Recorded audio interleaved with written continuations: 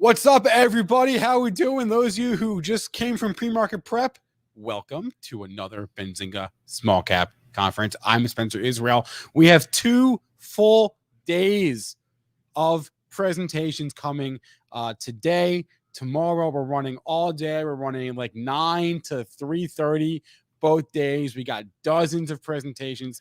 We got education sessions. We have interviews.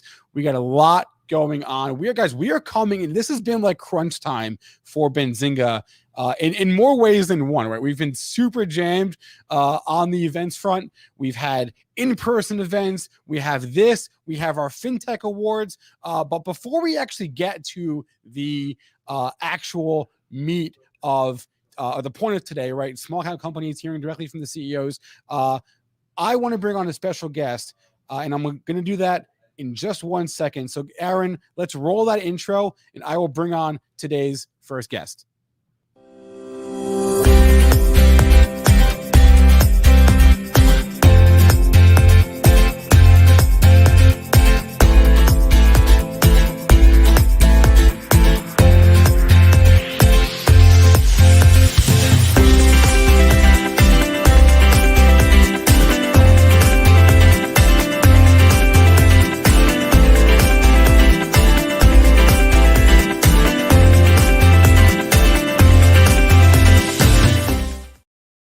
All right, let me introduce the man, the myth, the legend. He's had a very interesting week. Jason Raznick, the founder and CEO of Benzinga. Let's get him on here for a second. Hey, there he is. Jason, good morning. What up, Spencer Israel? Good morning to you. It is awesome being back on video. I feel like I have not been on video in a long time. We've missed you, but we understand why you've been hiding now. Yes, that is partly why I've been hiding, other than my ugly mug gets people sick. No, I'm just kidding. But that's fair. Yeah, that's fair. So I've been, focused. Well, we can talk about that. I do think your intro is pretty sweet. I hope you play it more than once today so people can see it if they got here late. So, I like the little nice mellow music. This is like, usually you have a pump up song. It was more like more a little bit mellow. So yeah. I thought it was nice though. I thought it was nice. Okay, so everyone in the chat, I think maybe I'm checking the chat right now. You guys, yes. See, this is the first time they've seen you, so everyone's saying congratulations, right? Are they?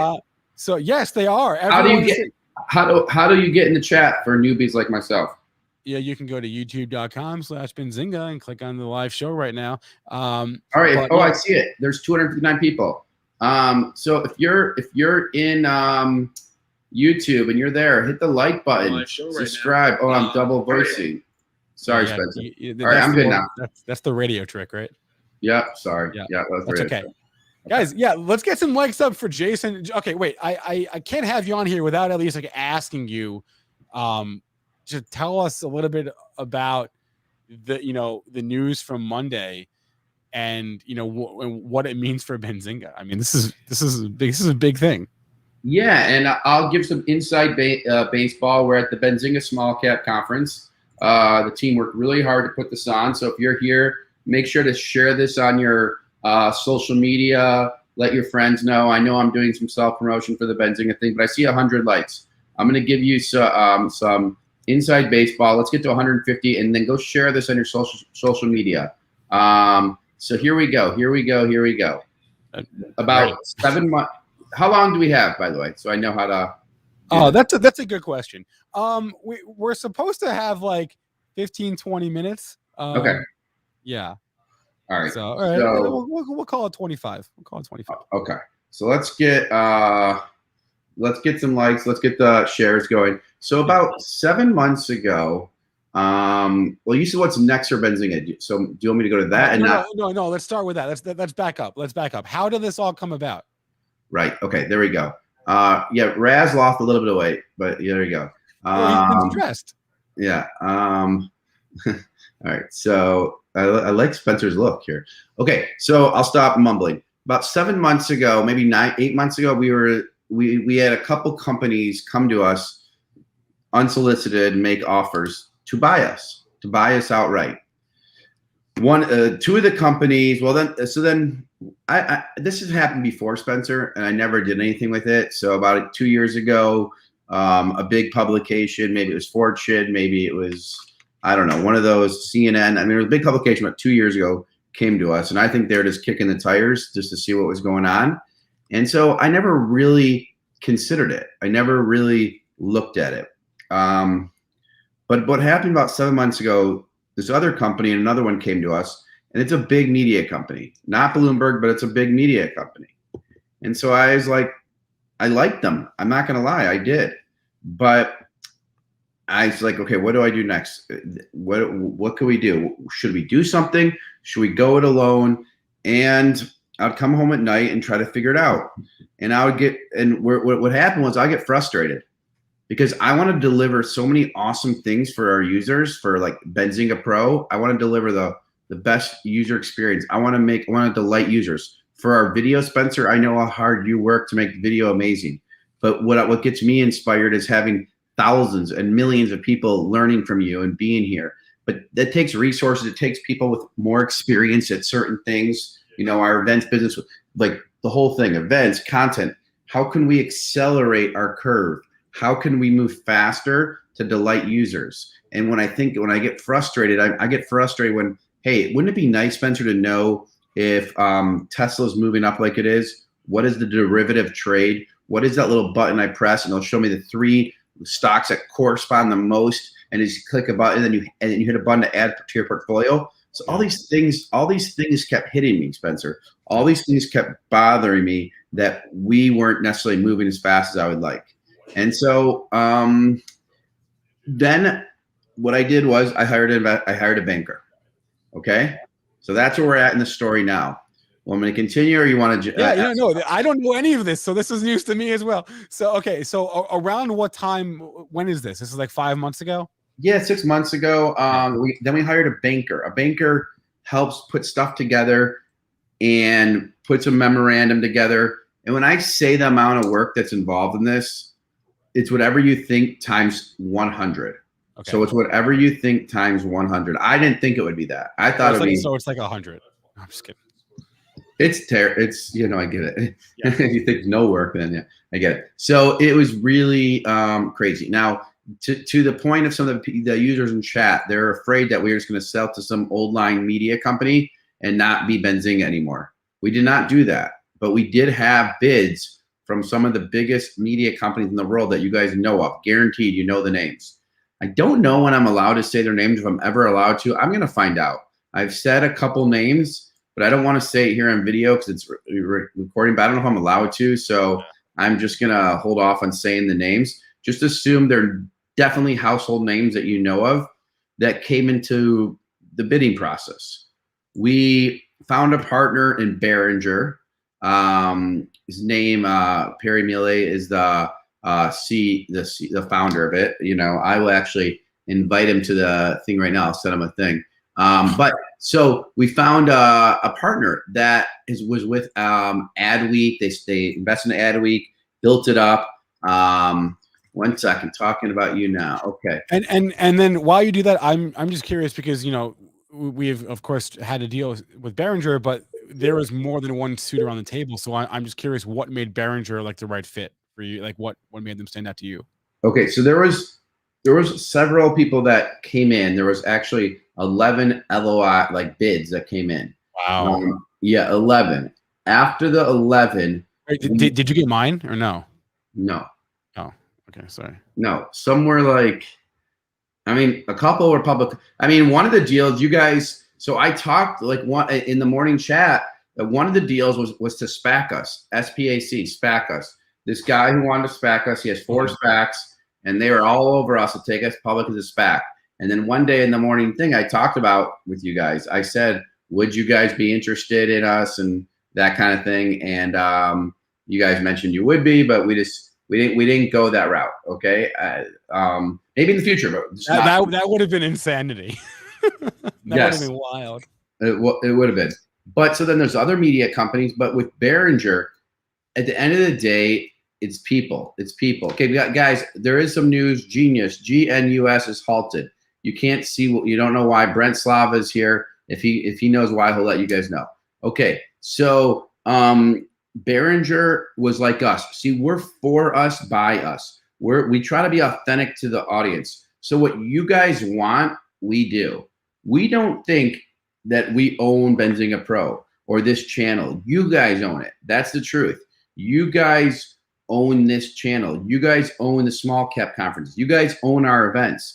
From, you know, if you talk to Elliot and the spot shipper, Nicole and that, like, you guys own this stuff. This is your business. We are here to serve you. Behringer had the same feelings. They were the same way. Listen to the client, build what they want, go deep, go invest more, figure out how we can serve the client. So, you know, you may not necessarily know Behringer as well as you know, let's say, I don't know, Business Week. But Behringer has been behind several media companies involved in the space. So Behringer owns Perform CB. It's an affiliate network. They own Inman Real Estate News, so INMAN. It's one of the most popular real estate sites for agents. They bought Adweek and sold it. And so at the end of the day, I met the people in person, and I had to get comfortable with the relationship, and with the people behind it. And are they going to let us be our our zingy way? Are they? Rich Kaiser, we have a live news feed app. Call me at 248-766-0000 and I'll show you. That's my number. So at the end of the day, we want to make sure that we can get comfortable and build something that is way bigger than who we are today, Spencer. And so the reason this deal came about, there's a lot of reasons, but one of the main reasons is we are going to take things to a different level. We are going to professionalize things more, be more organized, product oriented, and really build what clients and customers want, or they don't know they want, but we're going to get this out in a much faster way and also go deeper. So expect to see a lot more in video, a lot more on the Squawk side, a lot more of some brokerage integrations. There's a lot more of that. And then there's also verticals. I don't know.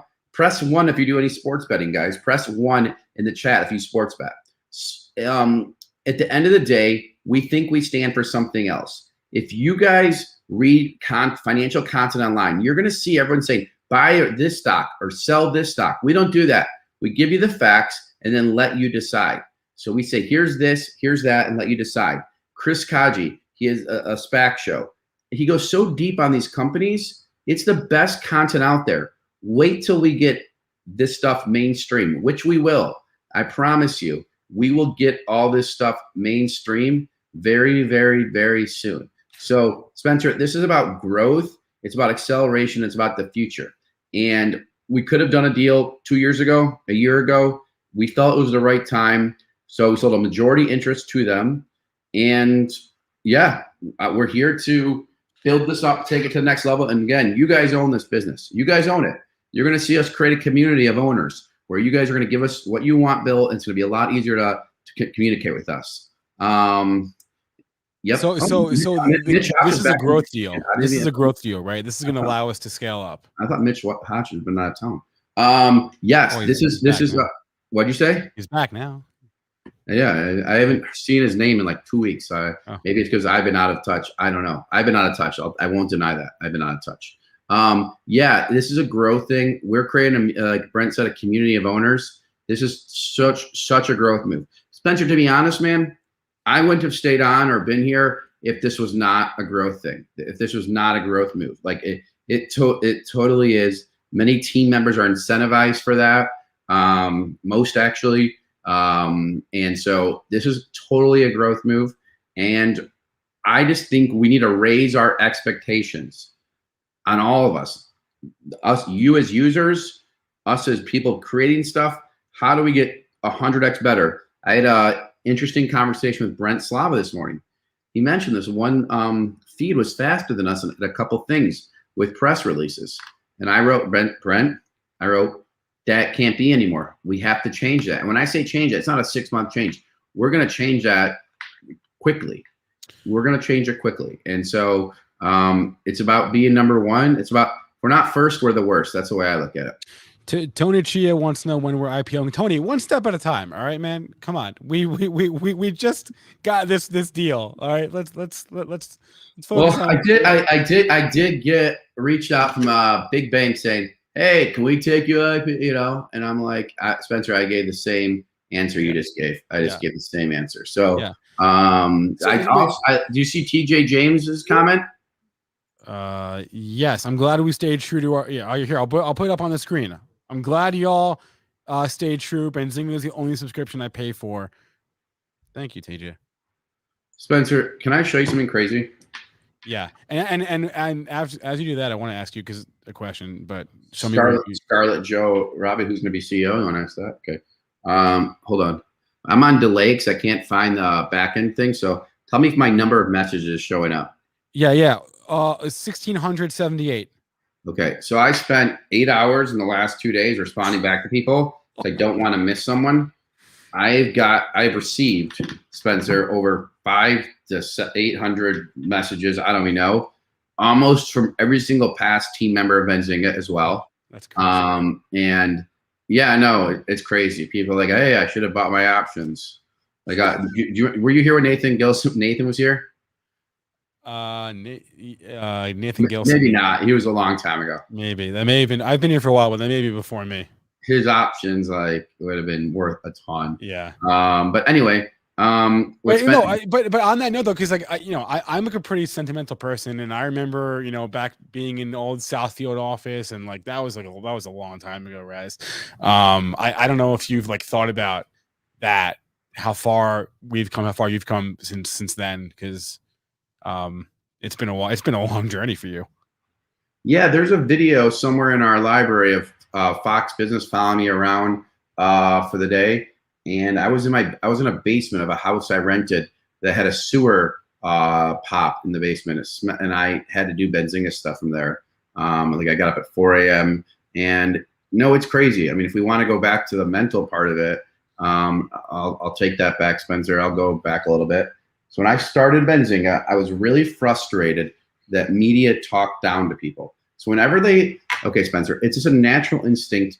So someone does something amazing, people are like, okay, Elon Musk, he's out of his mind. Now he may be, but delusions of grandeur and those kind of things can be amazing. I used to tease you that you were short Tesla, but you never really were. You just thought I was too bullish. By the way, in hindsight, Spencer, we both were not bullish enough on Tesla. Okay, I think you're right about that. Yeah, well, for sure. I mean, I told you I sold. Joel kind of like it's not his fault. I hit the trigger, but yeah, I eventually sold. When I say I sold 50, I may have sold more. So true. But let me just take it back for 1 second. I'm going to be as completely real. When I started Benzinga in my basement with a 3-month-old, I didn't have much money. I had $3,000, and I would wake up at 4 a.m. with as much anxiety as anything you could imagine. I would like almost not freak out, but I was as much anxiety as you could possibly imagine. And I didn't know what to do because I went to the undergrad school, Ross School of Business at Michigan. So I had like a good degree. I could have had a job at Goldman Sachs trading. I turned it down because I had this online textbook business that was relatively successful. But then I started Benzinga several years later, and I was like, what am I doing? Like if I don't make this money, how am I going to pay for food for my 3-month-old, my wife? And so the anxiety I had was, I guess I would say almost unbearable. My wife said to me, Jason, it's no big deal. If it doesn't work out, like she was all for me doing it. But if it doesn't work out, Spencer, she said, we can just move in with my parents, her parents. Yeah. So that gave me a little like, okay, we can move with their parents. But then I'm like, wait, my mother-in-law and father-in-law, I don't think that's a good idea, So at the time, when I'm talking about this because if you're listening right now and you're doing something and you have anxiety or you're struggling, know that those solutions, like those things, you can get over it. A line my brother told me was, this too shall pass. This too shall pass. That changed a lot of things for me. So to be here this day, to go to where we went, you guys know we've really grown in a big way. It's amazing. But when I was alone in my basement, I thought the world was all falling on me. Not to say I wasn't growing, but I didn't know what was going to be. And then Spencer, I still remember, this is something I want to say. I still remember paying the first team member $45,000 a year. Okay. I thought that was the craziest number ever because I didn't have any money. It was blood, sweat, and tears. So $45,000 a year was $4,000 a month, basically. So imagine handing out $1,000 in cash each week. I was like, what? How am I even doing this? And then, as you start to have money and then you're paying people, I get no more. The most pleasure I get is getting people paid a lot of money. That's the most pleasure I get. When I see some of the people who are making money in this deal, it's the most bottom line pleasure that I get is seeing people successful. And Dan Gilbert always told me, I didn't understand the line was, money follows, doesn't lead. So the people who build great stuff and do great stuff versus just talk about it, they do well ultimately. Not always. I mean, because you can put a lot of time into things and it can fail. I mean, that's reality in life.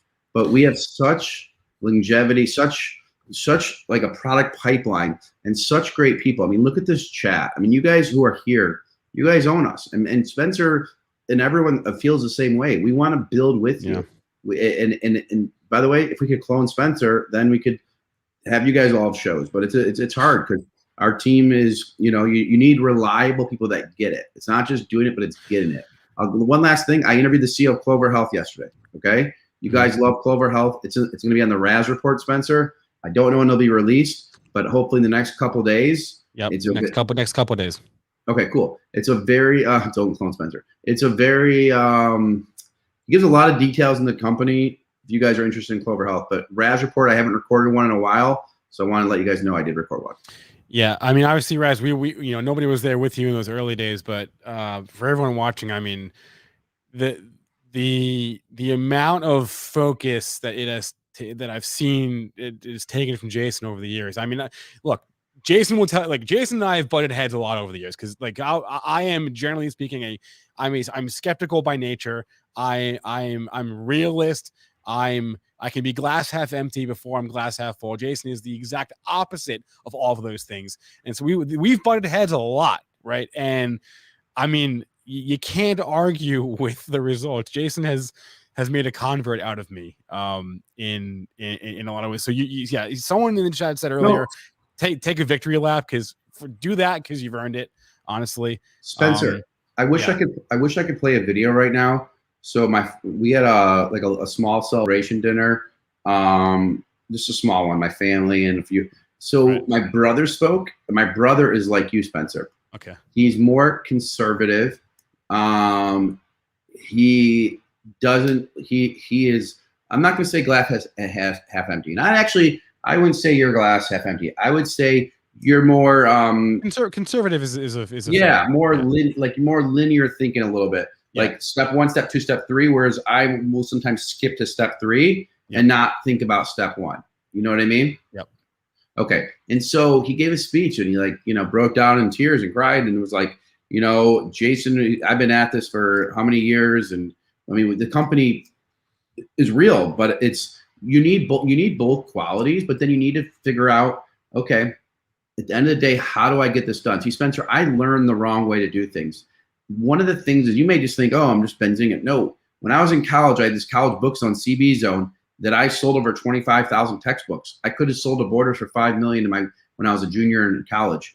I didn't because I was like, oh, I'm going to build the next Amazon or I'm going to build the next Borders.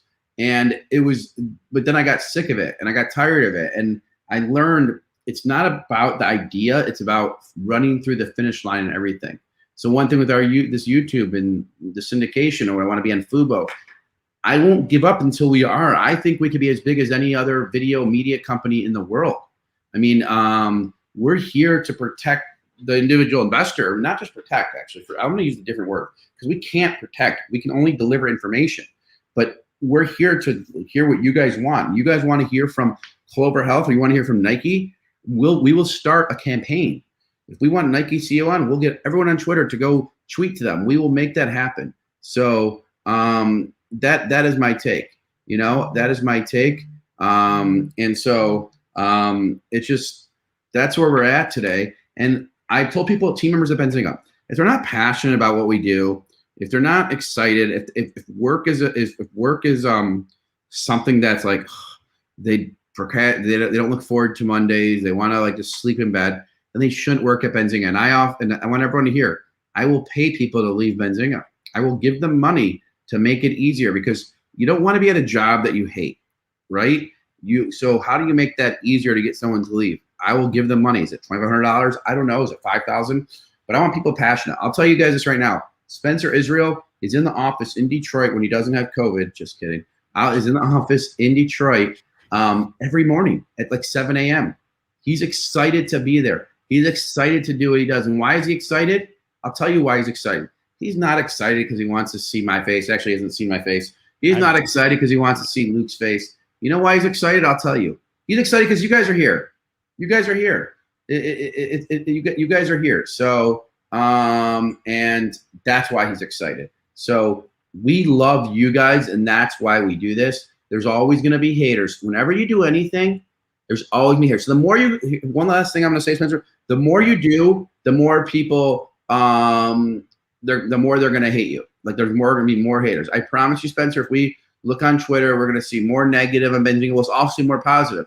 But just know, like, at the end of the day, if people are chatting about you, Spencer, that means they're literally, and ripping on you, that means they're literally taking their time to go write about you. That means you're doing something right, Spencer. Yeah. Again, Jason Resnick, take a victory lap because you earned it. A lot more to come from you, from us. And thank you to everyone, in the chat who's been very congratulatory. And okay, one small thing. Frankly, I don't really know what else to say. I got two things. I'm looking at the video feed. I see the Benzinga logo in the bottom right corner. I don't know if we can get rid of that because we have the Benzinga on the top.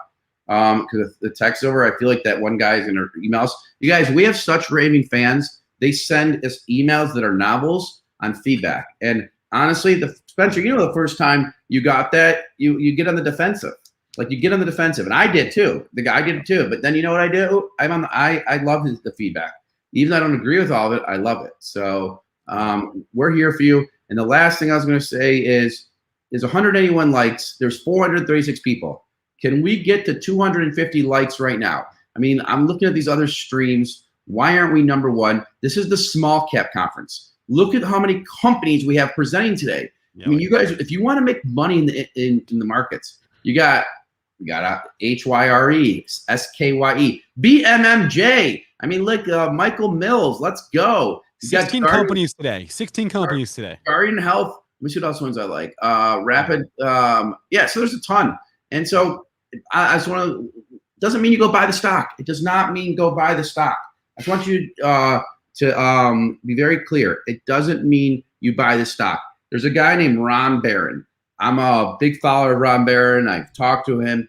He got into Vail Resorts. He got into Tesla at $40. What does he do? He researches the company very, very, very well. And this is how he does it. He talks to companies. So this is your chance to listen. Doesn't mean you go buy them. Go build your portfolio. Your watch list. Go to Benzinga Pro, add these companies to your watch list and say, I heard them on the Benzinga Small Cap Conference, October 27th. That's all you have to do. Remember that. And then you track and follow them. Why are they speaking here? Well, when you watch big national channels, you see the big companies. You don't see the smaller companies. We try to give a forum for smaller companies to get out there, and we're going to figure out a better way to do it too, because we need a better way to have smaller cap companies reach investors with what they're doing. Because right now, the people who make a lot of money are hedge funds that have all the research budget to go find all these small cap companies. We're figuring out a way to get them to you before everyone else. No, Ron Barron made $6 billion basically on Tesla with some option stuff. Everyone in the chat, we got 241 likes, by the way. Don't worry. We know that we're nothing without you. You are a part of this journey with us. We will not forget about you. It is 9:30. I just saw the opening bell. That could be us. That could be us one day. But Jason, I gotta let you go because Body and Mind is actually BMMJ is coming up right now. So we've gone on for long enough. But Jason Resnick, our founder, our CEO, our fearless leader, thanks for coming on. Thank you, Spencer. Congratulations. Spencer, thanks for putting up with all this stuff and doing what you do. And you're right, we butt heads, but we butt heads in a way to end of the day please the customer, the consumer, whatever you want to call it. So thank you. And by the way, I see you loyal listeners in here, and you are here every day, from James to Born Be Free. I know you met in person. Ryan Faluna, loyal listener. Just kidding, he's here now. James Santiago, obviously. Easy Mike, Susan. Okay, we can't list everyone. We have to go. Bye. Jason, congratulations again, and more to come.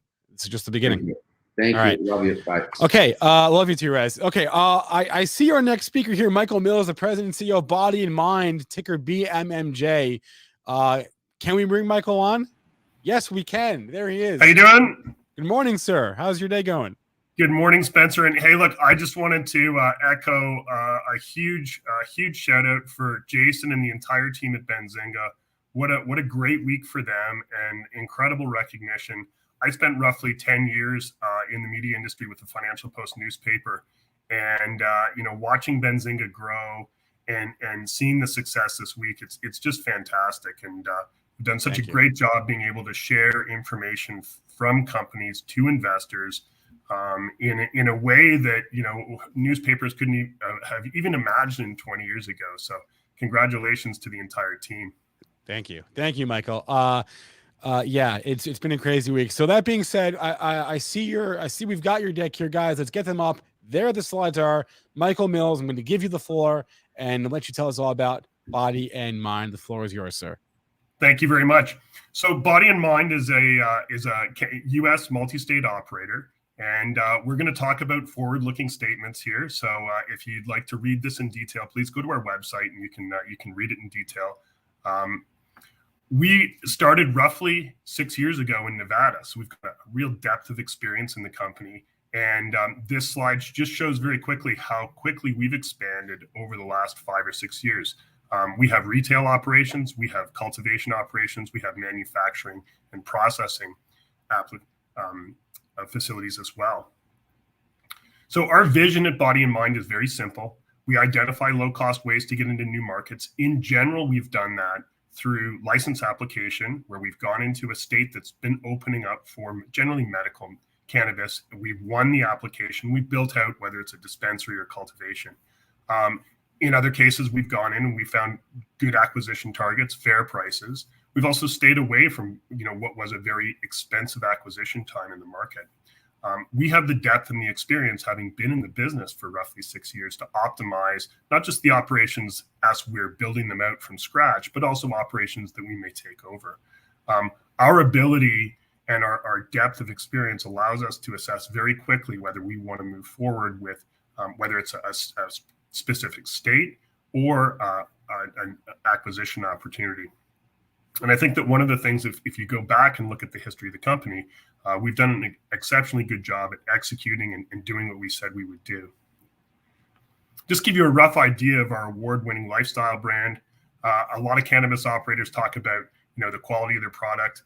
We like to point to some of the awards that we've won over the years, and it's a pretty wide range of awards, from Las Vegas Cannabis Cups to High Time Awards to a whole host of awards, not just for our flower, but also for our edibles and also for our extracts. I'm just going to go into some of the states that we operate in. Our home state was Nevada. We got our first licenses there roughly 6 years ago, and started with cultivation and production. When Nevada opened, it was a very small medical market. And I think if anyone goes to Nevada on a regular basis or goes to Las Vegas on a regular basis, you've noticed this, particularly after adult use came in, this huge change in cannabis, both advertising and availability, but also attitude. And I think that Las Vegas attitude is really symbolic of what's going on across the entire country as more and more states legalize. So when we came in and it was a medical market, we did a few things, and I think we did them really well. We got good at cultivating. We had great strains. We had great growers. We were in all the dispensaries. We came out with a strong line of concentrates, so oils, edibles, extracts, and some fantastic edibles. And we were in a great position as the Nevada and the Las Vegas market moved from just medical to adult use. And from an educational standpoint, this was a huge opportunity for a lot of people from not just the United States, but from all over the world coming into Las Vegas, coming into Nevada, and having the opportunity to understand cannabis, to talk to bud tenders, and to have, for many people, their very first experience with cannabis. And we've really grown with that market. We've got roughly 70 SKUs. We have about an 18,000 square foot cultivation facility. And last year we opened up an 8,000 square foot production facility. Ohio was our second market. We came into Ohio with winning applications when that state opened up.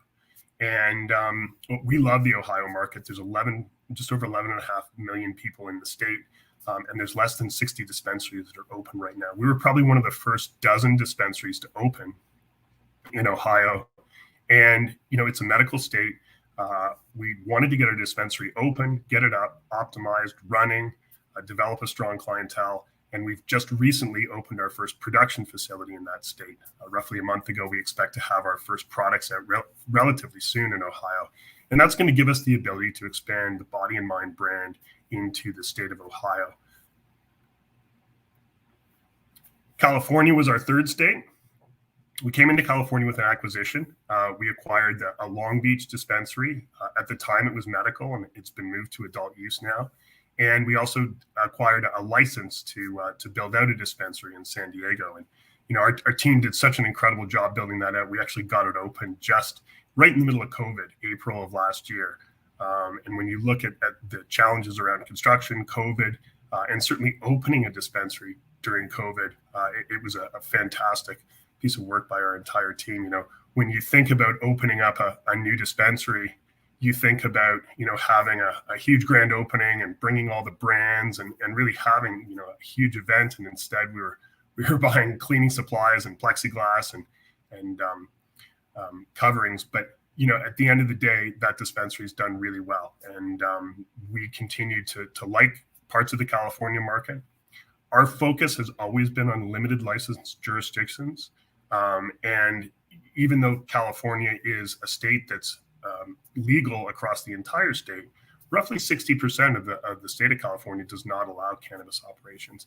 And many of the jurisdictions have said we're only going to have a limited number of licenses. So those are typically the areas that we focus on. Third state that we got into is Arkansas. Again, we came in with an in-state partner in Arkansas, won a license in that state, opened the dispensary in April of last year, and it's a Body and Mind branded dispensary. We also have cultivation that's part of that license. We decided that we wanted to get the dispensary open, optimized, running really well, and start the cultivation a little bit later. We're probably about 2 or 3 weeks away from our very first harvest in Arkansas. So we're really excited to start to see that cultivation bringing not just more revenue, but Body and Mind product into our own dispensary there. Michigan's a new state for us. We've just announced that we're entering Michigan with a full vertical. So we want a license for a dispensary, which is under construction right now, also cultivation and production, and we expect to start construction on those very soon. The cultivation's planned for 50,000 square feet. We're going to do it in 2 phases, 20,000 square feet to start and 30,000 square feet as a second phase. And we're really excited to get into that state. We think that Michigan's a fantastic state. Just to give you a rough idea of our financials, if you go back 5 quarters, we were doing roughly $1 million a quarter, and our last quarter was $7 million. So that gives us a run rate of about $28 million, and that's in US funds. Our gross profit, as you can see, continues to climb. And I think most importantly, our adjusted EBITDA has moved from negative to roughly $1.5 million last quarter. And we continue to see improvement as we're bringing new facilities on and as we're bringing new revenue streams on. Just a quick note on our balance sheet. Total assets roughly $42 million. We had $1.3 million in cash as of April 30th, which is our last reported quarter. We secured an $11.1 million loan of roughly $6 million, which we've taken in July. So our cash is actually significantly higher than that. And we're fully funded for all the facilities that I've talked about earlier. and expect to bring those on into revenue in the near term. Just a quick update on the leadership. Myself, I've been in business for roughly 25 years. I've been in manufacturing, media, technology, finance. Again, I worked at the Financial Post for a long time, so I have a great appreciation for what the folks at Benzinga are doing and have done and will continue to do. Trip Hoffman's our Chief Operating Officer. He's got a great background. He was the past CEO of a Colorado licensed cannabis cultivator and also ran dispensaries. But prior to that, he was in the fund business, and he's been CEO. He's raised a ton of money for big companies.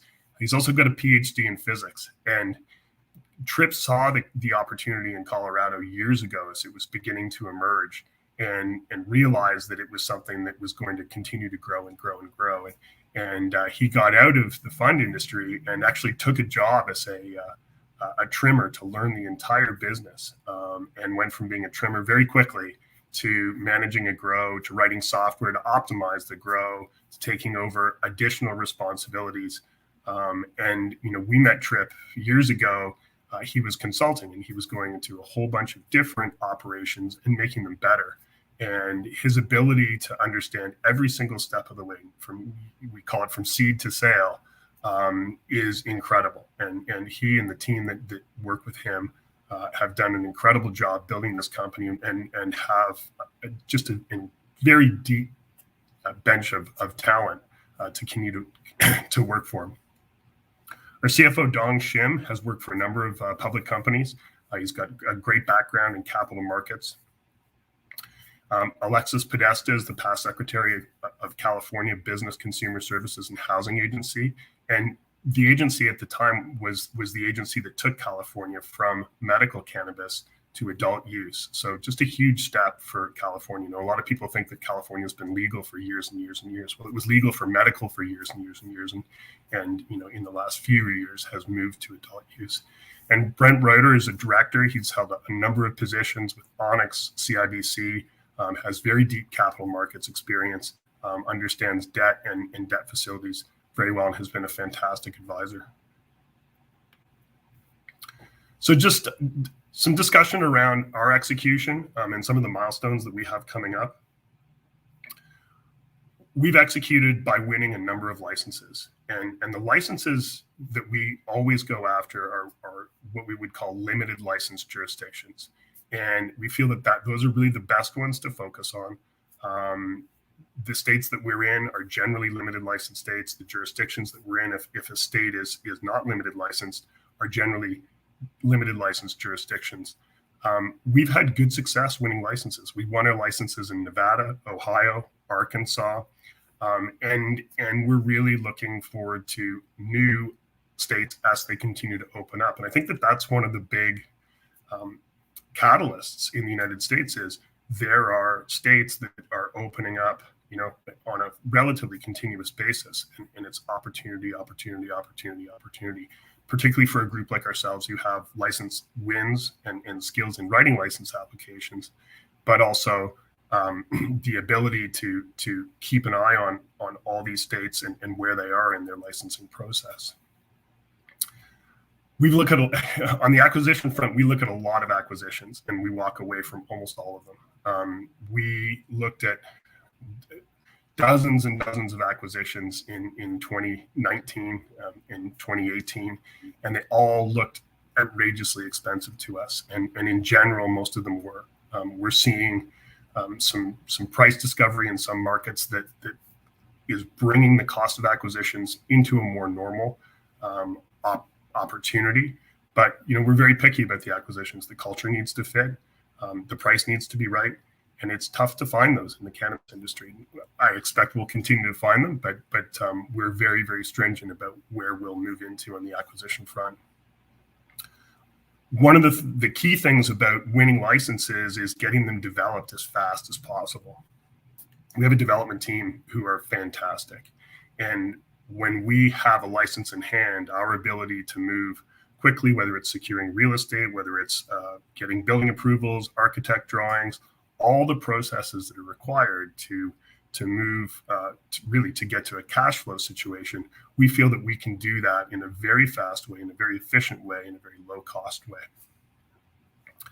I talked about efficiency. We really have a very deep bench of talent. Our cultivators, our producers, our general managers, our retail folks, most of them have been in this business for years and years and years, and they understand cannabis, they understand consumer behavior, they understand how plants operate. We have a grow team that's doing R&D that is continually coming out with new strains that people love. So we have a real ability not just to be efficient, but also to be innovative. So just a few reasons to consider BAM. We have near-term revenue growth as we continue to open new facilities that I had talked about. We're well capitalized at this point. We have a tight capital structure with only roughly 110 million shares outstanding. We've shown the market that we've been excellent stewards of capital. Our product quality, if you're ever in any of the states that we operate, I think you'll agree it's fantastic.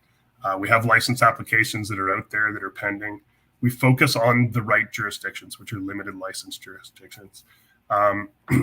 We laid out our strategy a couple of years ago, which was really, we had one facility in Las Vegas, and we had a number of facilities to open and get to cash flow positive as fast as we could. We laid that out and we delivered on that. We're really repeating that strategy again going forward. We have a proven track record. We leverage experience and technology. We have strong management. And that's the end of the presentation. Thank you very much. If there's any questions, I'd be happy to answer them. Yeah. Hey, Michael. Real quick before we run out of time here, you focus on markets with limited licensing, but within those markets you're in, how important is location? Oh, location is key, and I think the best way to look at that is to go back and look at the Colorado model. The Colorado has been open for roughly 10 years. There are still dispensaries there that are in what I would consider A locations that are doing very, very significant numbers, despite the fact that it's not really that limited license wise. So location is incredibly important. I think that in a brand new market where there are perhaps very, very few licenses given out, location is a little bit less important. But when you look at that Colorado model or some of the other models, it's really retail, and it is incredibly important. And then there's a couple questions from the chat. You may have touched on this, and maybe he missed it, but when are you planning to cultivate? This is from Solar Up. So we're cultivating in Nevada right now. We're cultivating in Arkansas right now, and we're building out Michigan. So the Michigan build out, I wouldn't want to put a timeline on it right now, but that's probably a year out before we have a building that's producing, maybe a little bit longer. Okay. And then Mystic Monkey was very excited for this presentation. Wants to know about the partnership with Australis, if that's still on, and if you can update us about that. Yeah, I can give you just a bit of a history there. In 2018, when Aurora was a powerhouse, they had a number of U.S. assets that they had to move into a different company in order to qualify for their Toronto and NYSE listing. And so they started a new company called Australis. They funded it. And one of the very first investments that they made was Body and Mind. They bought 40% of Body and Mind. And I think at the time it was considered, potentially a platform to launch Australis and as a multi-state operator.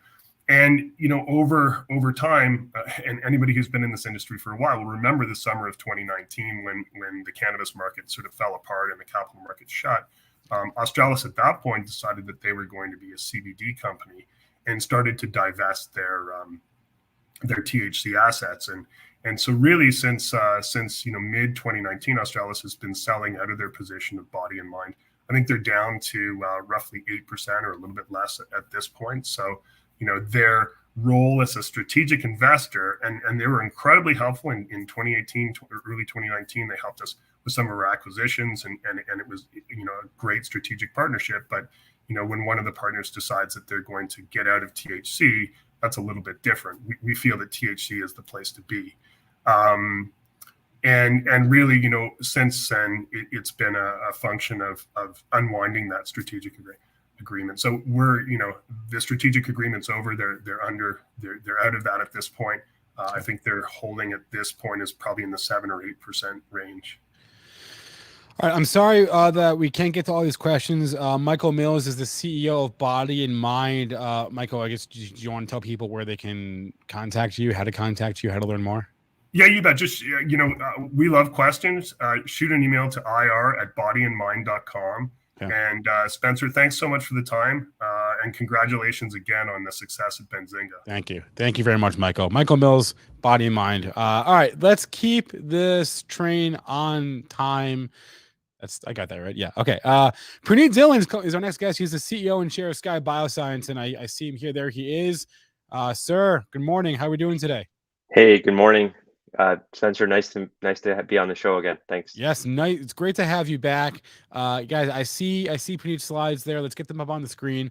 And we're still on time here. And so, Punit, I will step off. I will give you the floor, and you can tell us all about. Oh, that's weird. I see. Hey guys, let's try that again. Let's try that one more time. Let's try to get his slides up there. I think there's like a glitch in the matrix. What's going on with that? Hold on. I'm not going to leave you here until we get those slides up. This is so strange. I've seen this happen like once before. Hold on. Can you try this? Try stopping your share and then starting your share again. Okay. Stop. Yeah, share. Just stop sharing and then start sharing. I've seen this happen like one other time, in the year or so we've been using this platform.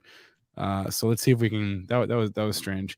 While Punit does that real fast, everyone, we're giving away free 1-year subscription of Benzinga Pro. Scan that code on your phone, answer some questions I'll put up throughout the day, and you could win a free 1-year sub of Benzinga Pro just by participating. That's all you have to do. You don't even have to get the questions right. Well, some of them are just survey questions, but scan that code. You could win a free 1-year sub of Benzinga Pro. Okay, now we have the slides. Awesome. Mostly. Can we go full screen on that? Good. This is so bizarre, Punit. I apologize. That's okay. We can go from here. Hold on 1 second, because we just had them for a moment. I'm seeing that your slide they're not quite like full screen. Are they full screen on your end? Yeah. They are. Okay. Yeah. Let's just try it. Can you try it again one more time? Can you try to stop and start Sure. one more time? And then I think because we had it there, and I think I screwed it up. So I apologize. Hey, no problem. Yeah, TJ, you think you're being funny, but turning it off and turning it back on actually does work sometimes. So we may have to resort to that. We will get these slides up. I promise we will get these slides up. All right. If I have to hold paper copies up to the camera myself, I would do it. That would take a lot of printer ink, but yeah. How about this? Does that work? Yes, that works. Well, okay. Let's roll with this. Okay. We're good to go. The floor is yours, sir. Awesome. Well, pleasure being on the Benzinga show, and thanks again for inviting us. It's incredible in terms of the Benzinga platform, and we love getting the story out. Skye Bioscience is a pharmaceutical cannabinoid company.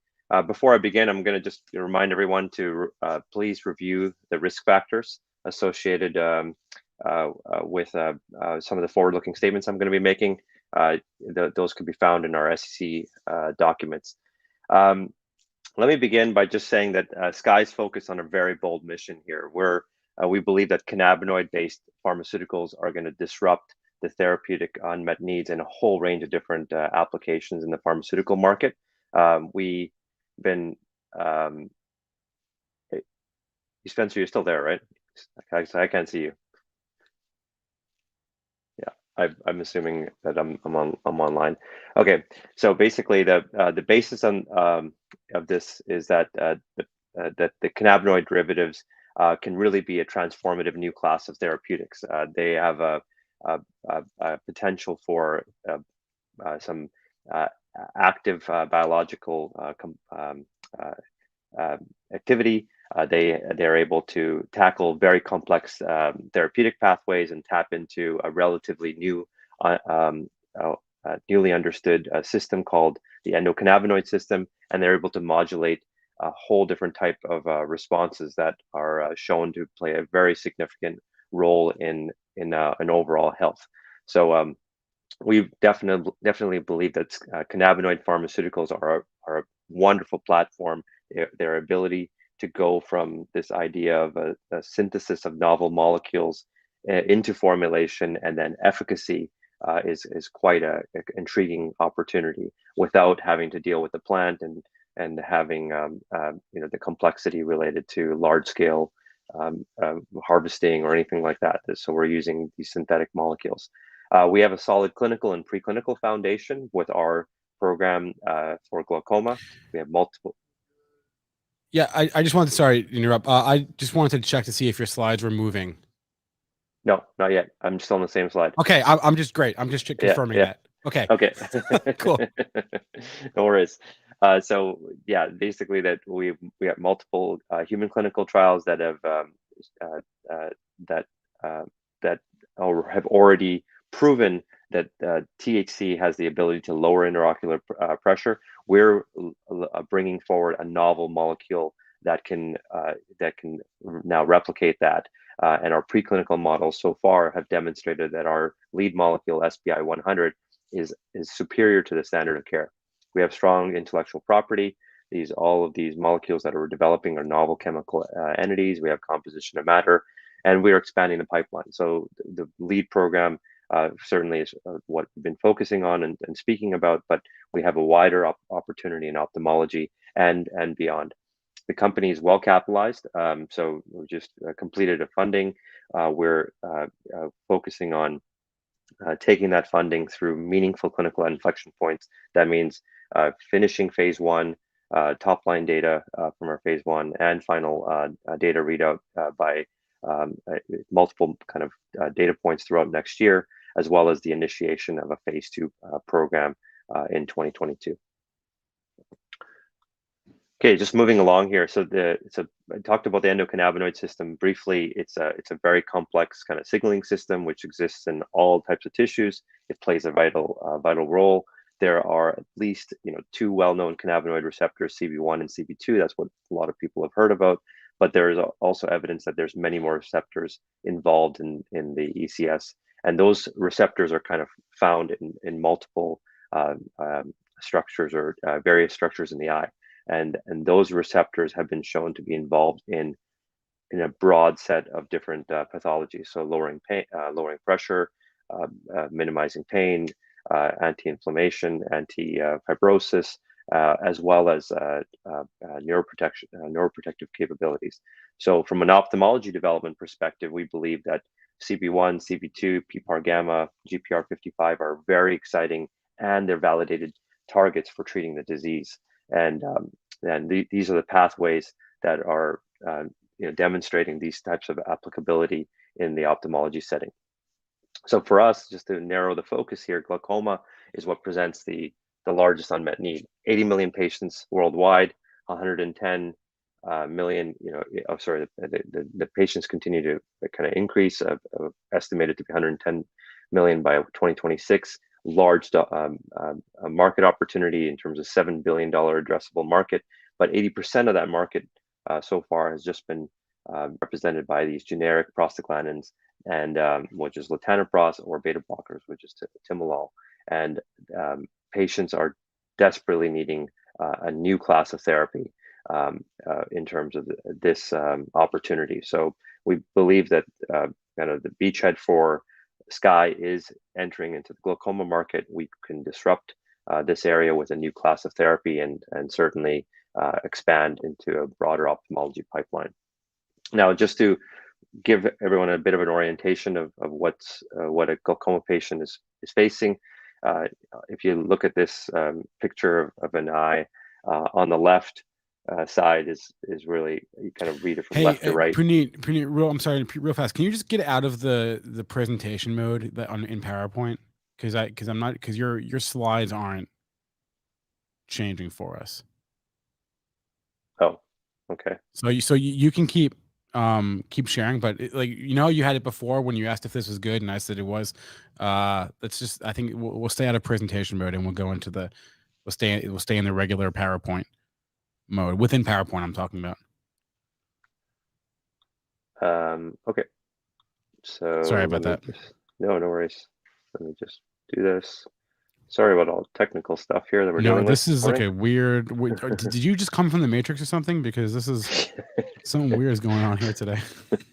I'm working off my home computer, so that's probably what the reason is.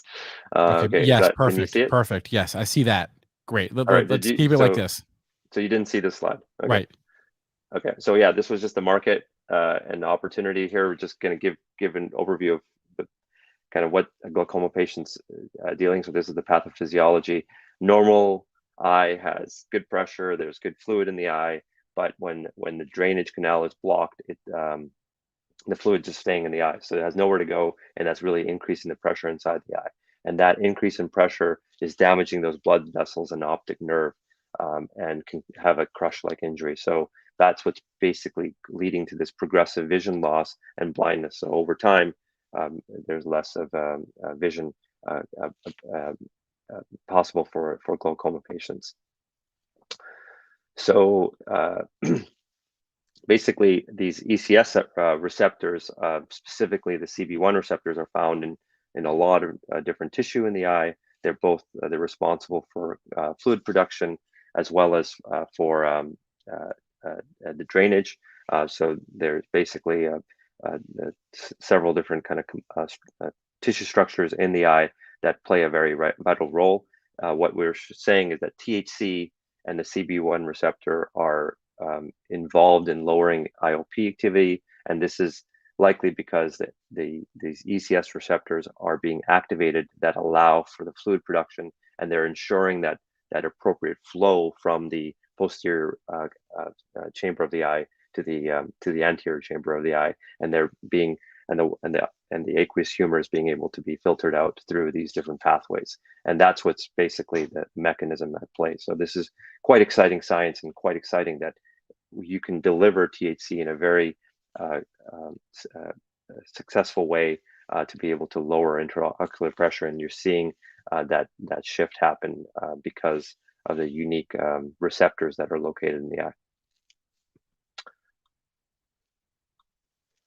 So here's the advantage. We have a proprietary molecule. When you do systemic administration of THC, you have several different challenges. You're not going to get the appropriate dose. You're not going to get it into the eye. And THC is lipophilic, so it's not really easily delivered topically to the eye.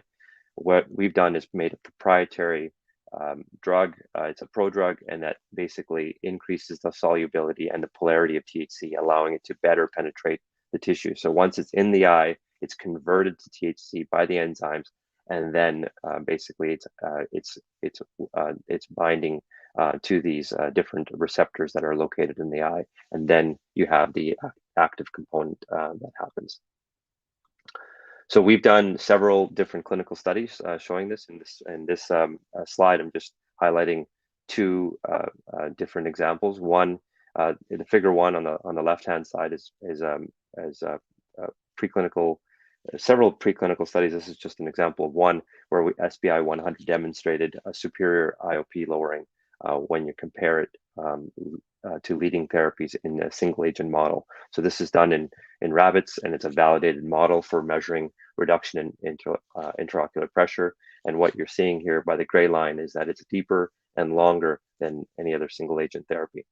Then what we did is we combined it with the leading therapy. So it's a combination of SBI 100 with nutraceutical and SBI 100 with latanoprost, as well as the comparison against the combination, which is Rocklatan, which is Repressa and latanoprost together.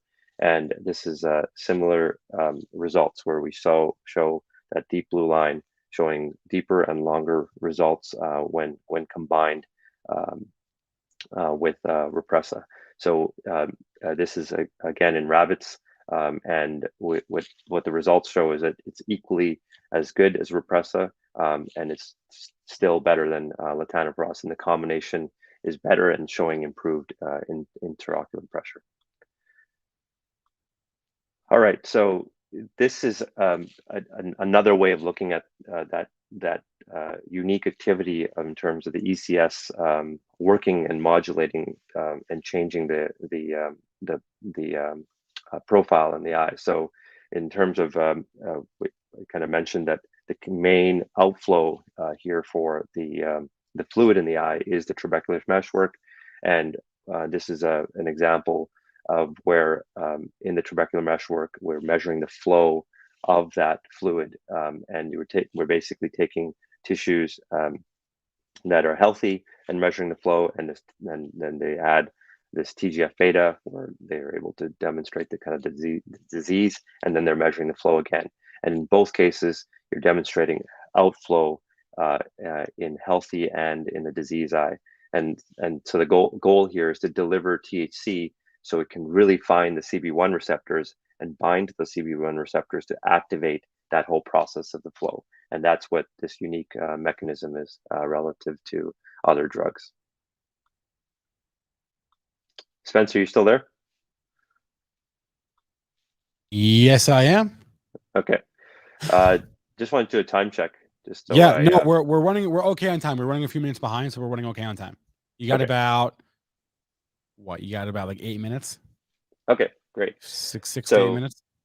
Awesome. So just to take it a step further here, this is when we bind CB1 receptors, you're seeing that reversal of fibrosis in the trabecular meshwork, and this is what this is really highlighting, is that we're directly able to show potentially that we're impacting the pathology of the disease. So this is just a slide highlighting where we're measuring RNA expression, and there's different markers for fibrosis. So these are those fibronectin, P42, etc.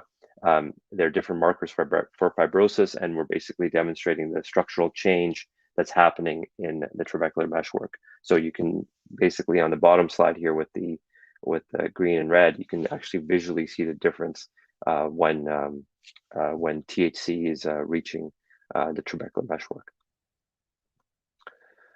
So, bottom line, SBI 100 is it's targeting the area of disease. Most drugs don't really target the area of disease. We're actually showing mechanistically how we're able to lower lower intraocular pressure by making sure that the pathway is actually being utilized for drainage.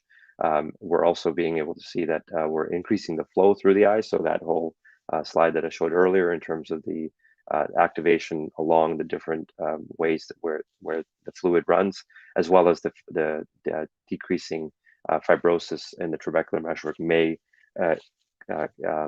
improve the flow. So there's lots of good examples in terms of a unique mechanism here. There's also very good evidence of a powerful combination to add on current therapy. So we definitely feel this is a very important drug to consider when these patients are developing resistance to existing drugs. And then you have this interesting pathology that shows this neuroprotective capability, where you're actually seeing the kind of reconstruction or the change in the tissue structures in the eye. So quite a lot has been accomplished in the last little while. I'll talk about what we did in the last 12, 15 months in a second. But if you look at kind of where we're headed, there is a very clear path here in terms of how we're trying to demonstrate value and the opportunity to transform the treatment of the eye. So basically in the last quarter of this year, we're focusing on FDA pre-IND meeting, neuroprotection study results, completing our GLP tox studies. That's moving this program quickly into initiating the phase 1. We're on track to initiate that in early Q2 of 2022. We plan to complete that study relatively quickly, and then on the heels of that, start our phase 2. So that's really where the kind of the major inflections are for the company, and we will have efficacy data coming out in 2022. The next slide here just outlines that in a different way in terms of the milestones. Upcoming, we have several different data points, and then we have also been very active in the research side of what we're doing with the THC molecule as well as our CBD VHS molecule, and we've expanded into some other early stage activities. So what that is really focused on is expanding the ophthalmology pipeline, and it's really product driven intellectual property. So all of the work that we're doing on the research side is really to demonstrate the value add that it would bring to the SPI 100 program. But at the same time, we've had a very efficient corporate growth and a very efficient use of capital. Just briefly on the cannabinoid pharmaceutical innovation program, we announced this this last month. So there's been a lot of activity in the cannabinoid space. You can look at various research that started in 1964 or early 60s and then has led to a number of different milestones.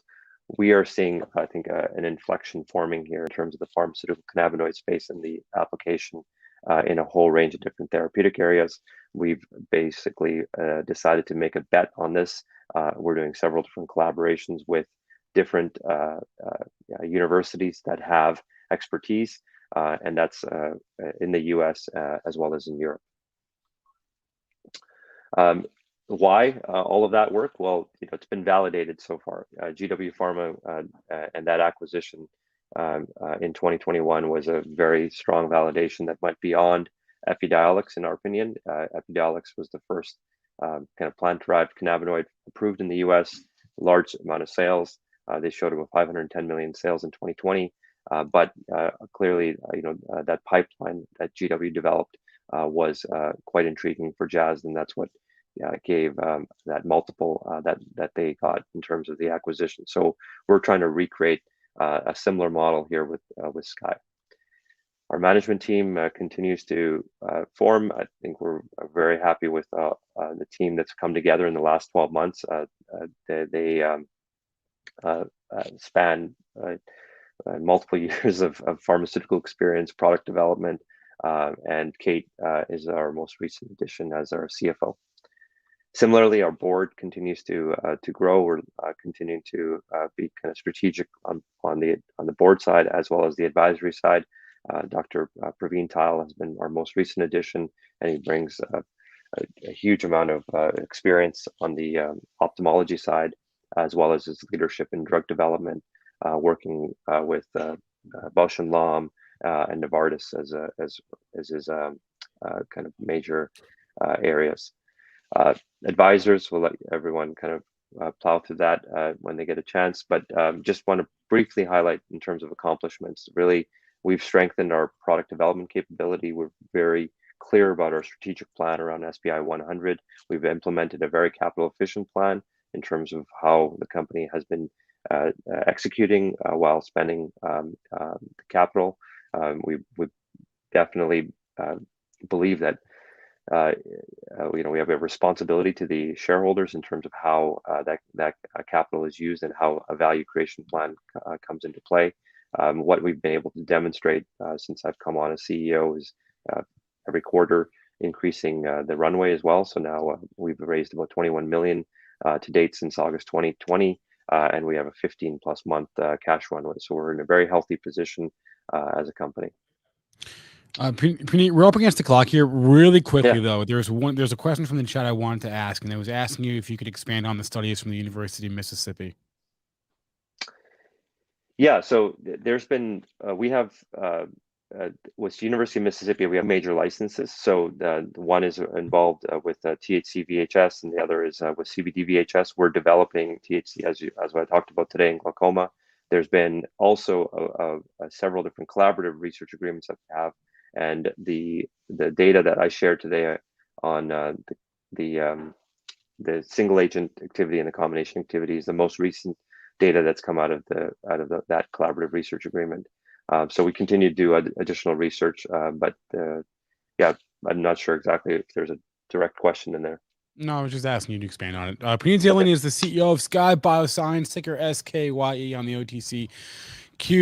Punit, thank you so much for coming on today. Thanks for bearing with us early on with the slides, but a pleasure as always, and great job. Hey, thanks so much, Spencer. Awesome right. In terms of what you've accomplished at Benzinga. Keep it up. Thank and you. I'll love coming on here anytime. Thanks. Hey, if the whole day is going to be just people complimenting me and Benzinga, then today's going to be a great day for me.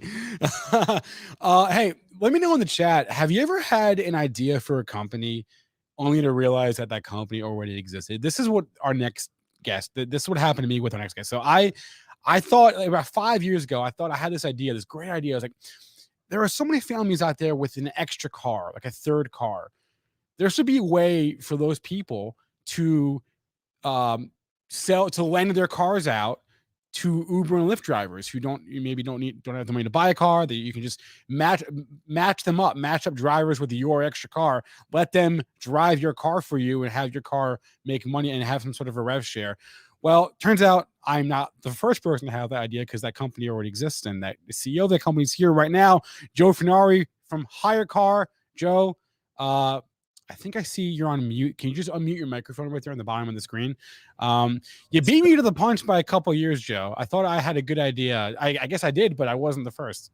Well, sticking with the theme of complimenting Spencer, you're a genius, and you are correct. There was a need to utilize underutilized assets, and that's kind of what we did.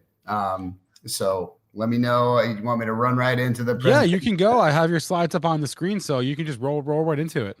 Okay, great. Well, let me tell you the backstory a little bit, and then we'll get into kind of the exciting things that we're doing now. Really, it started back in 2015, where I needed to rent my car. I had a car in the garage. I wasn't doing anything with it. Actually found HyreCar. Turns out when I posted my car to the marketplace, I was the first person to rent my car on the market. And so was a really early on adopter of the technology, was a really early on adopter of kind of this car sharing marketplace that we've built. And so as when I first came on, I think of the 10 cars that we had between my brother and I, we represented like 90% of the active cars on the platform. So at that point, this was Q4 of 2015. Q1 of 2016, we had kept in touch with the founder, who was an engineer who had a great idea.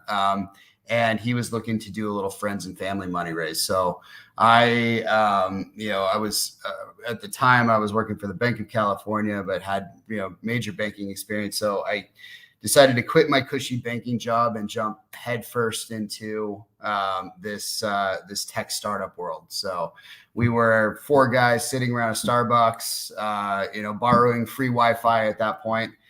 With 10 active cars, and we've grown it to, a little over 4,000 cars at this point on the marketplace in the last 5 years. And along the way, took it public in 2018 and have been running ever since. So this is what the market is today, right? We are an online platform similar to Airbnb or Turo, where vehicle owners like myself, peer-to-peer, and now more recently, commercial vehicle owners like mini fleets, rental car companies can post their cars to the marketplace. Uber, Lyft drivers can come rent vehicles. It's a very specific niche that we've carved out for ourselves, in that we rent only to gig drivers. These are drivers who drive for Uber and Lyft and Instacart. Essentially, they use the car to make money on these various sites. And so we have this transaction where drivers and owners meet on our platform. We wrap it with a commercial insurance policy that enables those drivers to go drive. And then they go off into the world and make money. So it's actually one of the easiest sells in the world, because you're giving somebody a car, you're giving somebody a job, and you're really helping with their kind of upward mobility and society in general. What's interesting recently in COVID, it's actually the silver lining of COVID has been that this business has been additive. So not only now did you have ride sharing, but now, which is Uber and Lyft drivers, but now you have delivery services that have come up. COVID accelerated Instacart's business by 5 years into the future. Same with DoorDash and Postmates and Grubhub. And so what that's created is kind of a dual tailwind for our business. As you have ride sharing coming back in all the cities, you also have delivery remaining strong and will continue to remain strong from what we've seen on the delivery side. So pre-COVID, we had about 95% ride share. Today, we have actually about 2/3 of our drivers are driving for delivery services. 1/3 of our drivers are driving for Uber and Lyft. Also, what COVID has done is really thinned out our competition. Now with Hertz bankrupt and Fair, which was another competitor here, bankrupt or out of the business. Get Around is essentially out of the business as well. You have lessening competition in an environment where you have increasing demand, right? You have individuals who are the Great Resignation. They're leaving their jobs and they need to make money. They need a quick way to do that. What better than to go rent your car, turn it on, load it to your Uber profile or load it to your Instacart profile and start driving. And that's what drivers are doing. At that same time of that tidal wave of demand that comes, you only have a certain amount of cars. And actually you've had about 65,000 cars that have left the marketplace that were specifically geared towards renting cars in this system. So main competitor right now is Avis. HyreCar tends to be lower depending on the pricing and the geographies in terms of prices. We're more flexible in terms of the rental length, and we're more flexible in terms of the range of cars our drivers can rent. So you combine that, and it really turns into a pretty good growth trajectory for us in the near and kind of long term. So in terms of how we make our money, these are the unit economics. Typically, a driver is paying about $57 per day. That $57 per day is split as HyreCar fee and as a vehicle owner fee who rents the car on our platform. So in this case, our take rate is about 47% off of gross merchandise value. And it breaks down into 3 different components. We take a fee from the vehicle owner, we take a fee from the driver, and we're taking an insurance fee on top of that. So it comes out to about $27 per day. Also, what we've seen in COVID is that actually those margins are starting to move up for us, right? As there are vehicle supply shortages, chip shortages, supply chain logistics, you actually start to see there's some pricing that we can build into it, which is increasing our revenue take rates, increasing our gross profit margins, and also reducing our OpEx. So we're seeing some positives there as well. From a financial perspective, we are, trending in the right direction right now. I think we have about a break even for kind of where we go adjusted EBITDA positive or adjusted EBITDA neutral is about 6,000 active rentals. And so we are trending in that direction. I think we have line of sight on 3 or 4 initiatives that are really going to move our business and catalyze our business in the short term. So we're excited about that, and we have a pretty healthy balance sheet to be able to get there, having about 28 million at the end of Q2. So we are in a good position to really capitalize. And so I think our risk to the business right now is simply execution, because this greenfields opportunity with cars leaving the marketplace, we're having cars come on with some of the initiatives that we've talked about on the call, and we'll expand on in Q3 call. And so we have this opportunity to really perform, and we need to start moving at warp speed to be able to do that. And I think we have the right team in place to do that. So myself having a banking background, Serge coming in recently as the CFO, has mobility experience from Ford Mobility, has technology experience as a senior VP of Twitch, also has experience in the insurance business, which is a big piece of our business as well. Brian Allen, I mentioned some of the commercial fleets that are now starting to rent cars on our platform outside of the peer-to-peer owners, the individual owners with one car. We're focused on the fleets and specialty bot fleets that are purchasing cars and putting them directly onto our site. So really excited about that. Brian Allen comes from the dealership, the auto dealership world. He spent 40 years at Galpin Ford, which was the #1 Ford store in the world for a long time. And so he has a tremendous black book, both at the independent dealership, franchise dealership, and the OEM. So excited to see what he's doing in spearheading the commercial initiatives that we talk about on the call. And then from a board perspective, we punch pretty high above our weight in terms of board gravitas, and we leverage this board consistently. So Jay was the former CIO at Tesla in their hyper growth phase, basically built their full DMS system from the ground up, and is now the CEO at Techion. Brooke, who's Cars.com, she's the chief experience officer there, so she really helps us with branding, marketing, etc. Mike Root, from a technology standpoint, is the best there is. Was part of the founding group at Riot Games that built like League of Legends. So hyper scalable infrastructure is his specialty, and so we really leverage him on that front. And then Grace reported directly to Jamie at the Change of Bank initiatives at JP Morgan. So we really leverage that board. I think we have a bunch of executors here in the company, and so I'm excited for the future. So with that, maybe Spencer, I give you back a couple of minutes here.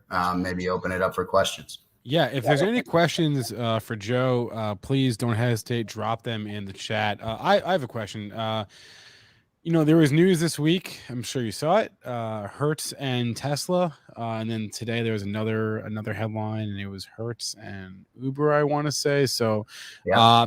Deal making in your neck of the woods seems to be happening right now. Have you given thought to any kind of partnerships like that?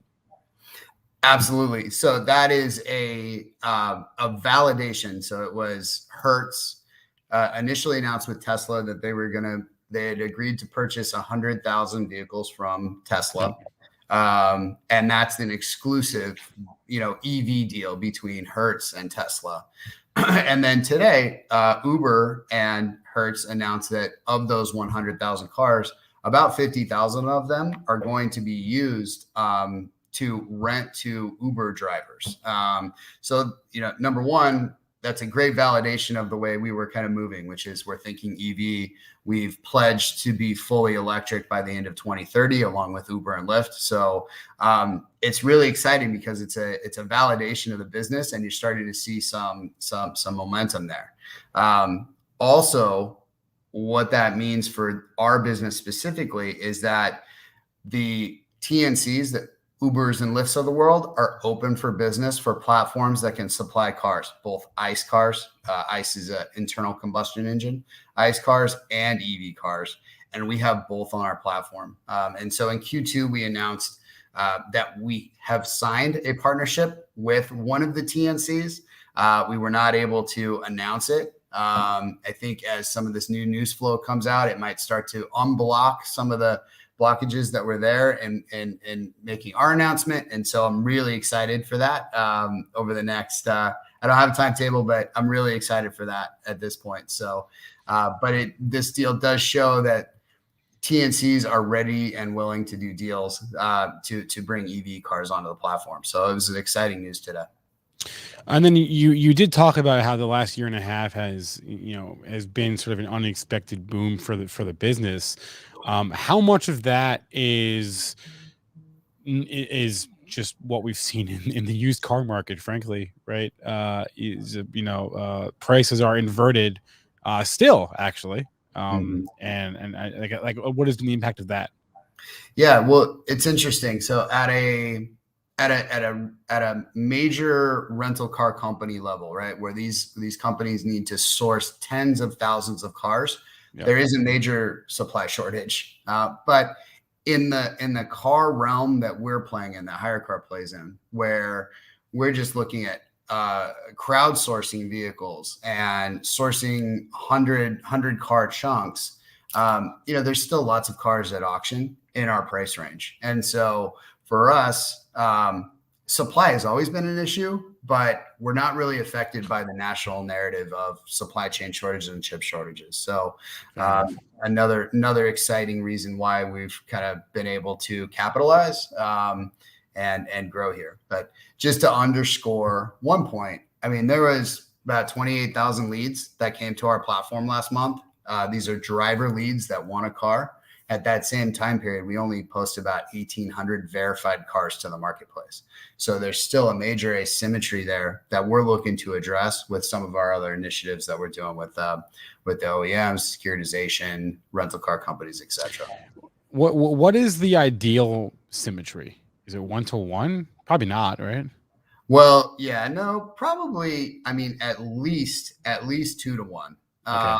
And at 2-to-1, for every 1,000 cars that we're renting on our site, we call them active daily rentals. For every 1,000 cars is about 9 million in run rate. So 10,000 cars, 90 million in run rate. And there's a 60,000 car opportunity right now for us to add cars.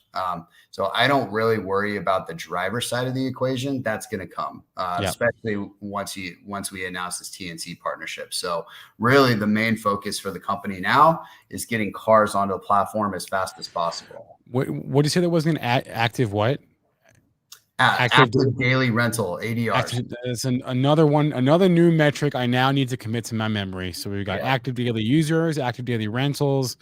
Okay, I'm gonna commit that.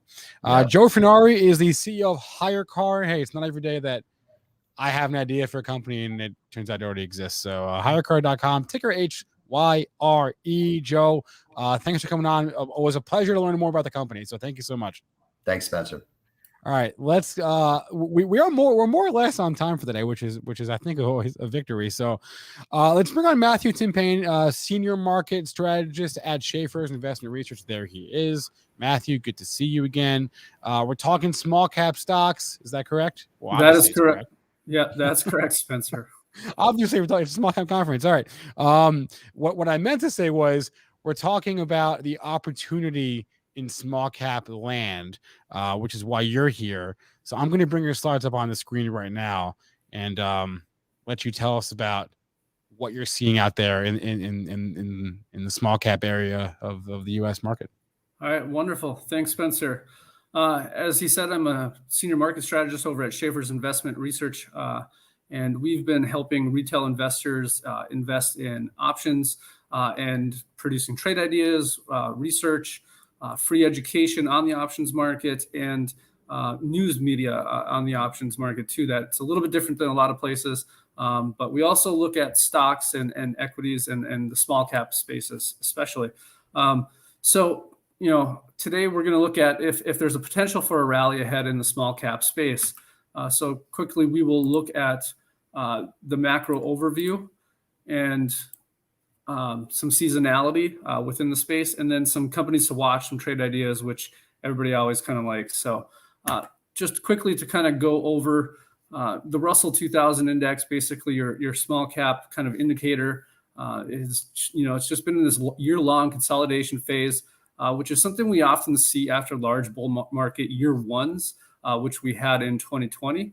And, this really is only applying to small caps this time, whereas we usually see it apply to stock indexes as a whole. You usually see it in the S&P 500 and the NASDAQ as well. But this year, it's really kind of just consolidated to the Russell 2000. But we've been kind of just sitting in this price channel here. Support has consistently been found around the 10% year-to-date mark, which is around the 210, 212 level. Resistance is around 232. As you can see, we were pushing the upper channel the other day. Now we have pulled back a little bit from there. This is kind of the 232 area is about 20% year-to-date level. As you can see, we failed there now 3 times roughly. this really could kind of be the time that we might finally get out of this. It's also kind of had diverging RSI throughout the year. And the first thing that kind of popped out to me now is that we've now kind of broken out of that divergence. So we might be able to enter a new cycle here within this larger bull market that we started last year. In previous cycles, the 200-day and the 320-day moving averages have been like the deep pullback buy opportunities. So it's kind of nicely been following that 200-day moving average right now. It's been holding. So even if, we've had the last 2 days now, today's down, yesterday was down a little bit. But if we keep kind of consolidating back towards that, lower 225, 224 area, you might get a good buying opportunity here in small caps for, kind of a run into year end. Obviously we want to continue to watch for inflation gauges here, because if inflation keeps beating expectations, that's something that's going to hit all stocks. But if we have controlled inflation, even with it rising, as long as it's supporting growth, small cap stocks could continue to do well as we move forward. So this is something I've shown, I think, at almost all previous small cap events this past year. Earlier in the year, I was saying, we're kind of approaching resistance here on a relative chart basis. And that's kind of exactly what happened after January, February's kind of run up in 2021. But where did we pull back to? We pulled back to a long-term kind of support area that we've seen hold, a couple times before back in the early 2000s, in an area that kind of where it hesitated before we fully got that flush out as we went into 2020, which obviously is a little bit different since it was the pandemic kind of crash. So we're in a good spot on a relative basis to be buying small caps here. If you've ever seen any of my previous presentations, I'm usually not the biggest fan of like trend lines and price channels within relative charts. I really more looking at horizontal trend lines, but this one was kind of just too obvious, too hard to ignore when looking at growth versus value. You saw this huge breakout of the price channel as we were kind of, soaring in 2020 and early 2021 in the small cap space, where you could basically throw a dart at the board and hit 100% winner. Now we've pulled right back into that channel now as we had value kind of outperform here in most of 2021. And, now we're kind of back into the part where we can probably start looking at some growth ideas again as the longer term, it's still going up. So we want to kind of have a little bit of a diversified portfolio, but growth is definitely back on the radar now within the small cap space. From a seasonality perspective, November has been great for small cap stocks. Last 10 years, November has been positive 100% of the time by an average of 5.1%. December has been positive 67% of the time by 60 bips. But over the past 20 years, December has been much better, with it being positive 68% of the time by an average of 1.3%. So we definitely have seasonality and the data supporting us going into November in the small cap space. Likewise, in the growth section of small caps, it's been positive 100% of the time in November. And oddly enough, 5.1% has been the average return in November as well. It's been positive 78% of the time in December by an average of 0.5%. So, and then also like IWM, it does get better in December. It does average on a 20-year basis a 1.1% return in December. Now, when we look at value, exactly the same kind of same statistics. It's positive 89% of the time, so not 100% of the time in November. But oddly enough, once again by an average of 5.1%. So the data kind of just a huge coincidence that it's kind of the same for all three.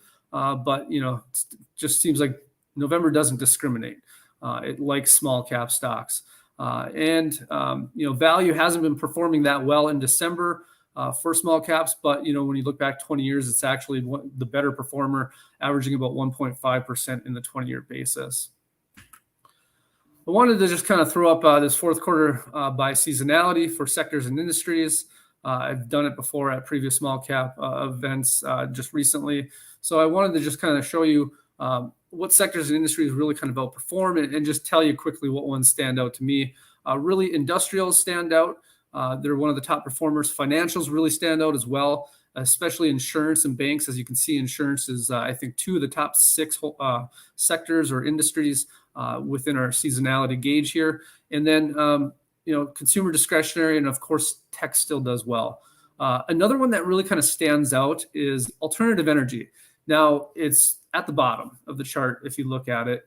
But even though it's only positive about 42% of the time in Q4, it tends to boom when it is positive. And we've been seeing that lately with a lot of alternative energy stocks, whether it's solar or EV market. We've been seeing these pull out of long-term kind of, intermediate downtrends and really kind of pop lately. We've gotten into a few Plug Power, SunPower, and I believe Bloom Energy is another one. So, we've had some nice returns on those trades. But we're really kind of seeing it outperform this Q4. So that's something that we like over at Schaeffer's from a contrarian standpoint. We're always kind of looking at that since we're kind of natural contrarians. Another area that we kind of want to look at is a sentiment basis in small caps. And there is like one little area of concern, total short interest of Russell stocks. So what we do here is we actually aggregate all the stocks that are in the Russell index. We're not looking at IWM total short interest. We're looking at all the stocks total short interest, aggregate it to kind of tell us where we are with our short interest data. On a percentage basis over the past year, Russell stocks is in the 0 percentile. So that's always a little bit of a concern when looking at any kind of stocks, but when we look at it from the past 5 years, and this is kind of what still gives us hope, it's still in the 52nd percentile of total short interest readings. So that's much better than the S&P 500 and the NASDAQ. They're both sitting on their 1 year and their 5 year timeframes, anywhere from the 0 percentile range to the 5th percentile range. So a lot more short interest has been wiped out of larger cap and mid cap type of stocks versus small caps. So even though short interest is down 12% year to date, there is still opportunity here for short squeezes and unwinding total short interest among small cap stocks. We look at another indicator that's similar is the optional buy to open put call volume for small caps. It recently just kind of touched its highest reading since July 23rd. And then it's sitting currently right now at 0.275. And this is really the lowest level since late February 2021, where we kind of entered into that consolidation phase within the broader market. Now, it can get much lower. It can call bottoms and tops on huge spikes. But, the thing is this thing can continue to move lower to about 0.19. If we did break out, that's probably where I would start getting some concern that we might get at least a temporary pullback if we got a breakout from the broader index as well. So that's something to just be aware of when you're investing in small caps. This is something a little bit unique and different. I kind of just wanted to show it. It's relatively new to even us. We just kind of created it, a few months ago. I haven't got a good gauge on it necessarily myself just yet, but what we've created is what we call the meme index 10-day buy to open put call volume. We're putting stocks in here like AMC, Clover, GameStop, Mara, Palantir, SoFi, Virgin Galactica, Wish, Tilray, Workhorse, Robinhood. So we're really trying to gauge where the retail traders are placing their speculative bets within the options market. And it has called some kind of bottoms in the market, when you're looking at it from a contrarian standpoint. But oddly enough, sometimes it's you've had huge put spikes at the top too. So we don't have a real good gauge on it yet, but it's definitely something unique. And it is at its lowest since mid-January 2021. So that might be telling us something, but something definitely that we're going to continue to look at as we move forward. So looking at some relative charts within the small cap space where I think you might be able to get some outperformance versus larger cap components, we have small cap healthcare. It's kind of been holding this long-term trend line since 2014. And it's been outperforming large cap on the broader spectrum for quite a while now. But, it's pulling right into a support zone that kind of was acting as a resistance throughout 2018, 2019, even 2020, a little bit before it broke out of it. So you could be getting some opportunities in here when I think about the healthcare space, I'm more leaning towards technology-based healthcare companies. So something like a Clover Health, a Change Health, versus biotech. Biotech isn't my bread and butter. I'll be the first to admit that anyways, but that's kind of where I'm looking at, something that's helping with business services, patient services, to help patients out. And I believe that's where you're going to find the growth within the space. Small cap industrials versus large cap industrials has kind of been in a range for a while, but it did find its low point just recently. And, you could look into the small cap industrial space. I do think there's plenty of room to the upside to outperform its larger cap peers, especially with the infrastructure bill on the horizon. It might lend its way into some of those smaller cap companies and help boost them. Then small cap tech versus large cap tech. As I said, not the biggest fan of Trendline, but this one was kind of unique as well. Came through those two peaks, and now we're kind of just bouncing right around that area, so or pulling into it. So if we can hold above that small cap tech, we've kind of seen it kind of perk up a little bit lately. It could have another a go at it to go higher again versus this large cap components, which has kind of been pulling the market throughout the year along the way. So, we might have a little bit of a change in sentiment and a move over towards the small cap tech if we do get a breakout on that Russell index. Another area is small cap consumer discretionary versus large cap consumer discretionary. It's kind of at a do or die moment here. Small cap, if it bounces here, great opportunity to get in. If it does break down, though, below this support line, as it's seeming like it's trying to do, you'd want to stick more towards your larger cap consumer discretionary. It's something to kind of keep an eye on, though, if you're looking at any consumer discretionary stocks within the small cap space, just to see where you want to be and if you want to get in those stocks right now. So some trade ideas. We have, I'll probably slaughter the name. It's Canon Incorporated. CAN provides supercomputing solutions through proprietary high performance ASICs. Basically, it's kind of a crypto and a China rebound play all in one. It is pulling back a little bit today towards, I believe, $8.50. I think even a further pullback to $8, $7.50 range could be due, but it might be a great opportunity to really get in. It's above almost all major moving daily averages right now. The only one ahead of it is the 200-day. It recently found support near year-to-date break even twice, kind of forming this double bottom down here, as you can see. And if this kind of breaks through that resistance band that I have placed above here and that 200-day moving average, this thing could really soar again. One concern is, it's basically all calls. Most small cap companies usually are all calls. Not too many people are playing puts on it. And peak call is sitting right at 10. So you need to understand it could be rejected right at 10 if you get in at, say, $8. It's still a nice, healthy return, but there's a chance that it gets rejected at $10. But if we get through 10 and we, subsequently get through that $11 area where the 200-day sits, we could be, full on massive squeeze mode in this company again. It's got 32,000 calls sitting at that $10 strike. So that market makers have sold. So then it would make them have to buy a bunch of shares to cover and hedge those sold to open calls ahead. So, you're kind of getting a potential here for a massive squeeze, and you even have some upside if we continue to see a little bit of a pullback here in the crypto space. Obviously, you want to follow the crypto market from a broad perspective as a whole because sentiment will flow over to CAN. So that's something just to be aware of. Eventbrite is another name that we like, provides global platform for live experiences. Think about festivals and conferences. I don't know about you, but I'm excited to finally get back into some conferences, hopefully being live and doing some other things out there soon.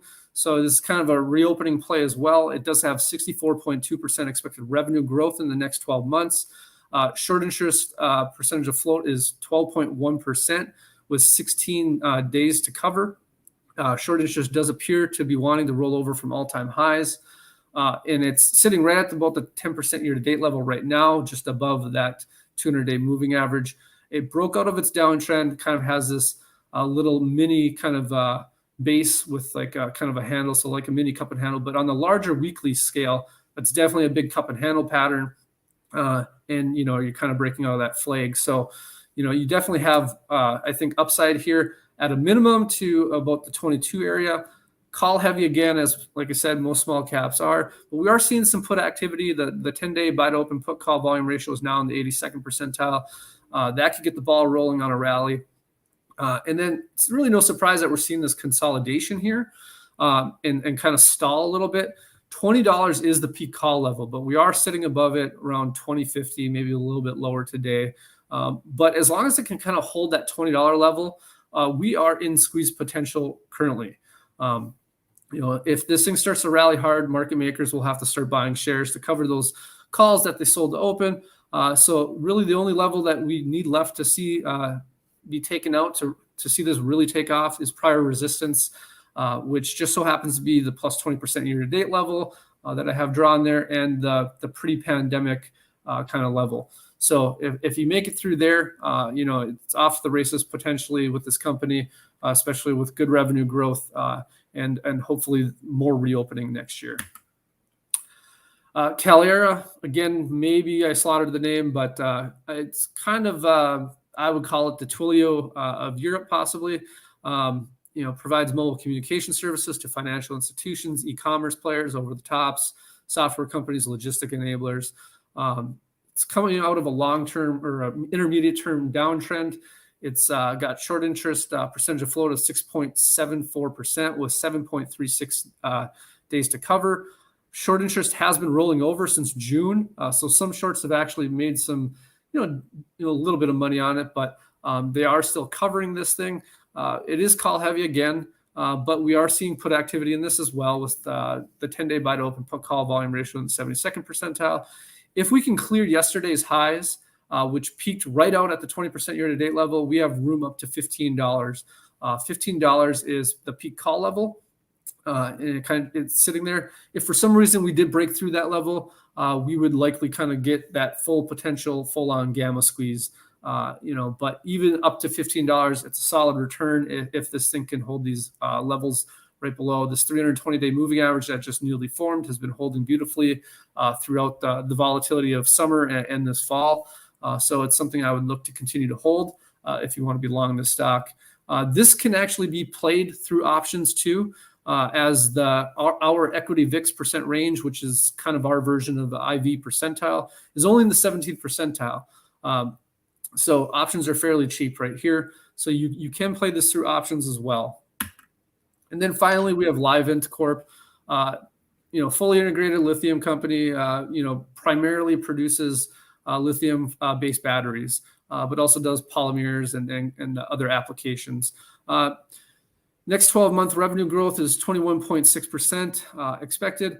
And really, if you haven't heard of Livent, you probably haven't been trading small caps in the last few weeks. It's been a hot name. But short interest is up around 16% with 9.71 days to cover. Short interest is just hovering just below all-time highs and looking like it could roll over. It is kind of trying to find support here at these September highs from August, very similar to kind of what I was doing here late September, is finding support right at 20% year to date and these January highs. So as long as we can kind of hold this level here, continue to flag, let these moving averages catch up, you still have potential to move higher. Analysts are even fairly bearish on this. They do have 2 strong buys and 5 buys, but there's 8 holds and 1 sell rating. So there's still room for some upgrades for an outperformer. Like KLR, we can also play options as they are pretty much cheaply priced. They're priced in the 14th percentile. The one thing you do need to understand about this, though, is through November, you have the peak call sitting at $30. So that could really kind of cap the stock under 30 until those fall off on November 19th. That's it for me today. All right. Matt, thank you so much. As always, Matthew Timpane is a senior market strategist at Schaeffer's Investment Research. Link on the screen. Matthew, a pleasure. I think if we take away one thing from this, it was from the beginning when Matt said seasonality for November, looking good. Yeah. Small caps. Yes, it is. Thanks a lot, Matthew. All right. Hey, our next guest is here. Speaking of metals, speaking of lithium, our next guest is the CEO of a metals play, as I understand it. ZenGraphene Solutions, the CEO, Greg Fenton, is here. Let's bring Greg on. There he is. Greg, good morning. How are we doing today?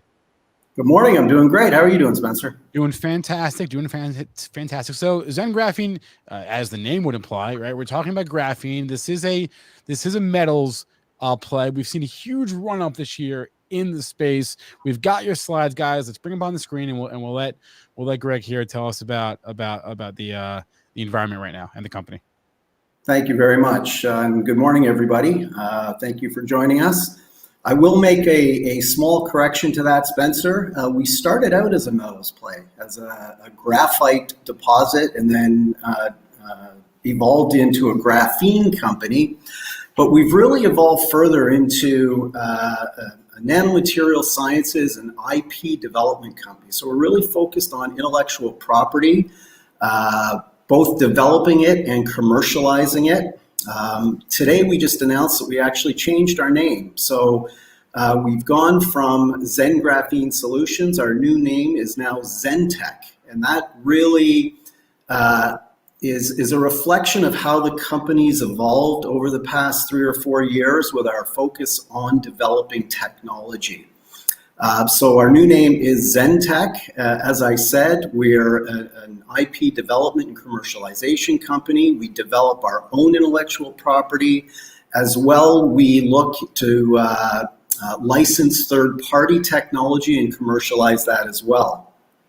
We're really focused on the healthcare sector. We had a pretty substantial breakthrough last year where we developed a compound that we're basically trying to develop something for the fight against COVID-19, given some of the unique characteristics of graphene, which is one of the elements that we work with to a great extent. It has a very high surface area, and we looked at ways of actually doping the surface of this graphene to see if we could come up with something that was antimicrobial and might be utilized, as I said, in the fight against SARS-CoV-2. We were successful. We did develop a compound, and I'll talk about that in a couple of moments. As I said, we are really focused on the healthcare space. We have a three-pronged approach, or 3 pillars, as we like to say. We have a prevention pillar, so that's our ZenGuard antimicrobial coating that can be utilized on personal protective equipment, so gloves, face masks, gowns, bed sheets, etc., as well as for the indoor air quality market, so HVAC filters. The second pillar of our platform is a detection platform. So we have prevention, detection, and treatment. Detection is really, really interesting. We've acquired the commercial rights for an aptamer-based technology to detect numerous pathogens, including the SARS-CoV-2 virus, and I'll talk about that in a couple of moments. And the third pillar of our healthcare vertical is treatment. So the compound that we developed, the ZenGuard as we like to call it, can actually be utilized in the fight against certain human diseases as well. And we're very, very excited about that pillar because the compound, not only is it incredibly safe because it's just basic elements brought together, but it's very, very efficacious. We've tested it against numerous pathogens, and it has showed tremendous results against these pathogens. With this, what's very interesting about our company is if you think about a healthcare-focused company, because we have intellectual property, we have the ability to bring products to market immediately, and that's the 3 prongs of our pillar that we were talking about. Our ZenGuard we're actually bringing to market as we speak. We are currently commercializing it. We hope to have the detection platform in the market some point early next year, and then the treatment will be a little bit longer to get to market. There's more regulatory hurdles we have to jump through to get that to market. But we have a beautiful progression of technology that we can bring to market over the next 3 to 5 years. So our ZenGuard antimicrobial coating, as I said, when COVID hit, we decided to put all of our efforts into developing something that could be used in the fight against the SARS-CoV-2 virus. We worked through the summer last year and came up with a compound that was 99+% effective against numerous pathogens, as I mentioned, including the SARS-CoV-2 virus, the virus that causes COVID-19. All the testing that we did was done at an independent lab, a BSL level 3, and our compound remained effective after 108 days. So we were pretty excited about this because we had discovered something that we knew could be utilized in the fight against COVID-19. We tested it against bacteria and fungi as well, and it demonstrated greater than 99.9% efficacy based on utilizing ISO standards. So we had found something that was incredibly broad spectrum, and we knew had implication well beyond COVID. This just wasn't something that was going to be, COVID and then gone. We knew that it would have a long-standing ability to remain relevant in the market. So as I said, this can be utilized on personal protective equipment, filtration media, so HVAC filters. We're exploring utilizing it on paper, cardboard surfaces, and it's a true catch and kill mechanism that we have. The nature of our compound, for most of you know that most viruses or pathogens actually travel in water droplets. Our compound actually grabs onto those water droplets and holds them and then goes to work actually killing the pathogens that are embedded within the water droplets. So it is a true catch and kill, and that has significant impact when you're looking at filtration efficiency of masks. It improves the filtration efficiency while making them safer, not letting those pathogens through. We have filed global provisional patents for these compounds. We're very, very confident that we'll be awarded full patent for them, just given the level of efficacy that we're seeing. There's nothing that exists today in the literature that's anywhere close to the efficacy that we're able to achieve with our compound. So we know it is unique and distinct from anything else that's out there. So that gives us a real leg up on the market and will give us significant protection moving forward, having a best-in-class product. If we talk about the markets, and this is where it gets really exciting from an investor's perspective, we did a fair amount of research on the size of the markets, and we believe the personal protective equipment market is greater than $52 billion per annum. The indoor air quality market is even larger at greater than $66 billion per annum. And we can apply our coating to masks, gloves, gowns, as I said, and onto air filters that are in your house or in your office or in schools or in any building. It doesn't require a retrofit. It's just simply spraying our coating onto the existing filtration mechanism, and then our coating will do the rest of the work to actually kill the pathogens. So these are very, very large markets. We're currently entering both of those markets. We do have commercial contracts in place, and we're rapidly building out our distribution capability to get it to a much broader audience. It's not just in North America, it's globally that we're establishing our distribution relationships as we speak. So to give you a sense of the size of the market, the disposable mask market is obviously incredibly large right now due to COVID. We utilize data from one study that estimated 1.5 trillion masks are being used during the single-use masks are being used during the pandemic.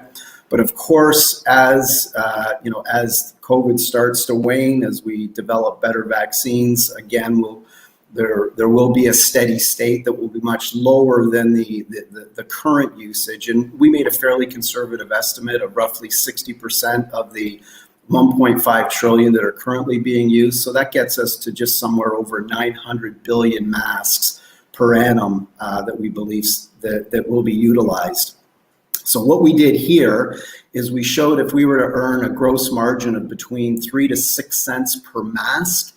So we actually provide the coating to the mask manufacturers and they apply it to the masks. We charge them on a per mask basis. So if you look at the graph on the right-hand side here, what we've done is we've made various market penetration assumptions. So you can see on the far left, it's a 0.1% market penetration, moving to the right, 0.5, 1%, and a 5% based on the 900 billion masks per annum. And then you can see the different color-coded bars. That's based on an assumption around the actual gross margin that you could make per mask. We have now entered the left side of this graph, given that we are currently shipping commercial quantities of our coating now to mask manufacturers. And this just gives you a sense of the size of this potential should, given your various penetration rates. So we're very excited about this. This is going to be a significant market moving forward. We do have a best-in-class product. Our product actually enhances the efficiency of existing masks while killing the pathogens. So we're seeing a tremendous amount of demand and interest in our product. Recent milestones, we recently just received approval from Health Canada. That's the first regulatory body that approved our ZenGuard coating. So we proved the efficacy and safety to Health Canada, and that's on ASTM level 3 masks, which are the highest level filtration masks. We went through rigorous testing to get us there, but we went through the process. Now that we're approved, we're going for similar approvals in other jurisdictions, including the US, Europe, and other countries around the world. So we're really, really excited about that. As I said, we've delivered our initial ZenGuard to Trebor RX, one of our mask partners, and we've started the revenue generation phase of this business. We're going to continue to commercialize and produce. We're going to have the ability to produce up to 800 million mask equivalents per month of coating at our facility in Guelph, Ontario. That should be online by the end of this year. So we're very, very excited about that and are building out tremendous capacity based on the demand we're seeing. The second leg of our healthcare platform that I mentioned was this detection platform. We've licensed technology from McMaster University in Hamilton, Ontario. They developed a synthetic molecule that can target a specific pathogen. In this case, they designed it specifically for the SARS-CoV-2 protein virus, and it was basically targeted on the spike protein that actually comes off the SARS-CoV-2 virus. This is a really, really simple, safe, fast, accurate, and scalable detection technology. It's saliva-based, so none of those invasive swabs that have to go up into your nose. We can actually just take a sample of saliva, so it's much easier to use with less discomfort. It's incredibly fast. Initial test results we can get in 7 to 10 minutes. Provide your saliva sample, and within 10 minutes you know if you're COVID positive or negative. It's accurate. It's an impedance-based detection, and that allows us to have very, very low detection limits, similar to current PCR tests, which are the gold standard. The 36-count PCR test, our test is as sensitive and accurate as that. It's easily scalable. Aptamers are synthetic, and they can be produced. And we can target numerous different pathogens. It just doesn't have to be the SARS-CoV-2 virus. We can target STDs, HIV, strep throat, even some cancers. So it's really exciting. Again, this goes well beyond the current pandemic. This will have staying power and longevity. And it's very accurate, very easy to use, and we will be able to differentiate on price as well. So we're incredibly excited about this. It's affordable, and it's a real game changer in the point of care testing space. So we're really, really excited about this, and we anticipate.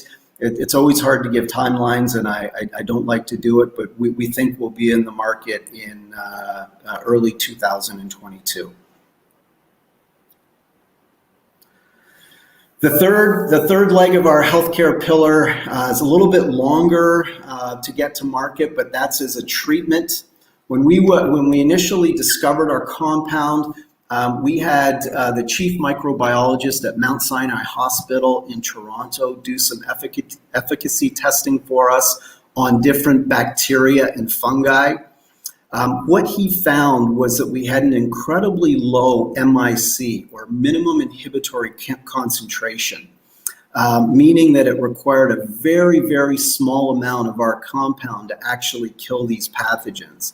So based on this initial early testing that he performed for us, he suggested that we should actually look at utilizing this compound in the fight against human diseases.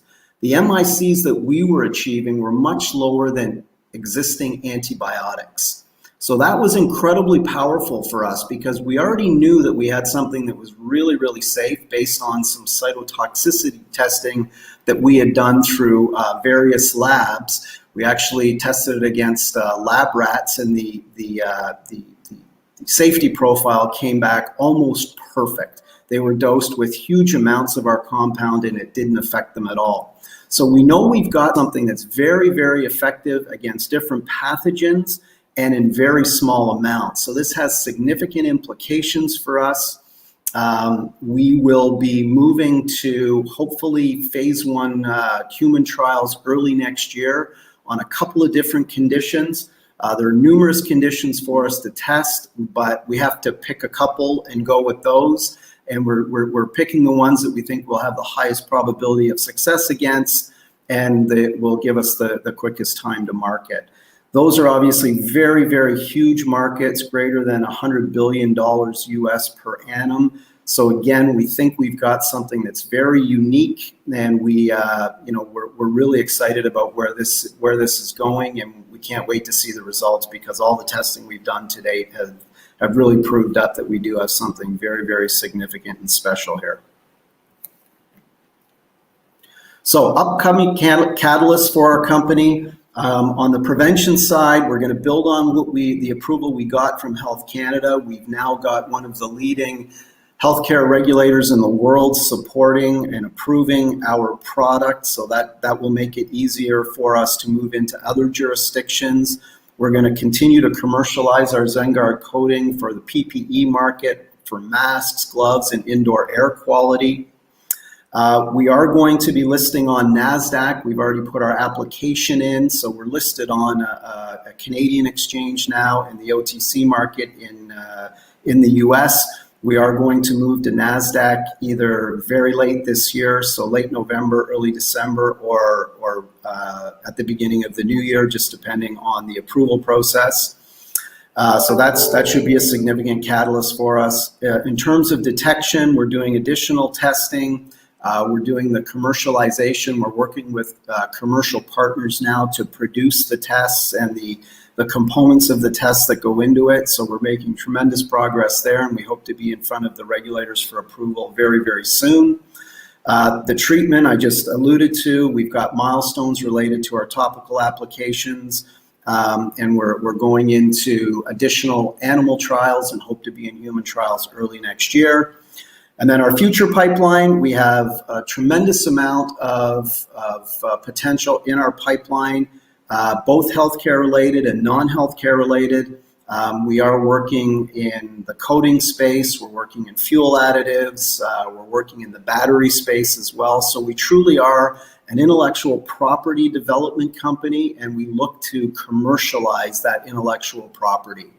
We're really focused on the healthcare space now because that's immediate commercialization and monetization of our assets, and we look to continue to build that out as we move forward.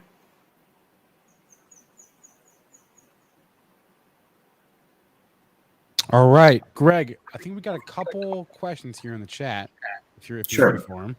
All right, the first one is, are tests currently available at airports? Our tests are currently not on the market, but that is one of the largest markets that we've identified for our tests. Our airlines, cruise ships, remote doctor's offices, even regular doctor offices in urban settings, but the remote access that this will provide will be tremendous. Even things like warehouses where you have thousands of people coming into work every day. It'll be very simple to administer this test and have a result in 10 minutes. And the last one before we hit the clock here is, do you need a Health Canada approval for the HVAC filters? It will not be a Health Canada approval. It actually falls under Environment Canada, and there is an approval process that we need to go through for that as well. Okay, Greg Fenton has been on with us. He is the CEO of ZenGraphene Solutions. Greg, a pleasure. Thanks for coming on today, and very interesting story. Thank you very much. All right, we are moving along here. I see our next speaker. Let's bring him on if we can, guys. Yes, there he is, Anthony Tennyson. He's the CEO of Awakn Life Sciences, ticker AWKNF on the OTCQB. Anthony, good morning. How are we doing today? I'm great. Thank you very much. It's a pleasure to get to speak to you and to speak with your audience as well. All right, I see your slides up on the screen. People behind me, producers, let's get them up. There we go. Mr. Tennyson, I'm going to give you the floor and let you take it away here. Tell us all about Awakn. Guys, psychedelics. Oh, wait, before we go, can you get rid of that message up on the screen that you can click hide right there? So it's going to bug me. Thank you. All right, we're talking addiction and we're talking psychedelics. Let's go to town. Thank you very much. Hi, everyone. I'm Anthony Tennyson. I'm the Chief Executive of Awakn Life Sciences. Awakn Life Sciences is a biotechnology company developing and delivering the next generation of psychedelic therapeutics, so that's drugs and therapies to be used in combination, to better treat addiction. We're publicly traded. We're listed on the NEO Exchange in Canada under the symbol AWKN and on the OTCQB under AWKNF. And we're also listed in Frankfurt in Europe under the ticker 954. In Awakn Life Sciences, we're a group of experts who are all leaders in our respective fields of psychiatry, psychology, and neurochemistry, who have joined together to make a real and permanent and hopefully lasting difference. We are driven relentlessly to make a genuine, positive, lasting impact on the lives of individuals, their families, and their communities who suffer with addiction and other mental health conditions. And we are doing this by developing and delivering groundbreaking therapeutic approaches to treat addiction. We're that biotechnology company, but we also have clinical operations. So this means we are both a cutting-edge biotech company developing new and more effective therapeutics to treat addiction, but we're also a clinical operator, delivering treatments in clinics we will own and operate in the UK and EU, which is a 400 million person, $20 trillion a year GDP territory, but also we'll deliver those therapeutics beyond those territories through licensing partnerships, starting with the US and Canada. We've structured the company to do two things, and we do those two things really well. We do development and we do delivery. On the development side, we are conducting research to develop those therapeutic packages that I mentioned before, drugs and therapies to be used together. We're working with ketamine and MDMA now to develop the therapies. And we are also developing our own next generation psychedelics.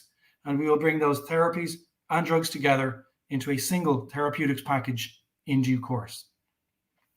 We will also soon begin the development of a suite of enabling technologies to enable psychedelic-assisted psychotherapy to be delivered consistently and efficiently to better treat addiction. So not only are we a biotechnology company with a very, very deep, relevant, and highly commercializable IP portfolio, but we are also on the delivery side. We have near-term revenue streams, starting with clinics with revenue already starting. We have 2 clinics open. Licensing partnerships starting next fiscal year, and in due course, therapeutics commercialization starting in 2025 plus. So a biotechnology company with near-term revenue streams. It's a unique proposition. We've got an incredibly strong team. Some of the names I'll call out here, just in the interest of time, are Professor David Nutt, our Chief Research Officer, who is a global authority in the psychedelics industry and in the addiction treatment industry. He has published over 400 papers, written over 20 books, and he was the former advisor to the UK state on drug policy reform. Professor Celia Morgan is head of department in the University of Exeter. Professor Celia Morgan is a global authority on the use of ketamine to treat substance and behavioral addictions. She initiated and led the world's only trial for ketamine-assisted psychotherapy to treat alcohol use disorder, and that will be published in the American Journal of Psychiatry this calendar year.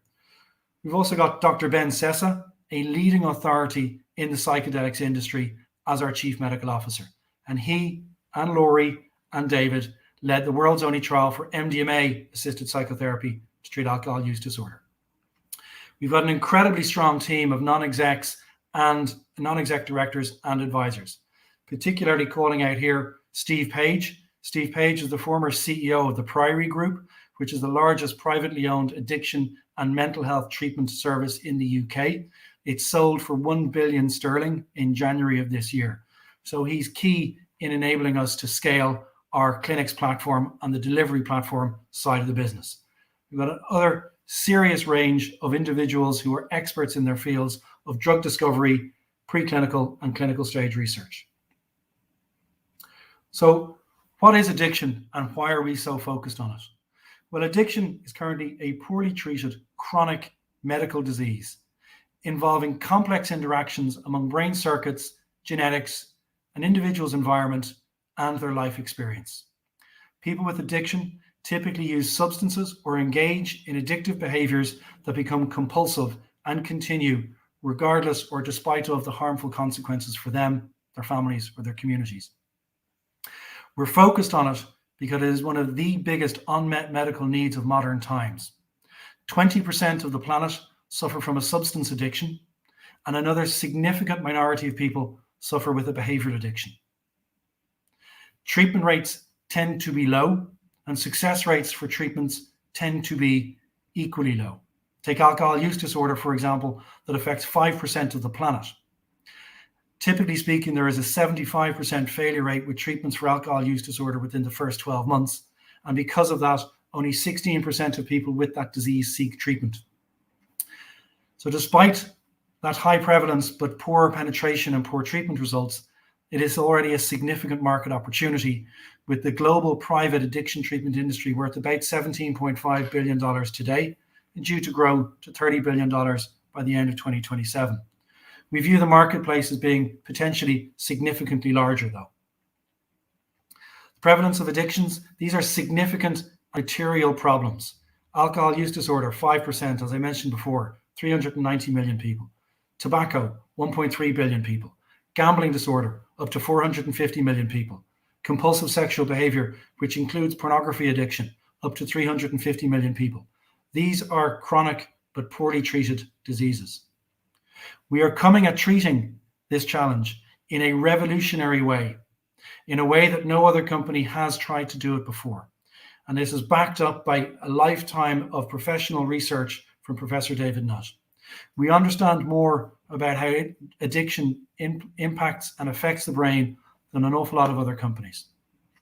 Typically what happens in a balanced brain, you've got 3 levels to your brain: learning, memory, and reward, your lower level functions; motivation and salience attribution are your mid-level functions; and cognitive control is your upper level functions. During a brain that has been repeatedly exposed to addictive substances and addictive behaviors, the cognitive control, or your personality, it loses control over the overall system. The reward and pleasure parts of the brain grow in size. The motivational driver part of the brain grows in size, and the connections between the lower level and mid-level functions grow. And people continually exhibit or consume addictive substances or exhibit addictive behaviors because of that change in brain mechanics. We're coming at this in a revolutionary way. We're using drugs to disrupt the connection between those brain circuits.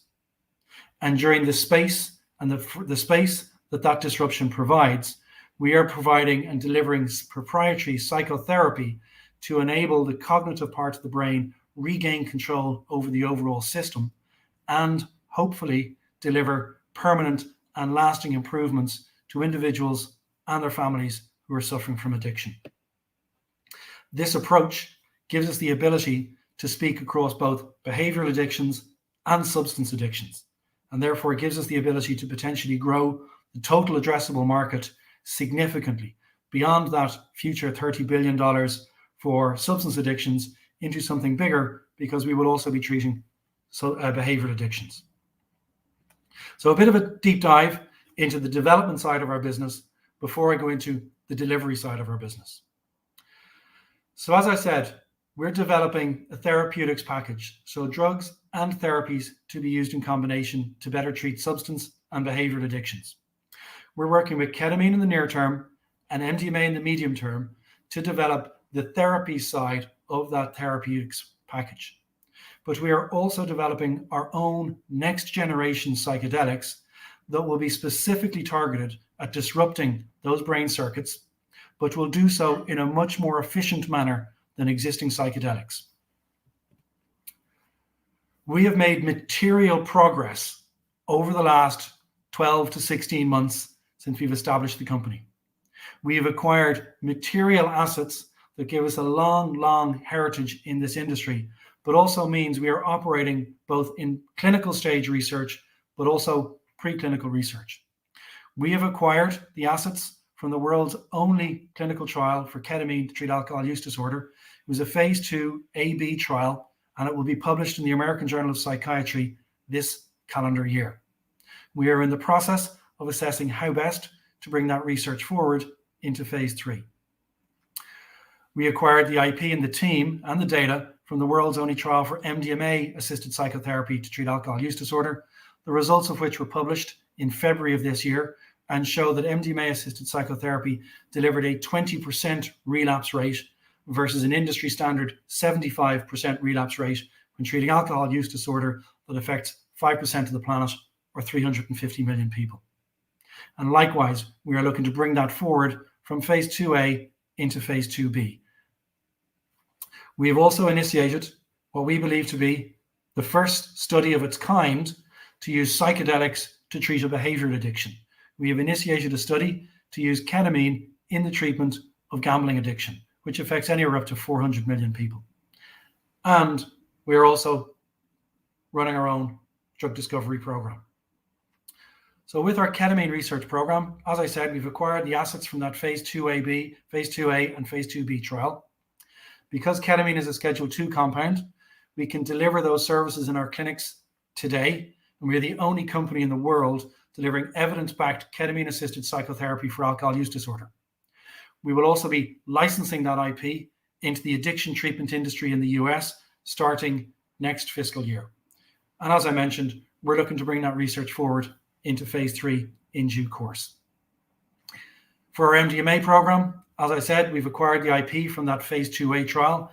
It was published, and it shows here, this black line, that MDMA-assisted psychotherapy is far more effective at treating alcohol use disorder than the existing treatments, with a 30 to 20% relapse rate versus a 75 to 75% relapse rate. And we are in the process of bringing that trial forward from phase 2A into phase 2B. And for our research program, our new chemical entity, our own drug discovery program, we've acquired 6 years worth of proprietary research from Professor David Nutt's consultancy company. And bearing in mind, David is a global authority in this industry. What we've acquired are details of newly discovered modes of action for MDMA. So we believe we know more about how MDMA works at a neurobiological level than any other company in the world. And we have partnered with Evotec, one of the world's leading drug discovery companies, to run a full drug discovery program. We started that drug discovery program on the 10th of June. We have a 4-month stage gate on the first 10-month program with them, and that was on the 10th of October. We're analyzing the results, and we will be making an announcement in due course. But we are particularly excited about this program because ideally we will be developing a version of MDMA that works like MDMA, but in a much shorter treatment window. And if you think about it, MDMA takes 6 hours to work with a 6-hour recovery window, which is a challenge from the clinic's commercialization model and indeed from the public healthcare model. So we're looking to develop something that works as well as that, is specifically targeted to disrupting the brain circuits, but does so in a more efficient time manner. So that's just what we're doing in the development side of the business. Active, making massive progress on preclinical and clinical research to develop a suite of proprietary therapies and drugs and therapeutics packages to treat addiction, which affects substance addiction, affects 20% of the population of the planet, and behavioral addictions affects another significant minority of people. And those are currently poorly treated conditions that have a serious negative impact on individuals, their families, and communities. But not only that, we are a biotechnology company with near-term revenue starting already and another revenue stream to start next fiscal year. So in our clinics, we're providing hope for the status quo, for those for whom the status quo is not working, by combining the proven therapeutic potential of psychedelics and psychotherapy together to treat addiction and other mental health conditions. So in our clinics, we will treat substance and behavioral addiction, but also anxiety, depression, PTSD, and eating disorders. We have 2 clinics operational already in Oslo and Bristol in the UK, Oslo and Norway and Bristol in the UK. We have a 3rd clinic that is nearing completion of renovations and will be open this year in London. And the goal is to have 20 clinics open by the end of 2024. On average, each clinic will generate about 4 million sterling top line. So as we go into FY25, we are a biotechnology company that will have an 80 million sterling or about $110 million US revenue run rate. We believe we can operate that business at a relatively healthy margin. So it will give us the ability as a biotechnology company to reinvest free cash flow from that business unit back into our research business on an annual non-dilutive manner. We also will be accessing the North American market through a licensing partnerships model. But just in the interest of time, I'll just focus on some other parts of the business, but happy to take questions on that afterwards. We've got a very clean cap table, 24.6 common shares and 28.6 million shares fully diluted. No debt. Insiders own about 25% of the company. This is a really, really key 2 slides. This is where we stack up against the competition. You can see the main players in this industry, MAPS, Compass, Cybin, MindMed, all up here in their research. We have acquired assets in phase 2A and phase 2B and are looking to bring those forward and are in the process of bringing those forward into the respective next stages. So we are at the leading edge of the industry in psychedelics research and far ahead of anyone in the area of psychedelics for addiction.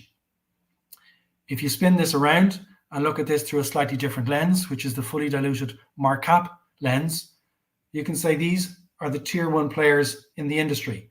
MAPS aren't here because they're not publicly traded, and Atai isn't listed here because it's more of a portfolio play rather than a pure psychedelics play. Compass, phase 2B and phase 2A, MindMed, phase 2A, phase 1, Cybin, phase 2A. We are in the same level of maturity as these leading players in the industry and are far ahead of our peers by market cap. And I'm sure you can all do the maths to appreciate the upside available in our stock. So why us? Well, we have multiple scalable revenue streams in clinics this year, partnerships next year, therapeutics commercialization from 25 onwards. We have a laser focus on using psychedelics to treat addiction, which is one of the biggest unmet medical needs of our times. We have a revolutionary approach to treating addiction, which gives us a significant competitive advantage against the incumbents. We have a strong IP portfolio with patents filed, IP acquired from existing clinical trials, and further clinical trials planned. We have the leading team in the industry globally on the use of psychedelics to treat addiction in Nutt, Sessa, Morgan, McNulty, and Barbara Mason, and Professor Harriet DeWitt. And we are global research leaders in the field of psychedelics to treat addiction. I'm happy to pause now and take any questions. Well, what a coincidence, because I have some questions for you from the chat. A couple questions stemming around legalization. how do you feel about that right now? Because we've been waiting on cannabis seemingly for a long time. I think maybe we got too excited after the election of Joe Biden and the Democrats took both houses of Congress. Nothing's really happened on that front in the last really since then. So where are you at? Well, so we believe in a few things in this company. One of the core tenets of our beliefs is the democratization of psychedelics. And the democratization of psychedelics means running psychedelics through the research programs all the way through to pivotal trial and marketing authorization. So we and others can secure marketing authorization, on-label use, and therefore reimbursement from the insurance markets and the healthcare systems US side, but also support from the public healthcare systems in the UK, EU, which is a 400 million person territory in our core market. Fair.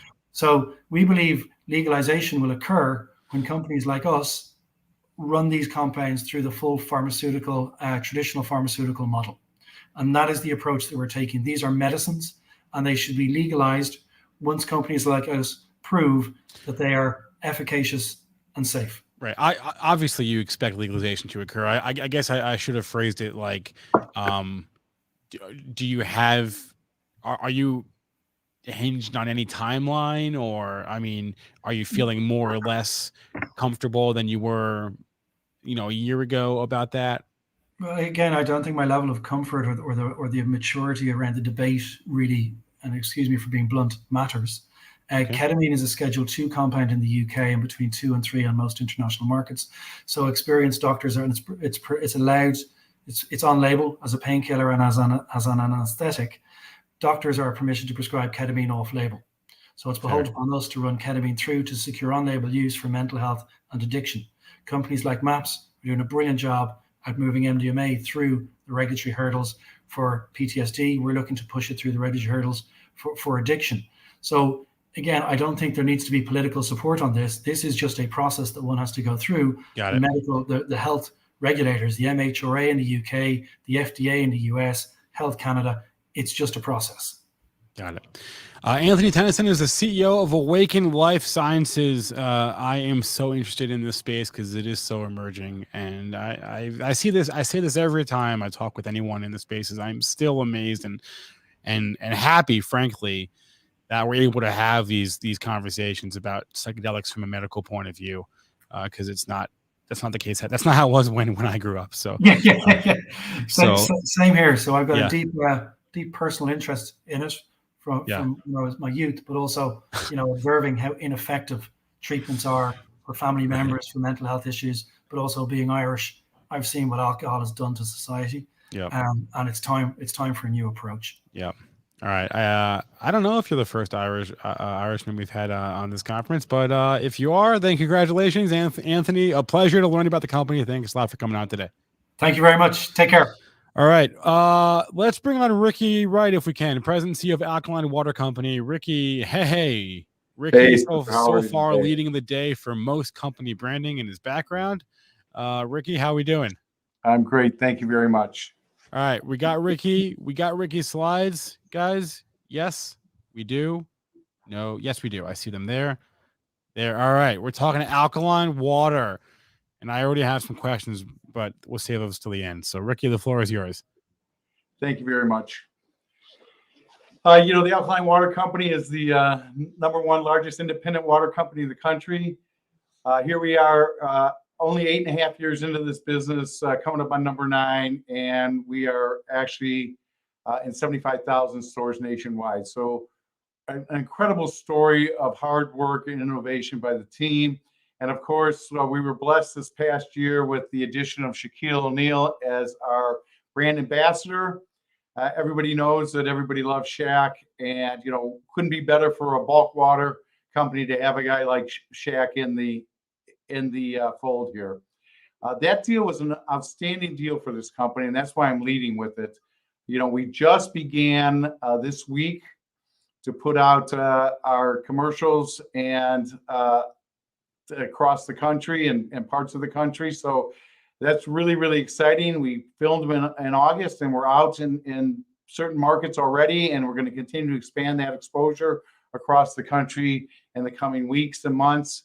you know, one of the things about our brand is we have extreme loyalty, and we have sold over $200 million worth of Alkaline 88 without $1 being spent on traditional marketing. And that means it's been word of mouth. Well, now we have one of the best spokespeople in the world, ambassadors in the world in Shaq. And so we know that when people try our water, about 50% of them continue to use our water 4 times. And they become, you know, I like to say, I know I'm following a guy, but I like to say almost addicted to the water. It's a very smooth taste. It's deliciously smooth.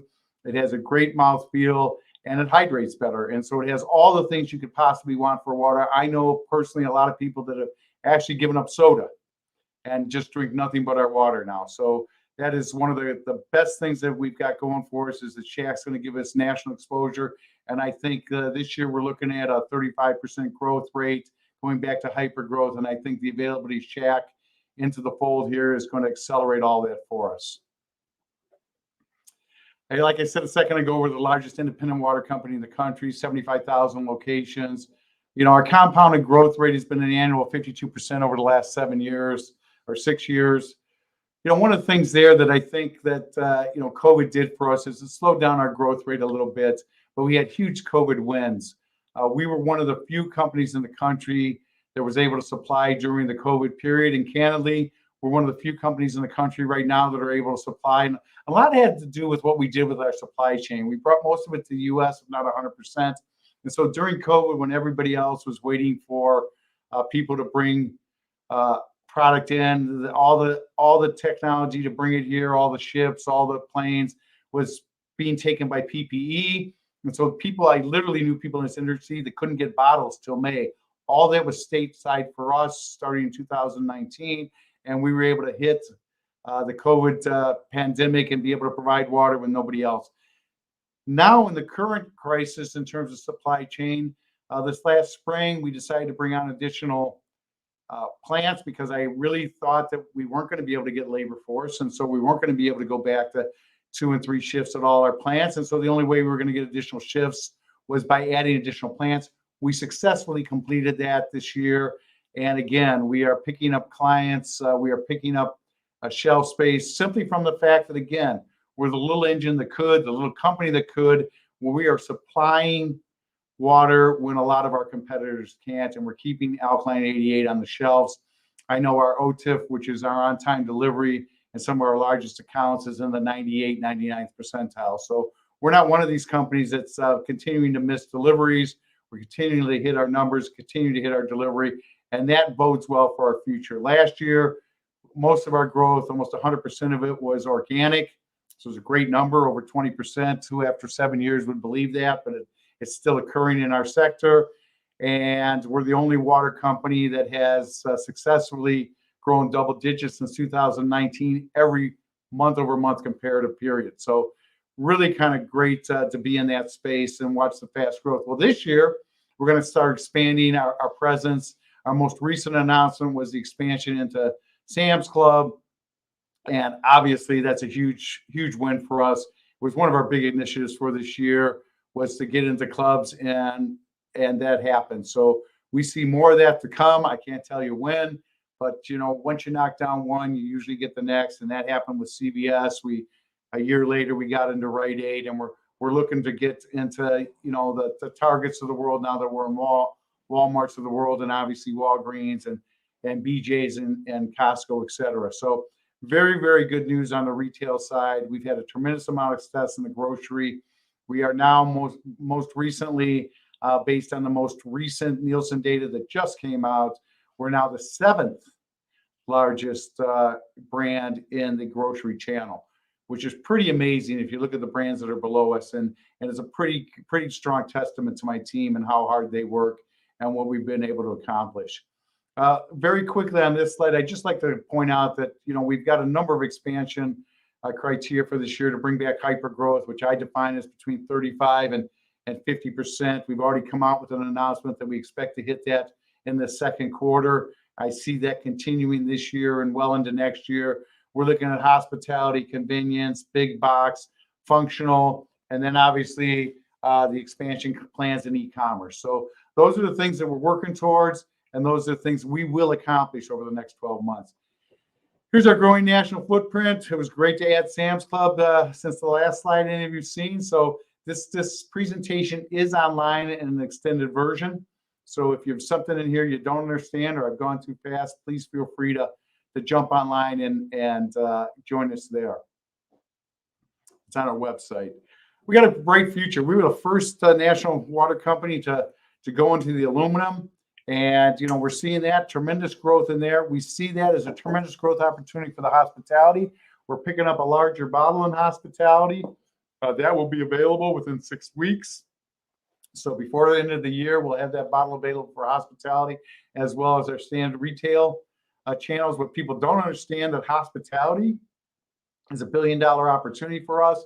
It's almost as large as retail in terms of overall water sales. So you know, it's a place that most of my competitors don't work in.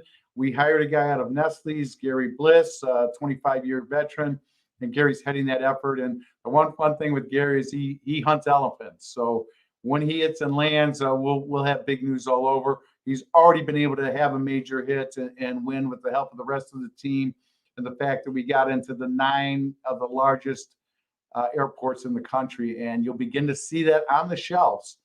Very shortly. About 400 million people go past those airports, and there's a press release out on that. It's a wonderful piece of news for us. We also continue to grow. The Nielsen data shows where we are. We also continue to grow in the e-commerce. We just hired a new e-commerce director, Chris Pittman, out of Essentia, and Chris has been given the task of completely redoing our e-commerce strategy. He's making great strides there, and I see that as a tremendous opportunity. We do very little in e-commerce compared to our competitors. That was strategic on our part. We didn't want to lose a ton of money. E-commerce is very expensive, not very profitable. We just made an announcement on that Chris has helped us figure out that last mile. And we are going to be able to make money, we believe, in the e-commerce strategy, which I don't think many of my competitors can. In addition to the big box e-commerce and hospitality, we have direct store delivery and C-store. We've run this project with Hensley here in our backyard. Hensley is one of the largest Anheuser-Busch houses in the country. John McCain's wife is the chairman of that. Very prominent group in terms of direct store distribution networks.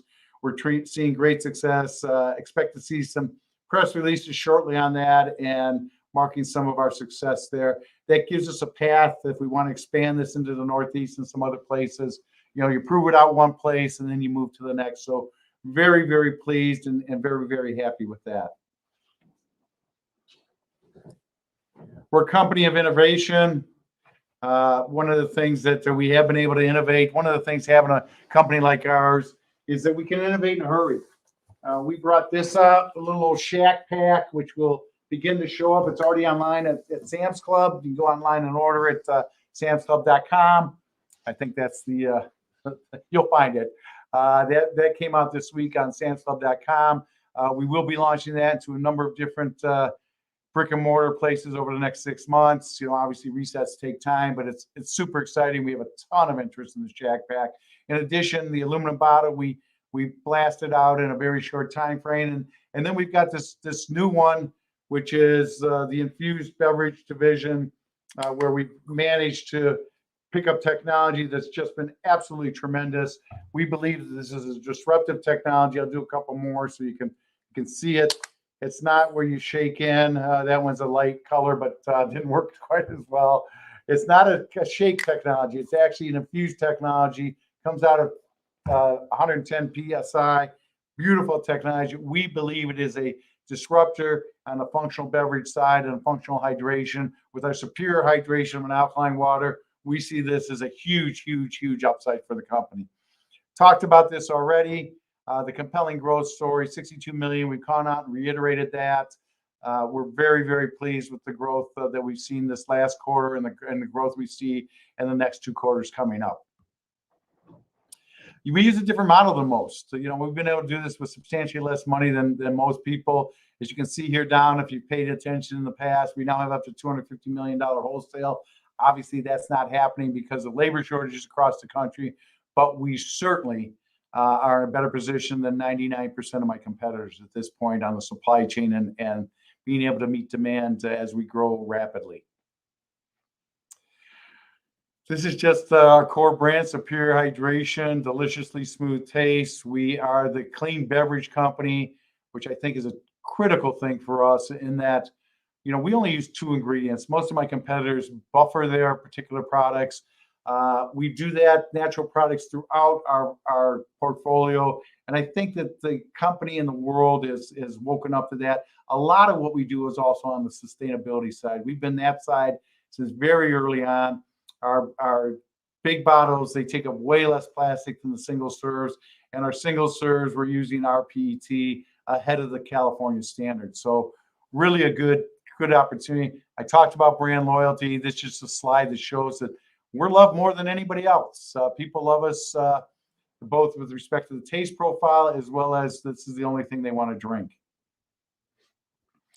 Gave you, brand is brand security, dedication to purity and quality is job one at any CPG company, and we take it very seriously. We have done a really good job at picking up some beautiful trademarks, including ionized H2O, which is now registered, as well as clean beverage and clean and pure, and that beautiful little leaf. So we're very cutting edge. We maintain our cutting edge, and we believe we're going to continue to be a leader both in sustainability as well as product innovation. We know what's coming. California AB 45 came out and said that you can drink and ingest CBD in California. There's 21 million adults who are now eligible for that. We just came out with a press release, so we're really pushing hard in that area as well. I demonstrated it. That's about all you need to see. You can read about the beautiful technology. It's fresher ingredients and fresher flavor, and we know freshness is a big win, not only in the grocery channels, but also a big concern for everybody. CBD tends to lose its efficacy in light, and we've solved that problem through this cap. Plus, it's really cool. Hospitality, just some of the wins we just talked about. And then the other thing is, we've got, a couple of paths here. We either do a Celsius where, we go from $3 a share to $100 a share, which is from my lips to God's ears, but we have the innovation. We have the team, I think, to help get us there.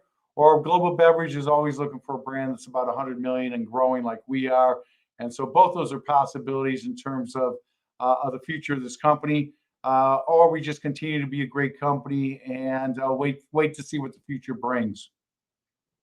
And then finally, we're all about the corporate cap table. I always like to say I believe that we are the least valued or most undervalued stock on the NASDAQ exchange. We're getting about a 2.2 in terms of forward revenue. The industry average is about a 5.6. So for small cap and a 6.6 for large cap. So we really feel that we're highly undervalued at that price range. We think that Shaq will help us. We think all these big wins we're announcing and will continue to announce going forward. And we think hitting our numbers and exceeding them are really going to help us move this stock up. And finally, we always bet on the jockey and the horse. It's just not the brand. We have an excellent management team, a bunch of guys that are hardworking, hard driving, experienced human beings. Will really make us a huge difference with respect to our company, I think, versus a lot of others, particularly in this stage of our development. All these guys are senior veterans, growing companies, and some of these companies are in $1 billion that they've been a huge part of in their growth. So appreciate your time. We have a great board as well. Aaron's an excellent chairman. Brian Sedano is the managing director of Beverage Marketing Corp, which gives us insight. And Frank Lazarin is a veteran of the brick and mortar grocery channels. And he also gives us excellent insight into future plans, growth, and opportunity. And I'm ready for questions. All right, I'm ready for you. Here's one. I'll just go straight from the chat. I had a couple, but I'd rather ask questions from the chat here. So this is from Matty Ice. Right now you're bottling in plastic. Do you have plans to switch to something that's more environmentally friendly? Yeah, we obviously, we're already into the aluminum bottle. right? We're already Right. into large sizes. We have plans. I think our PET level, or our PET, recycled PET in our large bottles is already at 25%. So we will continue to look at opportunities as they come up. If you look at that vessel cap, we have some big plans for that in terms of our other functional hydration beverages. And, some of that is that we can send that across the country at a lot less expensive than we can a bottle of water. So just pay attention. Yes, we are always about sustainability, always about the community, have been from the very first day in business. This is a good one too, actually. The alkaline water process, is that patent protected? It's not patent protected, but we use a unique process and we use some trade secrets. So, sometimes you don't want the Pepsi formula or the Coke formula out into the public domain. And this is one of those times where we're much happier having a trade secret. We think that that's a much better place for us to be. Will these CBD infused drinks be specialized for specific use cases? Yes, we have gone out with Energize, Refresh, Resistance. We've got 6 different that are currently on the board, and we see that we'll see what sells, we'll see what the need states are of individuals, and then of course we have just the standard CBD if somebody doesn't want additional functionality within the beverage itself. That's the purpose of the cap, to give you additional functionality that we can bring to you in a fresh way. And then the last one, Ricky, can you speak a little bit more about distribution and where you're at on that front? Yeah, distribution, we're in about 75,000 stores nationwide. We continue to push forward in the brick and mortar, but I think more importantly is that we are going to make a big effort in the hospitality this year as well. So we're looking to be omnipresent. The test cases we've run here in a couple of states with Hensley and Nevada Beverage and some of the other DSD networks are showing great success. So we could also expand DSD, which would put us in a ton of available C-stores that we're not presently in. We're in about 20,000 C-stores. There's 150,000 out there. We're in a lot of the brick and mortar grocery stores, however.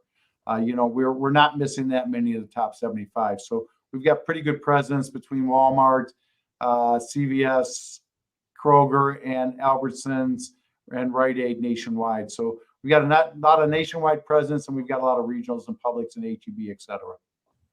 Okay, last one. Do you have a CBD supplier? And if so, can you share it? I won't share it, but yes, we do. Yes. Okay. We're We're compliant with all the rules with respect to California and beyond.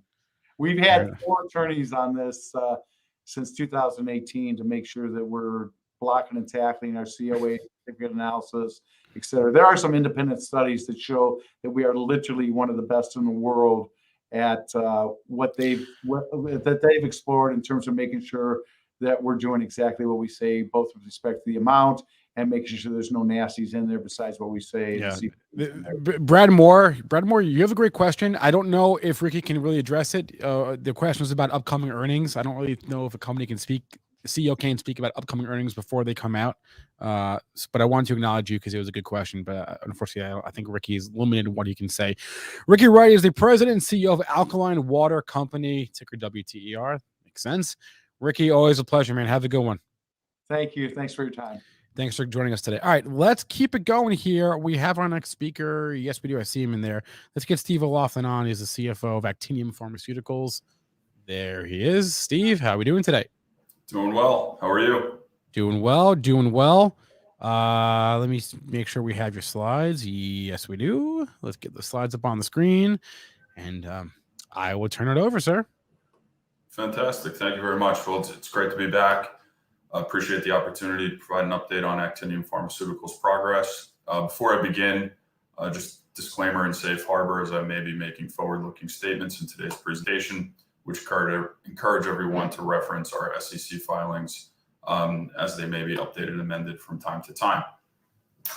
So Actinium is a company focused on advancing a pipeline of what we believe are differentiated targeted radiotherapies. Radiotherapy has emerged of late as an area of significant interest. There's been a number of products approved that are doing well commercially. There's been a number of new companies formed. We believe we have a highly differentiated pipeline, which is led by our lead asset, IMAB-B.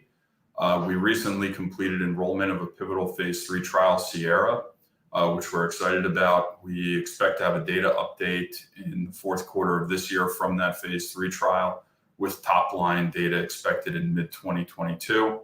IMAB is intended to condition patients for a bone marrow transplant. We've leveraged that to create a targeted conditioning franchise to not only address the needs of patients seeking a bone marrow transplant, but also CAR T and gene therapy, which are large and rapidly growing methodologies. We're far from a one-trick pony. We also have our Actimab-A clinical program that's being studied in 2 ongoing phase 1 trials, and we have some exciting future opportunities with that as well. And underpinning all of our clinical programs is our AW technology platform, which I'll speak about in a little bit. This is supported by a strong balance sheet, over $80 million in cash as of June 30th, 2021, which provides several years of operating runway and gets us through several key milestones. So our AW technology platform really relies around the ability to create targeted radiotherapies.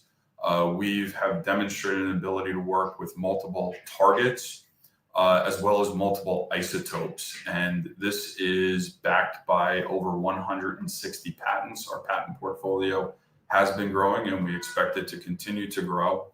Our platform is also being utilized in a research collaboration with Astellas Pharmaceuticals, a top 20 global pharmaceutical company, who's using it to create theranostics, which leverages radiotherapy's ability to both image, to diagnose and identify cancer, and then treat it.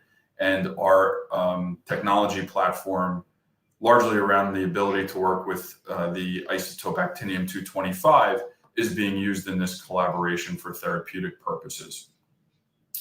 So looking at the pipeline, what we're excited about is our active ongoing clinical trials have all made significant progress this year. As I mentioned, the phase 3 Sierra trial is fully enrolled. There will be a data update by year end, and also with our 2 ongoing Actimab-A combination trials. We expect to provide data updates from both of those also before year end, so some upcoming milestones in the near term. IMAB-B, our lead asset, targets something called CD45. And to our knowledge, we're the only clinical stage CD45 targeting agent in development. We like CD45 because it's expressed on all blood cancer cells, but it's also expressed on immune cells and bone marrow stem cells. And that allows us to use this for potentially bone marrow transplant conditioning, gene therapy, and also CAR T. CD45, I won't get into all the specifics, but it does not internalize. It's not involved in a lot of biological processes. So as a result of that, we think that our targeted radiotherapy approach, what we call ARC, antibody radiation conjugate, is ideal because we're able to kill the targeted cells by leveraging the energy that is emitted from radioisotopes. So I've spoken about conditioning, and we think that there is a very large unmet medical need here, and in turn, a large market opportunity. So currently today, if a patient needs a bone marrow transplant or CAR T therapy or gene therapy, which in some cases, such as a bone marrow transplant, may be the only curative treatment option for the patients, they have to receive combinations of chemotherapy and external radiation. These are non-targeted. They're associated with a lot of toxicities. There's a mortality rate associated with these. And as a result, we believe it is hindering patient outcomes and also access to these potentially curative treatment options. And in the case of bone marrow transplant, we estimate that there's potentially over 150,000 patients who are not able to access bone marrow transplant today, who could be able to with our targeted conditioning regimens. So to get into the specifics of IMAB-B, we licensed this from the Fred Hutchinson Cancer Research Center in Seattle, Washington. They're a pioneer in the field of bone marrow transplant. And before we licensed IMAB, it had been studied in several hundred patients in multiple clinical trials in multiple disease indications, and consistently showed a improvement in outcomes which compelled us to license this therapy. We elected to advance this in patients with acute myeloid leukemia, or AML. We felt that was the highest unmet need, and also that there was a large patient population. So what we were struck by with IMAB was, if you look to the bars on the right, patients who got IMAB and a bone marrow transplant saw 1 year overall survival of 30% in this particular study that we reference here. And in 2 years, nearly 20% of patients were still alive. In AML, if a patient receives a bone marrow transplant and is disease-free 2 years after a transplant, they're technically considered medically cured. If you contrast that to what's currently used today, which is either chemotherapy in a salvage setting, or in very select cases, chemotherapy followed by a bone marrow transplant, these patients have very poor outcomes.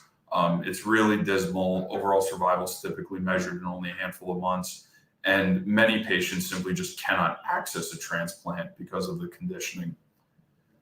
So we took the results of that study and the other data from Fred Hutchinson Cancer Research Center, and we met with the FDA and designed what is the pivotal phase 3 SIERRA trial.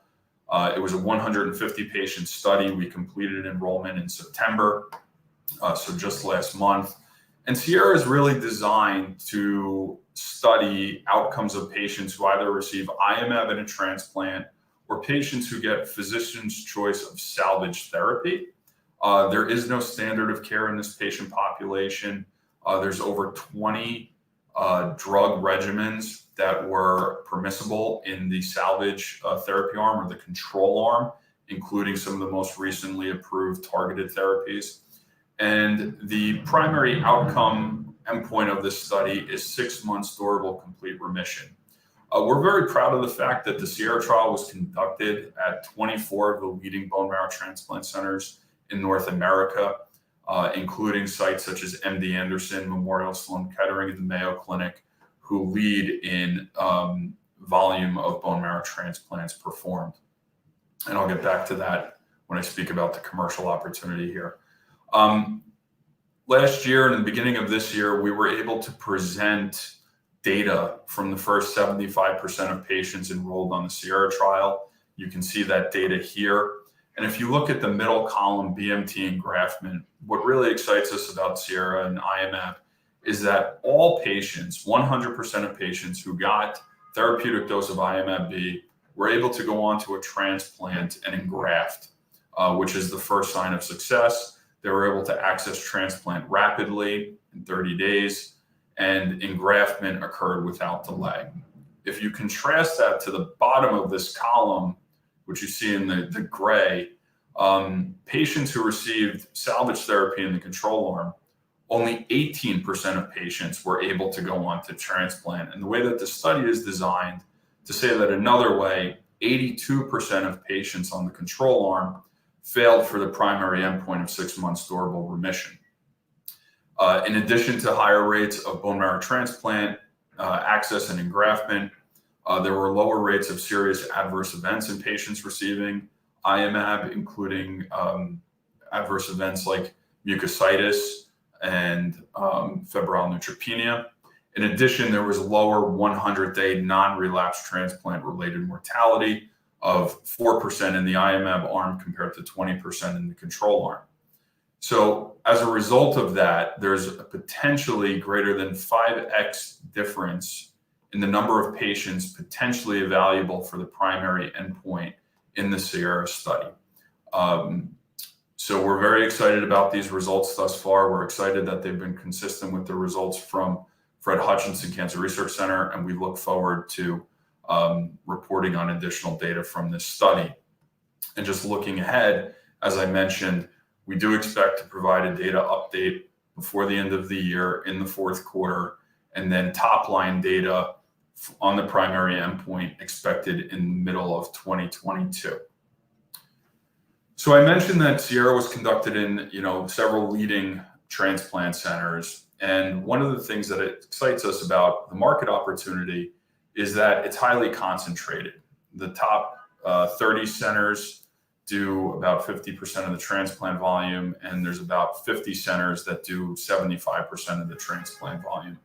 Transplant is expected to grow both in the US and internationally, Europe and Japan. And IMAB is potentially applicable to not only AML, but many, many other blood cancers, as well as moving beyond bone marrow transplant into CAR T and gene therapy. And to that end, we do have a clinical collaboration ongoing with Memorial Sloan Kettering that was awarded NIH grant funding that is studying IMAB at lower doses in combination with CAR T therapy that was developed by Sloan Kettering. This trial is ongoing, and we expect to provide proof of concept data in the near future. Just moving on to our other clinical program, ActiniumA. This utilizes the alpha-emitting radioisotope actinium-225. We're a leader. We have a significant amount of clinical data with this construct, over 125 patients. We've studied this as a single agent where it demonstrated response rates as high as 69%, which were very encouraging to us. We think that there's several mechanistic synergies with Actimab. We're currently studying it with chemotherapy and targeted agents, and I'll highlight those ongoing studies in just a moment. But we believe there's several future opportunities, including with immunotherapy and cellular therapy. So one clinical trial that we're conducting is a combination with Actimab-A and the salvage chemotherapy CLAG-M. This is in relapse refractory AML patients who are fit for intensive therapy.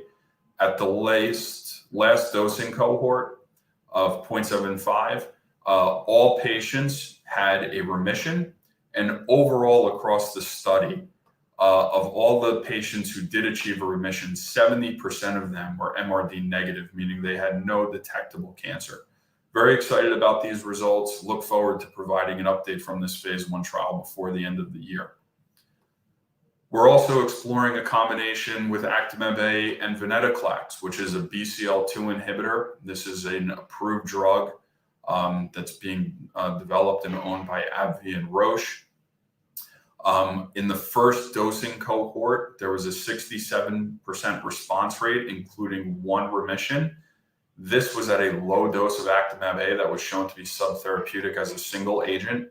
We're very encouraged by the remission in the 1 patient who had adverse cytogenetics, including a TP53 mutation, which is associated with very poor outcomes. We've been in dose escalation on this study and expect to provide an update also before the end of the year.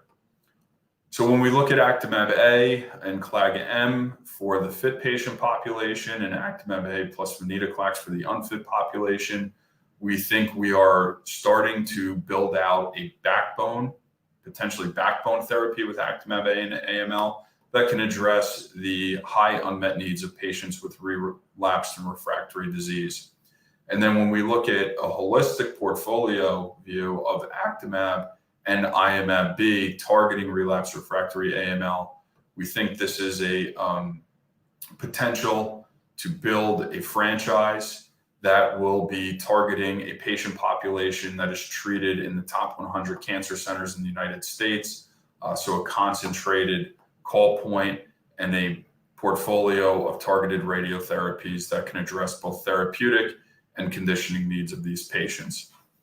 So to conclude, as I mentioned, we do have a strong balance sheet with over $80 million at the end of the second quarter that is expected to carry us through several significant milestones, including top-line data on the phase 3 SIERRA trial for IMAB. We do expect to be able to file BLA for approval by the end of next year, proof of concept data in CAR T and gene therapy settings with our IMAB ACT program, low-dose IMAB, and then provide updates on our ongoing phase 1 Actimab-A trials, as well as continuing to advance our all technology platform, including our ongoing research collaboration with Astellas, but then also initiate other opportunities to leverage our technology platform. So thank you everyone for your attention today. Hope you continue to follow Actinium and our progress, which we expect to be significant over the coming months. and I'm happy to take any questions at this time. Yeah, Steve, if you could boil down that presentation, everything you said, into one thing, one fact, Yes. one whatever, what would it be? I think it's that we have a highly differentiated pipeline of targeted radiotherapies led by a phase 3 program that has completed enrollment and will have top-line phase 3 data in the middle of next year. All right, that was very succinct. Thank you. Steve Awakn, CFO of Actinium Pharmaceuticals, ticker up on the screen, ATNM. Steve, a pleasure as always. Thanks for joining us today at the Benzinga Small Cap Conference, and have a good rest of your day, and good luck. We'll keep tabs on you guys. Thank you very much. Great to be back. Look forward to coming back in the near future. All right. Well, I see our next speaker here in the chat. Let's see if we can bring him on. Vivos Therapeutics is the company. VVOS is the ticker. Kirk Huntsman is the co-founder, chairman, and the CEO. And there he is. How are we doing today, sir? Good, Spencer. How are you? Doing fantastic. Fantastic. Thank you for asking. Let me get your slides up here. I see them. All right. There they are. And all right. Very excited to hear about Vivos. Tell us all about it. All right. Thank you very much. Great to be back at Benzinga and appreciate the opportunity. So Vivos is a medical device company in the med tech space. We have a therapy as well as a diagnostic product, which we'll talk about here. We address the worldwide concerns with over 1 billion people that have obstructive sleep apnea. Between 80 and 90% of those people who have this condition remain undiagnosed and untreated. So there's a huge greenfield opportunity for anybody that comes along with something that actually works. And that's what Vivos is bringing to the market. So some of you may or may not realize this, but obstructive sleep apnea has numerous comorbidities, which means that it exists alongside many different types of chronic illnesses, things such as cardiovascular disease, diabetes, Alzheimer's, fibromyalgia. I mean, we can go down the list. We've identified a few of them on the screen here, but this just barely scratches the surface of the things that are known to be linked to sleep apnea, which makes these conditions either worse or causes them in the first place to some degree. And so if that's the case, if there's so many people walking around with this, why? Why are so many people suffering from OSA, and why are so few receiving treatment? We think there are two main barriers, two main issues that are at play here. The first is that doctors really don't know who has it. So there's an issue of diagnosis. Limited access and the cost of diagnosis have been barriers here. And then the second issue is that modern medicine hasn't been able to fix it. The best that we've been able to do is manage it. And the treatment options are unappealing, costly, and often very ineffective. So Vivos Therapeutics is bringing to market two technologies, one diagnostic and one therapeutic. On the diagnostic front, in the upper right-hand corner, you see what we call our Vivos Score device, which we'll talk about more in a minute here. But the Vivos Score device relies on a technology developed at Harvard. It's called cardiopulmonary coupling. We have the exclusive license from Sleep Image, which is another company here in Colorado that's bringing this technology to market. But we have the exclusive license for North America, Canada, and the United States to bring this product to market in the dental space. And we also have the ability to market into the medical space as well. But it's exclusive. Our license is exclusive to the 200,000 dental offices across North America. The second technology that we have is therapeutic, and this is the original groundbreaking technology that we have. We own all of the patents and rights to this technology. It was initially developed by Dr. Dave Singh, who was the founder of this company and also our chief medical officer. If you'll go ahead and skip that, we'll go to the next one. So the Vivos Score device is a technology that, as I mentioned, it's FDA cleared for both children and adults. It has the highest degree of any that we're aware of home sleep test in terms of its comparability to a polysomnogram. Now, the polysomnograms are where you have to go to a lab, a sleep lab. You have to sleep there overnight. You get all kinds of wires and cables and cannulas up your nose and all kinds of things in order to get all the data that they require. This is a single sensor ring that's up to 98.9% comparable to a polysomnogram. That's higher than any of Itamar's WatchPat products. It's higher than anybody else on the market that we're aware of. Again, identified or cleared by the FDA for both children and adults, which makes the market for this even larger than ever before. So again, we're focused in on bringing this, and what this does, we view the Vivos Score device powered by Sleep Image as the tip of the spear for us. It allows physicians and dentists to get into communication with their patients about their sleep. Because of its form factor and because it doesn't have any consumables associated with it, the cost factor for this has been driven from about $3,000 to about $3. So per test, we're talking about a dramatic reduction in costs associated with testing people. So remember, there were two big things that were preventing people from this diagnosis. We've solved that problem with this technology. Let's go to the next one. The second is therapeutic, and is what to do with it. Well, what you're seeing on the screen here is our oral appliance that is proprietary and patented and highly effective. This is our newest version of this, which just received FDA clearance a few weeks ago, called the mmRNA. And this device actually allows for a repositioning of the tissues that comprise the human airway. And when you remove the obstructions by repositioning and redefining the tissues, you get a bigger, more patent airway. We're going to show you exactly how this works. So this is the non-surgical redevelopment of the human airway. We're going to show you right now if we go to that. So just by way of just understanding here, the metric by which sleep apnea is measured as far as its severity goes is something called the apnea hypopnea index.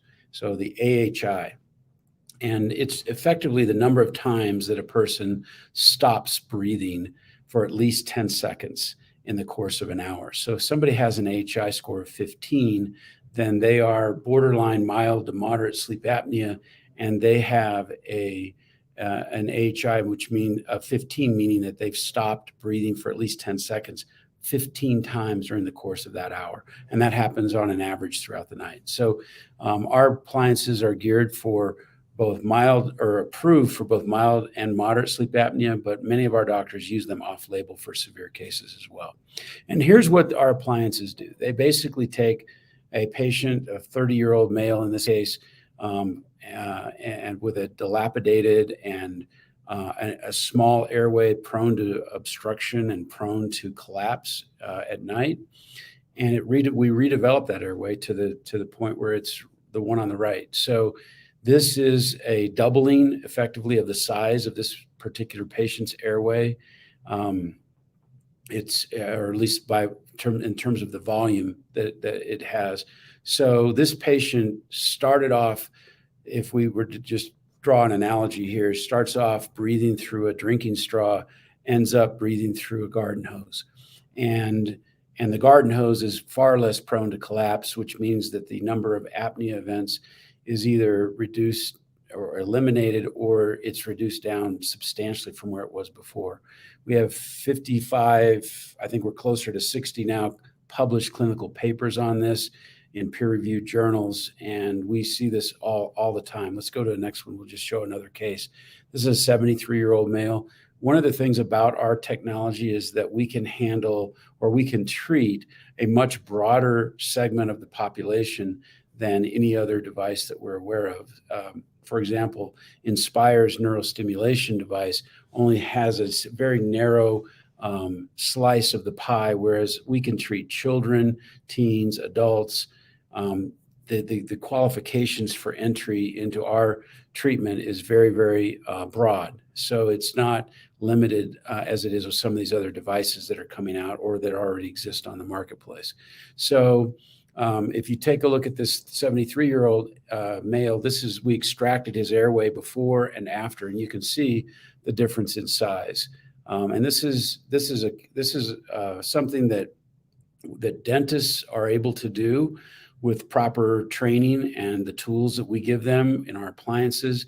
Each patient receives a customized appliance that is fitted specific for them and is designed specifically for them, and then is given to them with specific protocols that are unique to that individual. So everything is a customized series of protocols and appliance design, which yields the optimum results. And we know that because we've treated over 19,000 patients to date very successfully, average about 2/3 reduction in AHI scores, and actually in about 29% of the patients, we get a complete remediation, which means we get their AHI scores back to within normal limits, which is under 5 events per hour. So that is unprecedented out there. Nobody has been able to do that. Nobody's ever done that. We've got on the screen right here for you just a look at the landscape for what happens when a patient comes to the realization or they're diagnosed with sleep apnea. What are their treatment options? Well, if they want to stay on the left-hand side and do a non-surgical treatment option, then they're basically going to go into CPAP or some other oral appliance therapy that's not Vivos. Vivos is the only oral appliance on the market that can lay claim with research to back it up that we actually redeveloped the airway. So our appliances evoke this change over the course of between about 9 and 18 months, sometimes as long as 2 years. But they wear the appliance in the evening hours and overnight. And the more they wear it, the faster their treatment goes. And then we have some other ways of accelerating the treatment that we deploy depending on the case. But they if they are in CPAP, they have to wear the CPAP every night for life. There's no getting out of your CPAP once you get in it unless you go through Vivos therapy. So there are millions and millions of users of CPAP around the world, across certainly across North America, that would love to get out of their CPAP. They're for the most part excellent candidates for Vivos treatment. And then there's other oral appliances that are out there that are, again, palliative. They only temporarily hold the lower jaw forward. So whereas ours is a treatment where a patient goes into treatment and comes back out again, these other devices, other technologies are palliative. They only have a temporary benefit. If you go to the right-hand side of this, the 3 different major options for treatment are Inspire Medical's neurostimulation. Again, the risks of surgery, having this implanted in your chest the rest of your life, with never really being able to get a cure out of this or get to where you're actually better. It's just, you got to keep up with this and you manage your disease state throughout the rest of your life. The other 2 surgical options are rather draconian, rather painful and drastic, but rendered unnecessary for the most part for most patients because of the advent of Vivos. So we think we are coming to the market with a highly differentiated product, a highly disruptive product to a multi-billion-dollar marketplace for our devices. Insurance coverage is out there. We have almost all the major payers that pay on this across the country and in Canada. So we have an idea for our model. There's a lot of training that goes into this up front. Dentists come to us and they pay a fee for getting enrolled and starting their training journey. We train dentists to become sleep medicines experts, and we do that with a training institute that we have here in Colorado and extensive online courses. So we have that as a revenue source for our company, as well as the recurring revenue from the cases. If you are familiar with Align Technologies and the Invisalign product, our financial model is very similar. About 80% gross margins on the products and services, and addressing the dental community. So with margin for the dentists that are higher on our products than they are for the Invisalign products. So we have a number of recurring revenue streams, but the biggest one happens when a patient says yes to treatment in a dental office. So patients are in there, they're being examined by the hygienist. They get one of the Vivos score rings to take home. About half of the patients that are being tested today, and we now have thousands and thousands of these tests going on every day, but we have about half of these patients that are testing positive for OSA and then entering into a patient journey that involves a corroborating diagnosis from a sleep physician. We have a nationwide network of sleep physicians that we can access to get these diagnoses. Excuse me. And then then the patient is returned back to the dentist for treatment and in the therapy that is prescribed by the physician. The dentist then executes on this and delivers an oral appliance to our specifications. And so the margin on that for the dentist is about, on a typical case of about $9,000, the dentist would basically net about $6,000. So in every dental practice across North America, there's hundreds and hundreds, maybe thousands, depending on the size of the practice, of these type of cases that are just sitting there waiting to be had. So lots of low-hanging fruit for the dentists, lots of participation with their colleagues in medicine.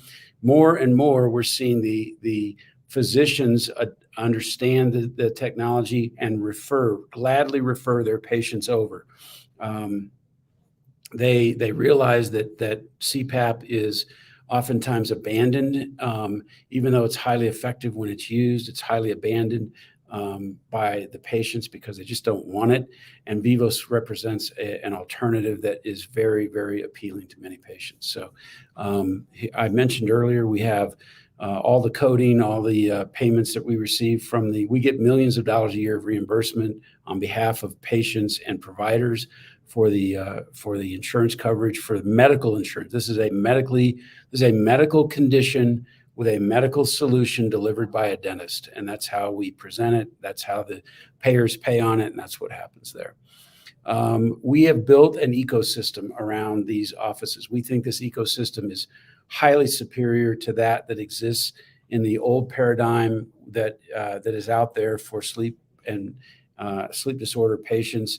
It centers around the dental office of all things, but it's the dentists that control the oral cavity, and it's the size, shape, and function of the oral cavity which controls the size, shape, and function of the airway. We now know that. That's beyond, we don't have to really argue over that with anybody. It used to be that people didn't realize that, but now we know it. And so it's the dental office which is at the centerpiece of addressing the worldwide condition of obstructive sleep apnea. We've provided a whole assortment of software, hardware, support services, educational services, adjunct therapies to deliver the highest caliber of treatment to patients.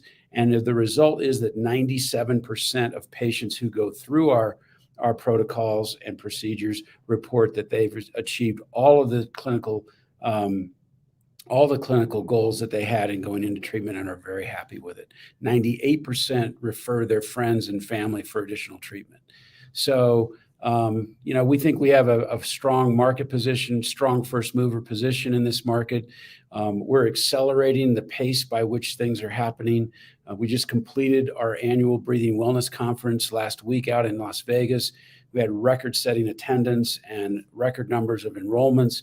We had full participation for the first time from many very key and influential people in the medical community that are starting to wake up and are reaching out to their colleagues to point to Vivos as the place to go to send their patients. So we have dental and medical communities now no longer operating in silos, but talking to one another and collaborating on these cases together. And it's just a beautiful thing to see.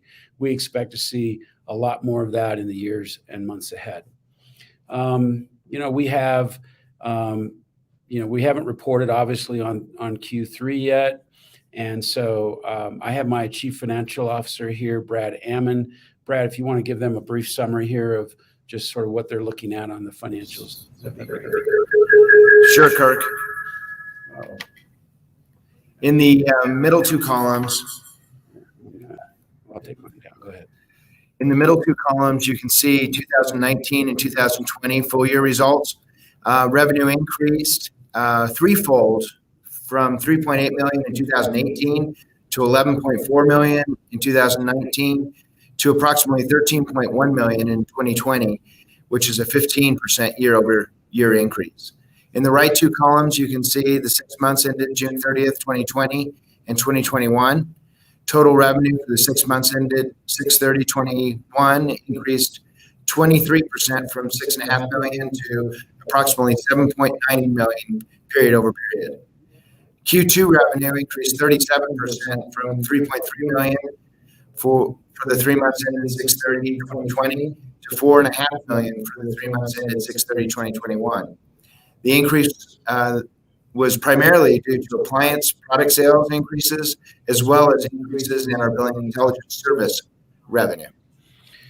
Margins are in the 79% range for product and service revenue, as Kirk had mentioned before, and our cash balance as of 6/30/2021 was about $34 million.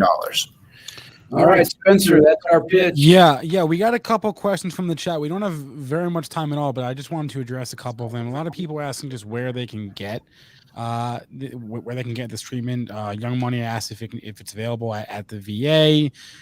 We have a question about does health insurance cover it? If you can address the availability here and how people. Yeah, so we will have. I'll just do that one. Sorry, Brad. We have two computers going simultaneously here. So we have our new MMRNA that just got FDA cleared. It is awaiting the final hurdle of PDAC approval, and then it'll be available at the VA. It'll be available for all Medicare patients as well. So currently it's commercial payers that'll pay on it or private pay. We have Vivos providers in every major and most secondary cities across North America.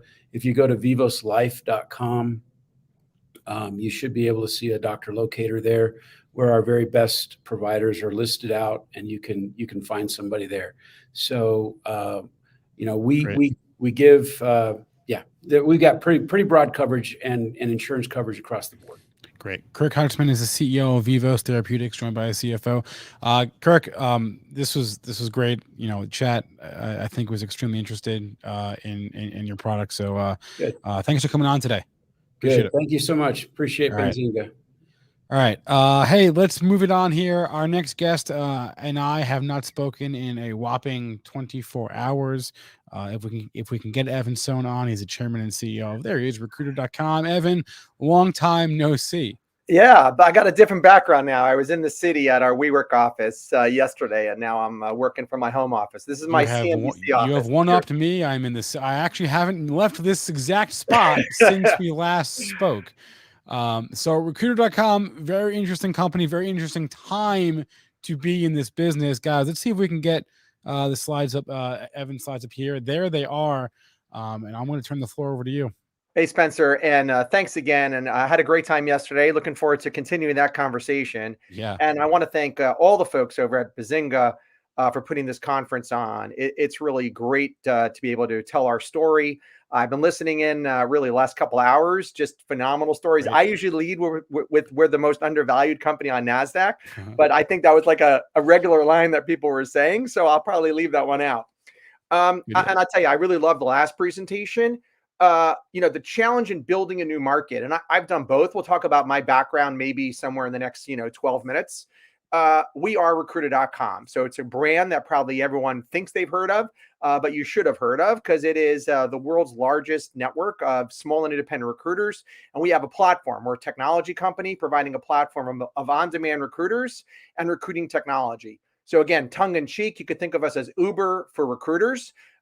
One needs a recruiter to take them to a certain destination, and that's what we provide. We have over 30,000 recruiters on our platform today.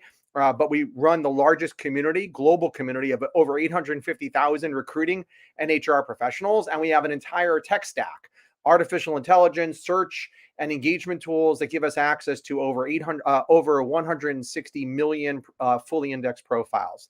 Standard disclaimer, thank you very much. We'll be coming out with our Q probably in the middle of November on time. So some of the data that you'll see here, some of the highlights are really referenced our prior Q.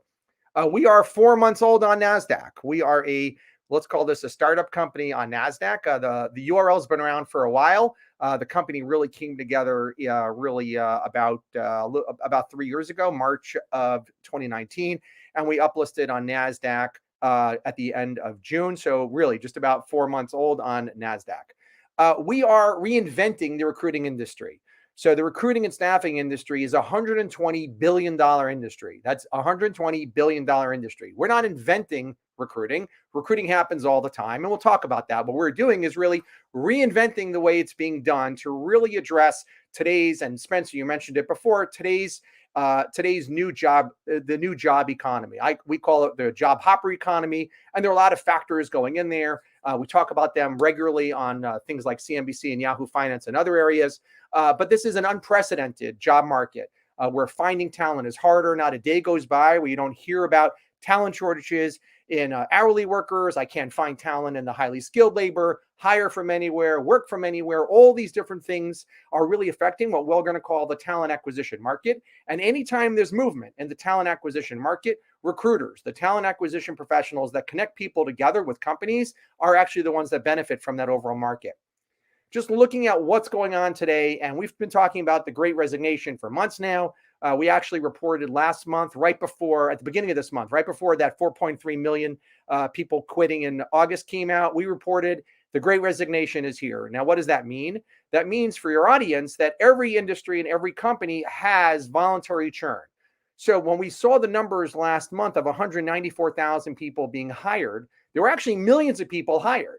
It only created 194,000 net new jobs. Well, what happened with all the others? All the others were people leaving their current job for another job. Let's call that backfill.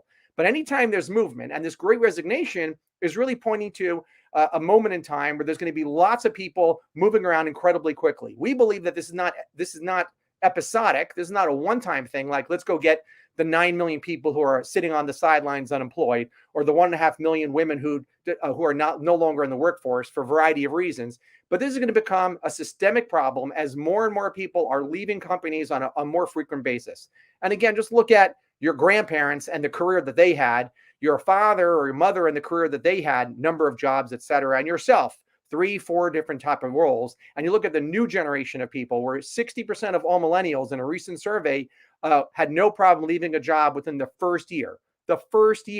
So what we have to do when we start looking at reinventing an industry is basically say whatever happened in the past no longer works in today's economy and no longer works going forward.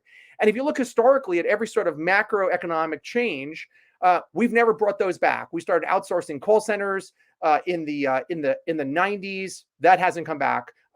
Amazon outsourcing web services. That hasn't come back. And if you look at the recruiting model really hasn't changed at all. There are two ways to actually recruit. You do it yourself. And I know a lot of you are probably thinking, oh, it's like ZipRecruiter and Indeed and LinkedIn. Well, that's part of the do-it-yourself model, right? If you did it yourself, you'd post a job, you'd find your candidate, you engage the candidate, you screen the candidate, and you hire the candidate. So you have two choices. You can either do it yourself, like I just said before, or you could retain a recruiter. And the typical model was, hey, I'm going to go hire a recruiter.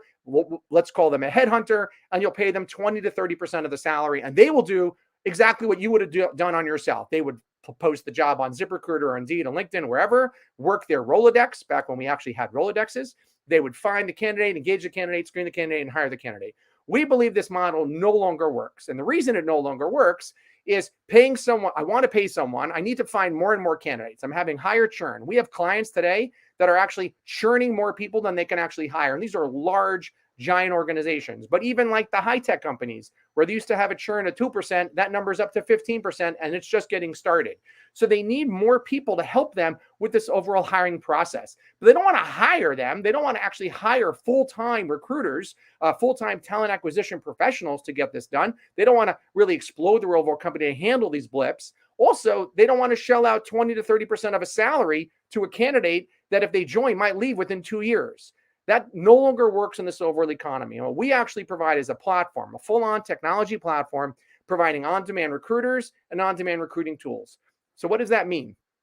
I think I have a case study here. So Dentsu is one of our clients. They're like the 5th largest advertising company on the planet. And I'm not going to read the screen for you. They had hundreds of open opportunities, hundreds of open jobs that they need to fill very quickly post sort of the vaccine, very highly competitive market in the media space. And we hired for them. We helped them hire almost 130 people in 90 days. Now, how we do that is we gave them about 17 on-demand recruiters. Now, these are on-demand recruiters. Again, think of like Uber. I need 17 cars or 16 cars to take me from here to LaGuardia Airport. Now, I don't actually own any of those recruiters. Those recruiters were all on-demand, 1099. They don't work at recruiter.com. And we also gave them our AI sourcing tools to help find the right candidates, engage them using our tools with complete DEI sourcing capabilities, et cetera. And we also own some job boards like Media Bistro that really helped along the way. Just an incredible success story, but this was all done on demand. That means we ramped up the team, and now we ramped it back down to actually handle some of their other projects. We now have almost 200 recruiters out on assignment, and again, none of them actually work for us. So you're going to ask me about ZipRecruiter, you'll ask me about Indeed, LinkedIn, maybe Korn Ferry, a couple others. There's not one public company that has what we have, and let's walk it through. Right? You've probably heard of Korn Ferry, Heidrick Struggles, Russell Reynolds, the very large executive recruiting firms. We don't touch the executive recruiter, right? So this is not about finding the senior product officer for Coca-Cola. This is about finding the hundreds of people that they need in their factories. We're not a traditional RPO. RPO actually has hundreds of recruiters in-house, and they put them on assignment. Usually they're 1-year assignments. Maybe they'll let them switch people out after 6 months. We don't do that. We're not making you hire a driver to take you for the next few days to someplace. It's all done on an on-demand basis. So the recruiters that we provide are actually the recruiters that folks want to have access to, but they don't want to hire them full-time. In fact, many of our clients actually hire. They, in fact, make offers to the recruiters that we're providing on demand, and that's become another source of revenue for us. LinkedIn and ZipRecruiter are in the do-it-yourself model, and we actually leverage those tools. In fact, they've leveraged us. We've actually run marketing campaigns, both for LinkedIn and Indeed, where they've actually paid us advertising dollars to promote their services to our network because our network is so strong. And Eightfold is a highfalutin Silicon Valley company, a big unicorn now, and we have the exact same software, really par for par, in terms of our AI search capabilities that really help recruit talent faster. I want to leave some room for questions, but we have a great team. My background, I've done this a few times, never in a microcap space, so it's a lot of fun for me. I started my first company at 21 in mobile computing, got acquired by Dun & Bradstreet, went to another company, venture-backed company, got acquired by Message Labs, grew Message Labs, got acquired by Symantec. Most recently, I was with a company called Point in the payment space that was acquired by GoDaddy. But it's not just about me. Miles and Ashley were actually the co-founders of the company. They're still very involved in the company now. Judy Crandall, our CFO, Zwan Smith, CTO extraordinaire, and ironing the rest of it out was Josh and Mike on both the sales and on delivery side. Just taking a look at some of our clients, you can really see that if you even our small clients are spending on average about $1,000 a month. Our medium clients almost $15,000 a month, and our medium clients and our large clients are spending in excess of $100,000. And I think when you look at that portfolio of a client base, that's a very, very healthy client base. Only 20%, this was as of Q2, are tech and info related. So we're really across lots of different sectors because, again, we have 30,000 plus recruiters on our platform. We want to make sure that we have opportunities for all of them.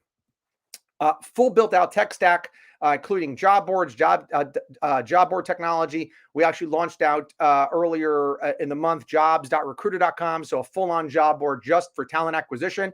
I've talked about this before, but there are actually more openings in the US for talent acquisition professionals than there are for software engineers. So our job board now has over 1,000 companies posting up jobs and opportunities for them. We have curated talent pools, video interviewing technology, our AI sourcing technology, and then our distribution platform for really helping us place recruiters on demand and ensuring that they're actually doing a great job while they're at it.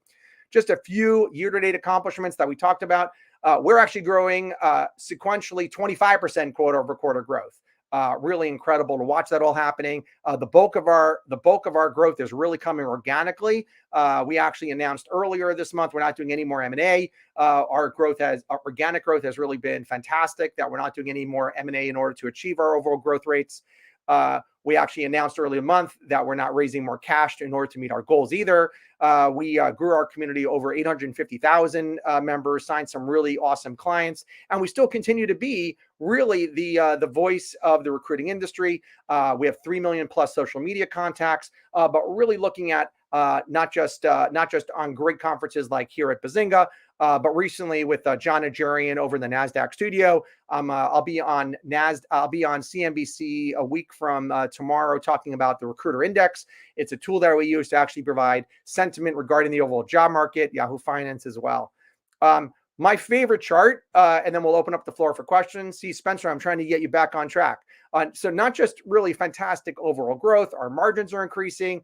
Our losses were actually less in last quarter. We actually invested more money sort of in our S1. We talked about investing money from the raise into the business. We really did a great job over the quarter investing in sales and marketing and obviously technology. But what we're seeing here in the orange is really the growth of our on-demand business. So our on-demand business, which was almost nothing a year ago, is really representing almost half of our revenue and really increasing very, very quickly. On the blue side, this blue line over here is actually our software business. So our software business, which was almost non-existent at the beginning of the year, is now quickly growing. And this is all SaaS-oriented, very high-margin business. So really excited to watch this overall, the whole team come together. I'm surrounded by some really great people, great board, great shareholders, great investors. And finally, before I open up the floor for questions, I think the one thing that we all know is that the normal is not coming back. Right. So 2 years ago, we were talking about the efficacy of remote work, and now we talk about hybrid opportunities. If I asked your audience, and Spencer, I think we talked about this yesterday, if I asked you saw a resume 2 years ago of a 30-year-old that's been at the same company for a decade. So 2 years ago, same company for a decade, you would describe that candidate with words like steadfast, committed, loyal, climbing the ropes, climbing the ladder. 2 years later, you look at a candidate that's got 10 years at the same company, right? They're 30 years old. They've been at the same company for 10 years, 2 years later. So today you would look at them and say, maybe things like stale, risk averse, not interested in trying new things. So the question is not about us, right? Because that's not who we are. That's not how we might think.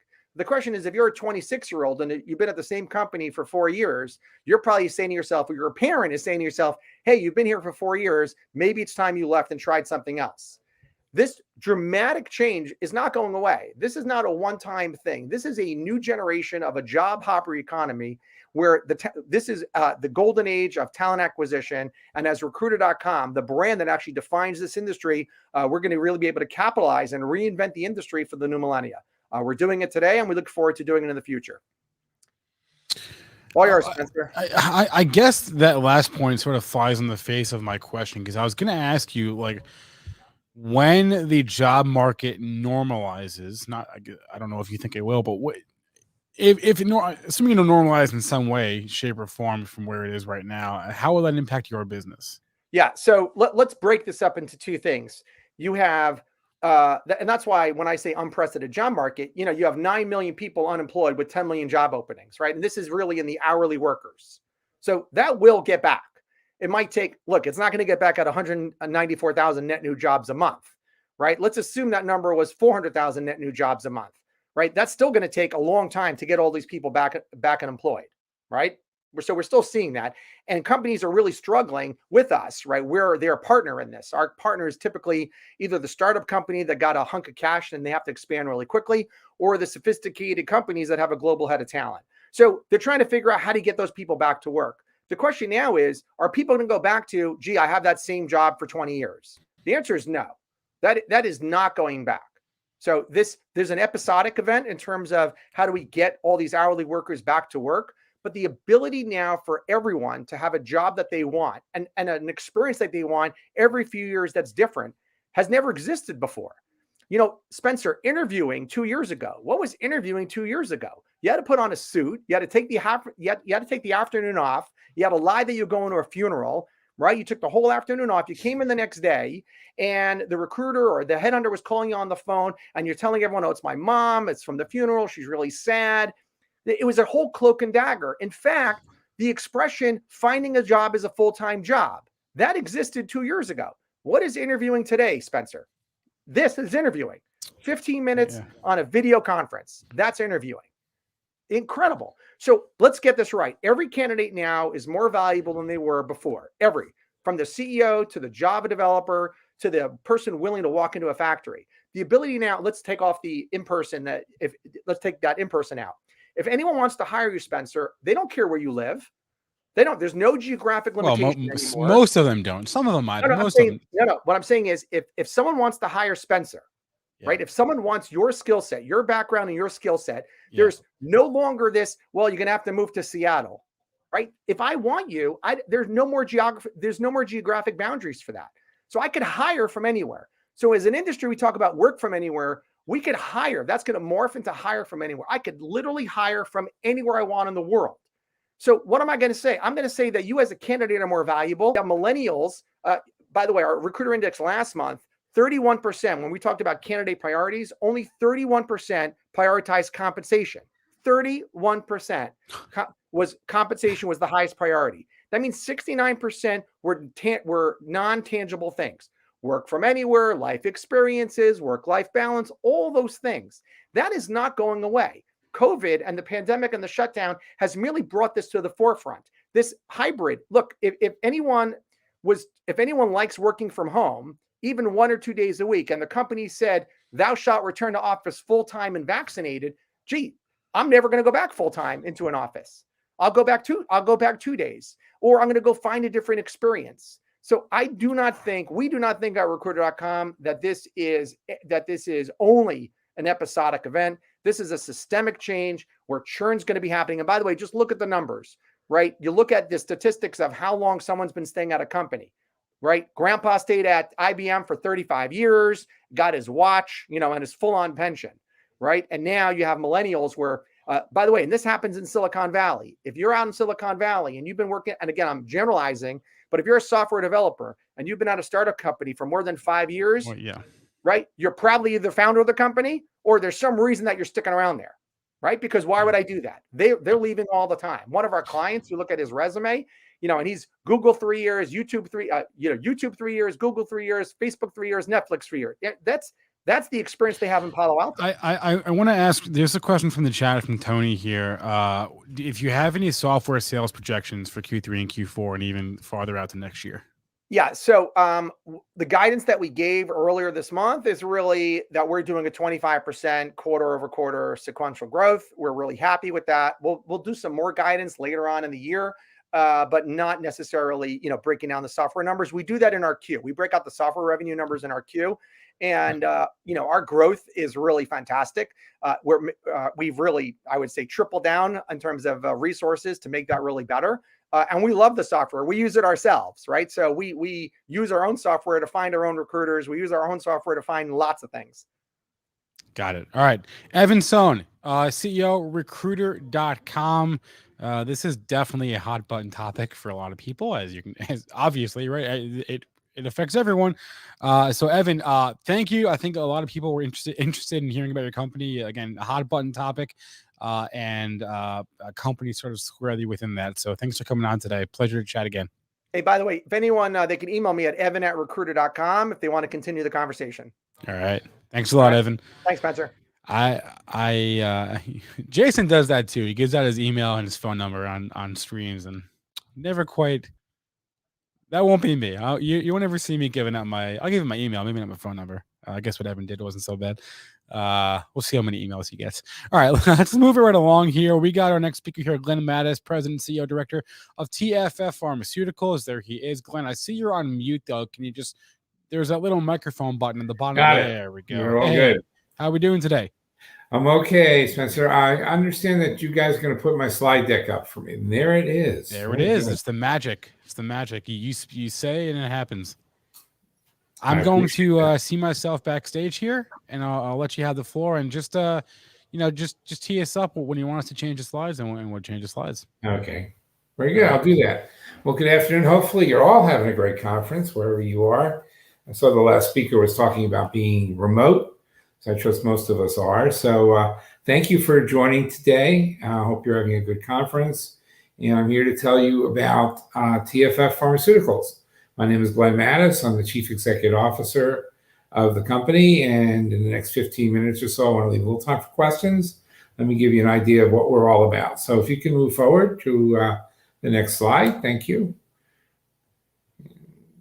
I just want to remind you all that we are working under a safe harbor since we don't have any confidentiality agreements with any of the listeners here. Next slide, please.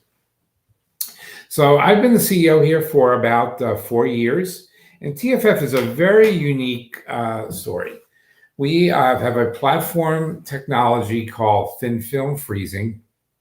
And what that technology does, it has the ability to convert almost any kind of pharmaceutical compound, be it a solid compound, a vaccine, into a really beautiful, inhalable, dry powdered product. It is rather ubiquitous in nature in that, as I said, it works on large and small molecules. And our business strategy is a hybrid. We have a portfolio of products that we develop internally, and I think I'll have time to review those products with you. And we are clinical stage. 2 of those compounds are actually in the clinic. The 3rd about to enter into the clinic in a couple of weeks. And then the other part of our strategy is we take this technology and we partner it with other pharmaceutical companies who want to apply the technology to their assets. We work also with the government. We have a number of government contracts and relationships. And we work with academia, a very prestigious group of academic institutions who are working with our technology to apply it to their inventions as well.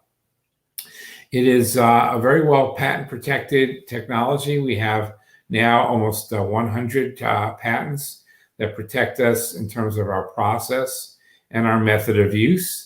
And also, whenever we do a thin film freezing version of a compound, we get composition of matter. Our internal portfolio is focused on four compounds. We have an inhaled version of a drug called voriconazole. Voriconazole is an antifungal that we are developing it for invasive pulmonary aspergillosis. We finished our phase 1 trial and will be entering into a phase 2 trial by the end of the year that we view as our pivotal trial that's being developed under the 505(b)(2) regulatory pathway. Our second compound, which also has completed a phase 1 trial, is a drug called tacrolimus.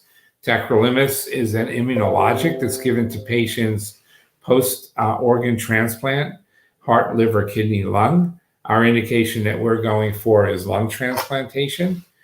And also there, we will be following the 505(b)(2) regulatory pathway. The target product profile for these compounds is that we will have at least equivalent efficacy to the parent compound, while since we're giving a lower dose directly to the lung is a marvelous vehicle for drug distribution and metabolism. To achieve similar blood levels, we will have a superior adverse events and drug-drug interaction profile. Our third compound is a drug that we're co-developing with Augmenta Bioworks. Augmenta 3387 is a monoclonal antibody that we have seen really a wonderful animal efficacy. It's been highly effective. We've just recently did a press release with our animal data and showed that it has activity against all of the known COVID-19 variants. And we also just tested it against the Lambda, the Mu, and the Delta variant, and now we're looking at Delta Plus. That compound will enter into the clinic early next year. And last, but certainly not least, is our inhaled version of niclosamide. Niclosamide is also being developed for COVID-19 as an antiviral, and we're about 2 weeks away from initiating our first patient in our phase 1 trial, with results early in the first quarter of next year. Next slide, please. I've been the CEO here for about 4 years after an extensive career on the big pharma side. And we have a great board of directors that are not only helping us lead the company at the director level, but they have significant content expertise, and they are a working board. And I'm really privileged to have a number of these folks engage with the company at a very, very high level. Next slide, please. So here's a slide that basically is a snapshot of where we're at. As I mentioned, voriconazole and tacrolimus are entering into phase 2 trials, niclosamide into phase 1, Augmenta into phase 1 early next year. We have a very large portfolio of vaccine opportunities, and the basic value creation premise here is that we have the ability to take solution-based vaccines, for example, the mRNA vaccines that are currently being used for COVID and others. Those are manufactured with an aluminum adjuvant, which requires cold chain distribution and storage. We can convert those solution-based vaccines into powders, and the powder can actually become the vaccine, or it can be reconstituted, totally eliminating the need for cold chain. So we're working in the COVID-19 space, we're working on flu, working on other monoclonal antibody-based vaccines, other antivirals, either directly with other companies or academic institutions. For example, I mentioned the universal flu vaccine, where we're working with Dr. Ted Ross. We're working with the U.S. Army. We have a CRADA with the U.S. Army for monoclonal-based antibody vaccines, for other types of nanoviruses, and other relationships as well.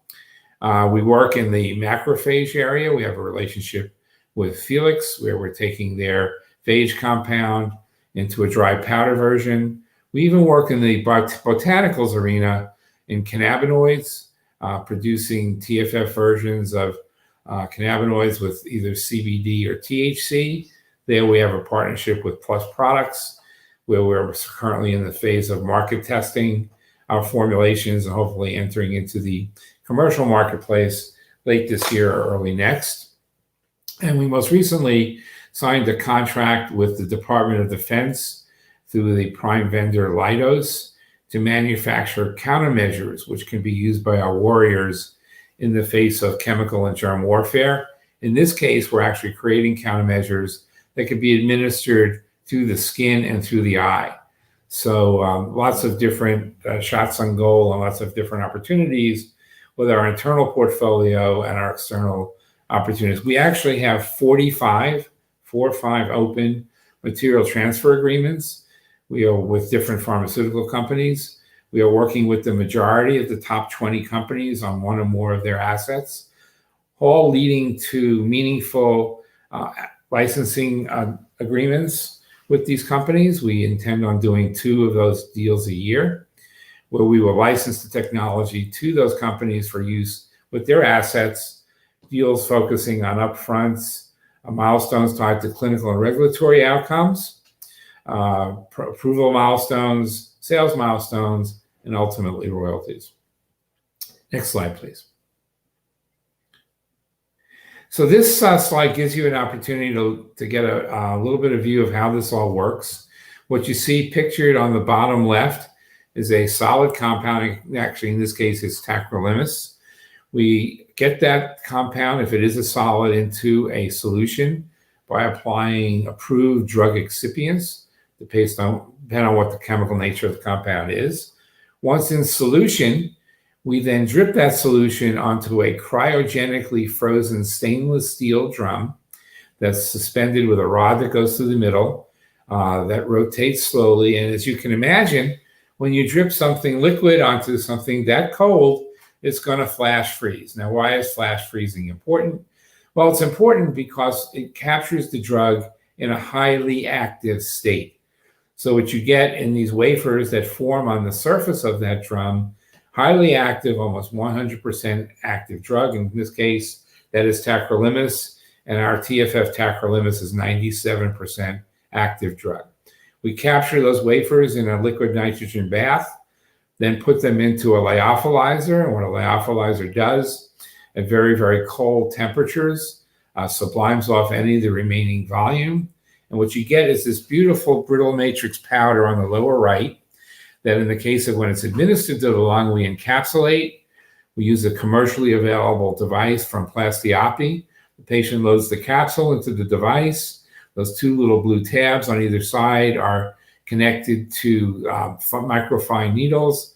The tabs are depressed on either side, and the needles pierce the capsule, and the patient inhales this brittle matrix powder. Again, highly concentrated, allows for really exquisite drug distribution. Next slide, please. Now, the reason I stressed again this rapid freezing is that there are other ways, I'm sure you're aware, of creating dry powders. You can spray dry, you can spray freeze dry, you can nanomill. Those take prolonged periods of time, and the environment impacts the concentration and the impact of those powders.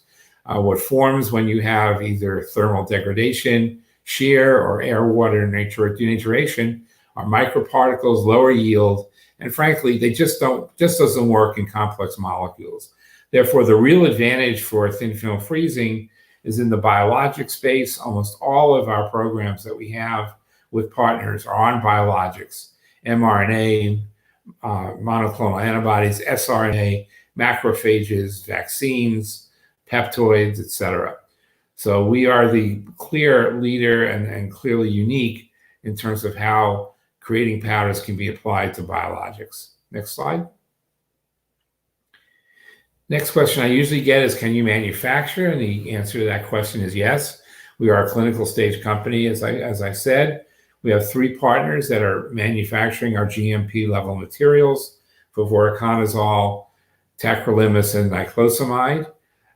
We have 3 partners so that we've built in redundancy, and we can supply either clinical levels or commercial levels. And we just started working with Catalent as our biologics partner, working on the augmented compound. Next slide, please. I talked about our business model. We have also should mention at this point, because I'm running short on time, that we're well capitalized. We have over $50 million in the bank, which based on our current programming allows us to run the business through 2023. And we intend to be revenue positive upon closing transactions later this year. So the revenues will come from the partnerships, and then by mid-year next year, 2022, we'll have interim analysis and interim data on our Vori and tacrolimus programs, and we look to license those compounds mid-year next year. Next slide, please. Please skip a few. I'm going to stop on a slide that shows our near-term catalytic events and then open this up for questions. Just forward a couple more, please. Keep going. One more. So we've had a very, very successful year thus far with our clinical programs. In the third quarter, we reported our top-line tacrolimus phase 1 data. Our efficacy data on the augmented 3387 work was released. We are petitioned the FDA for an end of phase 1 meeting, sharing the phase 1 results from our voriconazole program. And we're 2 weeks late on our niclosamide phase 1 starting. It'll start by mid-November. We'll get the phase 2 programs for voriconazole and tacrolimus kicked off by the end of the quarter. Our toxicology data on augmented 3387 will be shared, and our niclosamide phase 1 program will be completing right around the end of the year. So our clinical milestones are many. Our transactional milestones are also going to be many and value creating. And with that, I think I am almost out of time, so I'm going to stop for questions. Hopefully this presentation will be up online and you'll be able to see some of the materials I couldn't get to. So Spencer, does that work for you? Yeah, that does work. We do have a couple questions here. Let me find them. There they go. Okay, well, we got more than a few questions. I don't know if we'll have time for all these questions. Let's get to a couple of them, though. Do you have a timeline on revenue?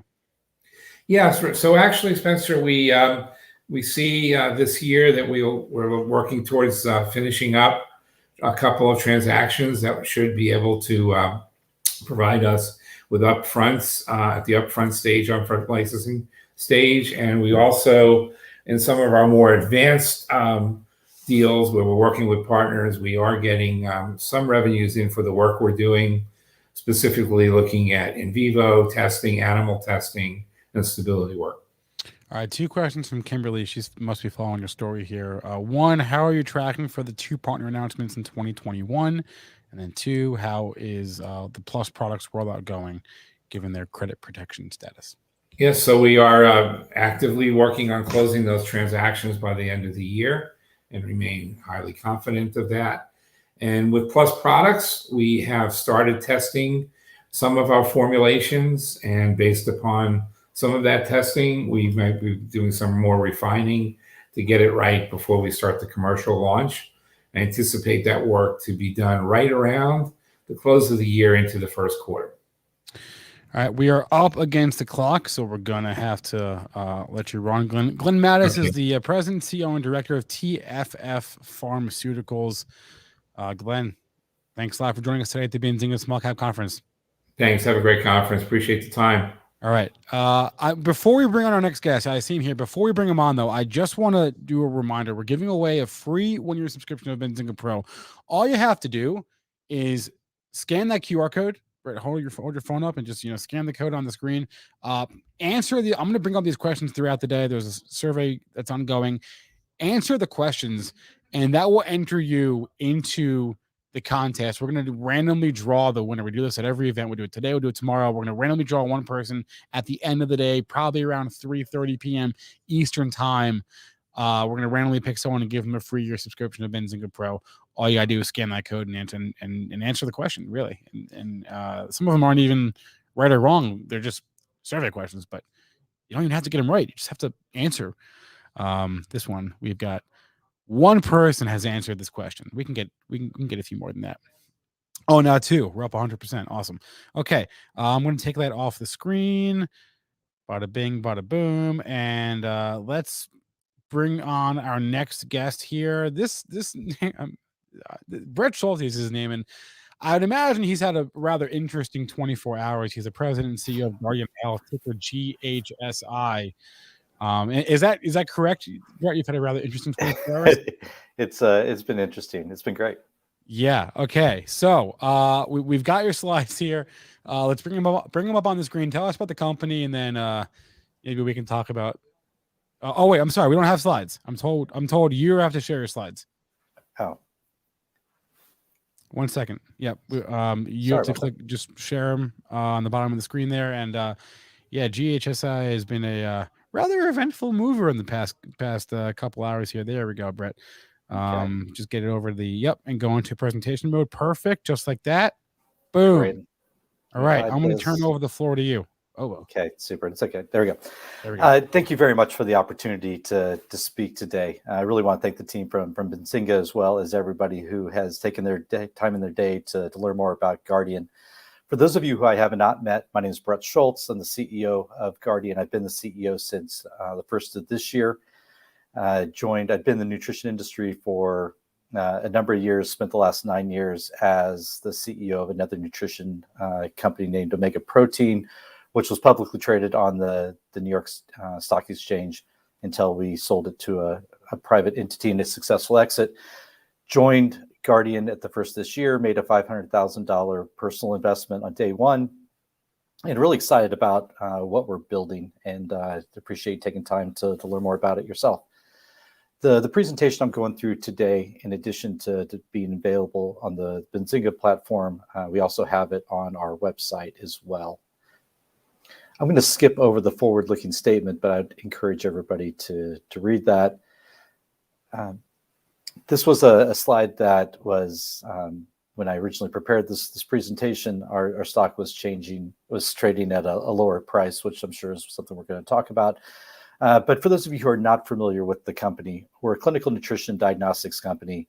We offer a portfolio of science-based, clinically supported nutritional supplements, medical foods, diagnostic products that support healthcare professionals, their patients, and consumers. And that science-based, clinically supported nutritional side is absolutely what we're about, and what I'm talking about, what we're building. It's all going to be based on that. As a company, changed in a big way this summer when we acquired the Bioactive line of supplement chews. This did a number of things, and I'll talk a little bit about that in a minute. but it's an important turning point for the company and important in terms of filling in the gaps of what we need to be successful longer term. The market capitalization on the page shows $25 million based on $1 stock price. Over the last 2 days, we have had a move in the stock, which it's nice to see. We've been spending a lot of time on the road talking to investors, doing exactly what we're doing today with as many people who will listen, and nice to see the stock moving the way it is, the volume that we're seeing in the stock, which has been nice. We'll talk a little bit more about the balance sheet as we go forward, but we ended the second quarter with $12.5 million of cash on the balance sheet, no debt. We are consuming more cash than we're bringing in. The Viactive product line does generate cash, but with the corporate costs, we are still at a position that consuming probably in the neighborhood of a little less than $2 million a quarter is what it seems like right now. But we'll start to see how that changes as we go forward. I talked about Viactive, and I think it's important to talk about what the company looked like pre-Viactive, what Viactive added to the company, and where we sit today. And hopefully you'll understand why I'm as excited about the future as I am. The company has been a company very focused on the clinical side of the nutrition industry, scientific formulations, clinical work on finished goods, scientific advisors that help guide the company, educating healthcare professionals on what we're doing. But when we were able to acquire Viactive, we were able to complement that side of what we had, that foundation, with a strong brand, a combination of efficacy of the products as well as good tasting products, additional marketing experience, and established distribution channels. So now when we look at what the company is for the rest of this year as well as going forward, combining those two gives us much more of what we need to build this clinical nutrition company. And there are 8 highlights I want to run through to help describe in a little bit more detail why I am optimistic about what we're building. First off is just the global nutrition market overall. And if you're not familiar with this is a $150 billion market dominated by a lot of large, well-known companies, and the tailwinds that are driving healthcare in general and the nutrition side of that have everybody expecting, or not everybody, but at least a lot of the industry folks who follow it expecting that this is an industry that will grow high single digits over the next number of years. We're excited about that. We're going to participate near term in the bone, the ocular side, and immune health. That's where we're focused today. And we think that a company that is small and nimble like ourselves can absolutely compete in a very successful way in such a large industry. But that's going to require that we are focused on the value creation process and where can we create competitive advantages and where is that going to be more challenging. And so where you can expect us to spend the vast majority of shareholders' resources are going to be focused on the clinical evidence side of our business, the product development, and then the targeted marketing.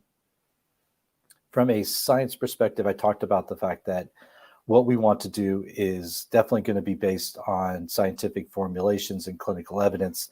We think that that's a differentiating factor that will allow us to be successful long term.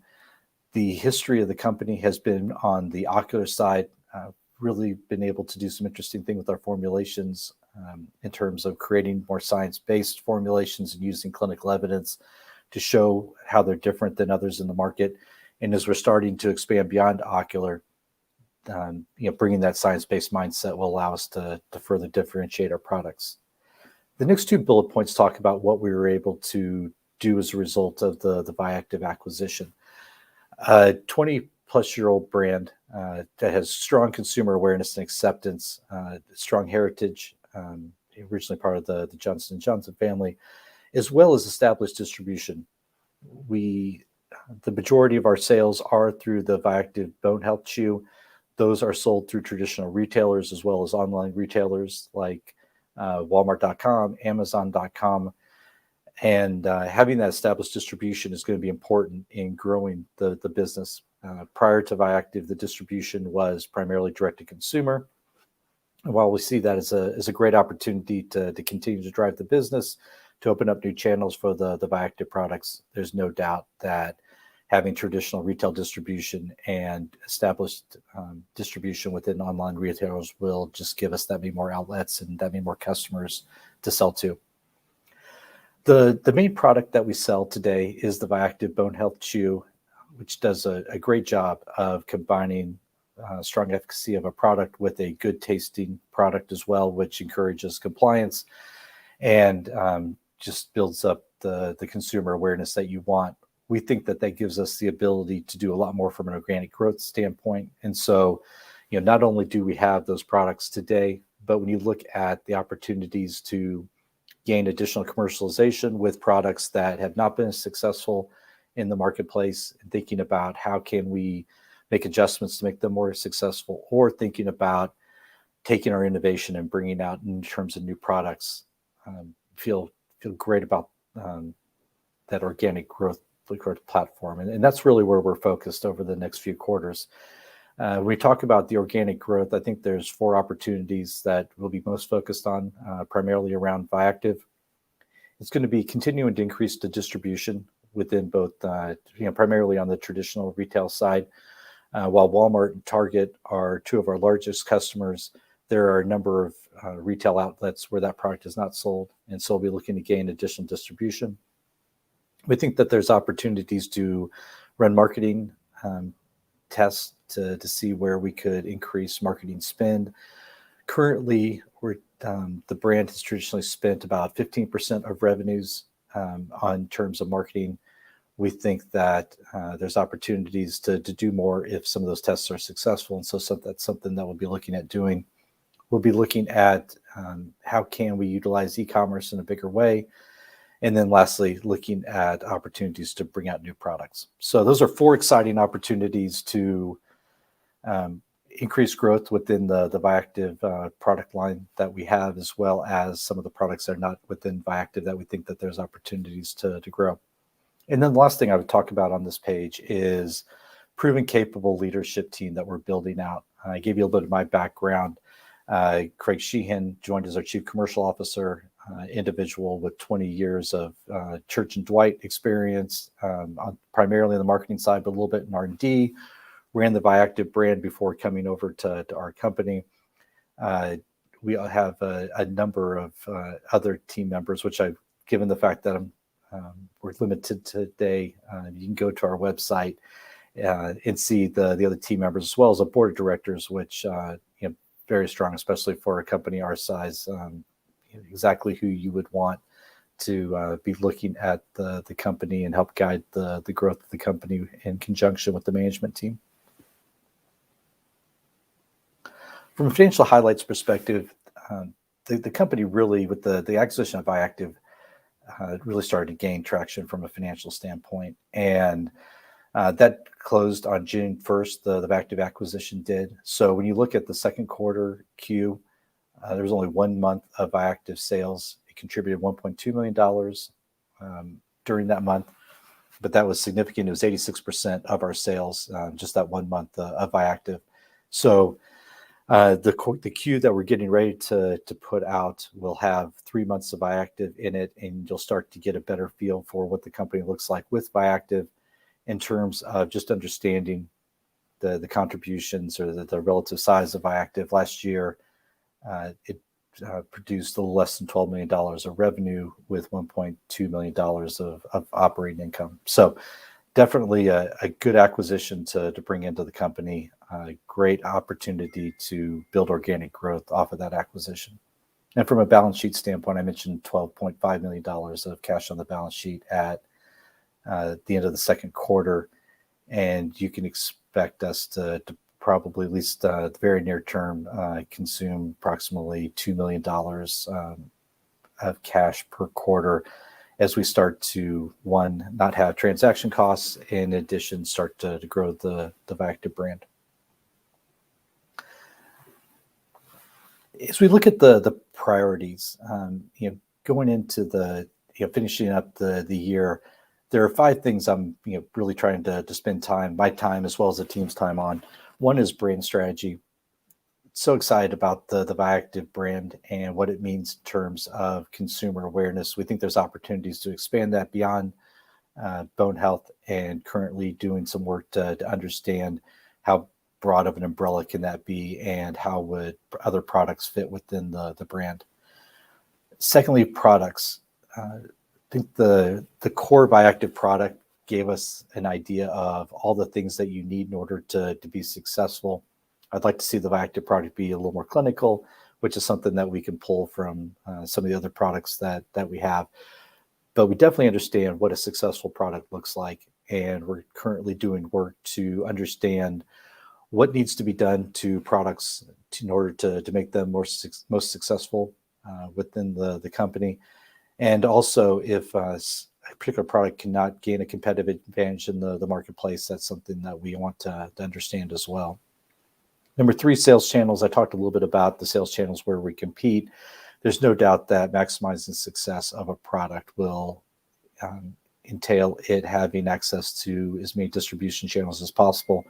And so we're trying to definitely understand the sales channels that we're in and how can we get more products through those particular sales channels.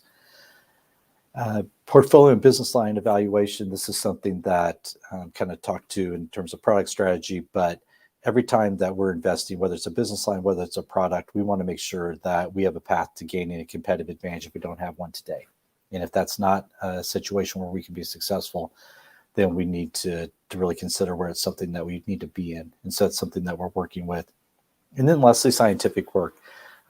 Number of things going on from an ocular standpoint that had been in process since the beginning of the year, as we started to get broader than just the ocular space, thinking about the scientific work that should be involved to support that, as well as some of the product development that could come out of the scientific work that we're doing. So those are 5 areas that we're spending the most time thinking through right now. In terms of what could that look like as far as actions through the end of 2022, we'll continue as some of these projects come to a conclusion or decision points. We'll definitely be communicating that to you. We'll be looking to also take the business unit product evaluation to completion, and we'll communicate that to the extent that it's relevant to everybody. We'll be looking to definitely look at new product development opportunities and launching products, and we'll be talking about that. You can expect us to continue to look at cost reduction activities as well as optimizing internal processes. You saw an example of this in a press release we put out a week or so ago about taking our ocular products, moving them to a 3PL, which gave us the ability to terminate our lease in San Diego where we had a warehouse. So those are the types of opportunities we'll continue to be smart about. We'll continue to ramp up our commercial activities and expansion of the existing business, as well as expansion of products across brands. We'll be looking to implement improved commercial systems. And then finally, we'll definitely be looking at acquisitions down the road. I don't think that acquisitions in their own right are something that you just do. I think that they are opportunities to get you into new areas. So over the short period of time, very focused on being able to take the Viactive acquisition, build the organic growth engine that I referenced. And then once that is done, you think that you can create more value from acquisitions going down the road as you can bring them into the organic growth engine. So those are things that I think that, the priorities that we're looking at and how those priorities could turn into actions over the next year or so. So with that, we have a little bit of time, I think, left. Core IR and Scott Arnold is the individual who helps with investor relations. Would love the opportunity to talk about the company in more detail. Again, appreciate the opportunity to talk to you today. Brett, let me just ask you this. What was last night about, man? So for those of you who may not be familiar, we definitely have seen a pickup in the demand for the stock, as well as the price has been good. And I don't have a direct answer to that, I would like to think that a lot of the work that we've been doing, talking to individuals who are interested in the story, I'd like to think that some of that's coming out in terms of increased demand for the stock and increased pricing. I don't know, to answer your question directly though, I don't know exactly what has been driving the price and the demand, but it's nice to see. I appreciate the honesty. That's a fair answer. We don't always, you don't always know. We don't always know. You don't always know. Companies don't always know. The market is a strange place. So. I do think though, that we have a number of really exciting things going on. And I would like to think that as we continue to tell the story, continue to talk about what you can expect from us and things like that, I'd like to think that, we'll get more and more people interested in the stock. And that's a good thing. I'd like to think that what we've seen, is somewhat of a reflection of that. All right, Brett Schultes is the CEO and president of Guardian Health, ticker GHSI. Brett, thanks for coming on today at the Benzinga Small Cap Conference. I appreciate the opportunity. I hope everybody has a great day. Thank you. Same to you. All right, real fast, because a couple people said they missed it, I'm going to bring the QR code on again. Okay, so you can scan this code. If you're on your phone, sorry, I don't really know what to tell you. Maybe screenshot it. I don't know how that would work if you're watching this on your phone, but there is the QR code. Scan it and answer a question, and you will be entered to randomly win. You will randomly be entered to win. Let's get that right. Randomly be entered to win a free 1-year subscription of Benzinga Pro. I'll change the question. Well, our next speaker is here. Don Schmidt, the CEO of Rapid Therapeutics. There he is. Don, good afternoon. Good afternoon. Can you hear me? I can hear you. I can see you. Cool. Clear. How's your Wednesday going? It's pretty good. It's weather cleared up here in Dallas about an hour ago, so things are looking up. Awesome. So we have your slides. Let's get them up on the screen, guys. There we go. All right. Tell us all about Rapid Therapeutics Science Laboratories. Love to. Thanks for getting us in this conference today. We're glad to be here. We'll jump past these first couple of slides, including the $100,000 slide on disclosure from our attorneys. So if everybody will move over to the third slide with me, we'll use this as our base slide today. I would think over the last year and a half of doing Zoom calls that this should be easy, but I'm not used to not seeing myself on the screen. So if we get a little lost, anybody can jump in at any time. I'm usually pretty good at catching things as we go. Rapid Therapeutics Science Laboratories started off as ostensibly as a CBD company, like everybody else, about 4 years ago. We ran across a metered drug or metered dose delivery system that we were interested in acquiring to deliver hemp products with. We quickly found out we didn't really know very much about it, but we certainly wanted to learn. For those of our viewers that may not know what a metered dose inhaler is, I've got one right here.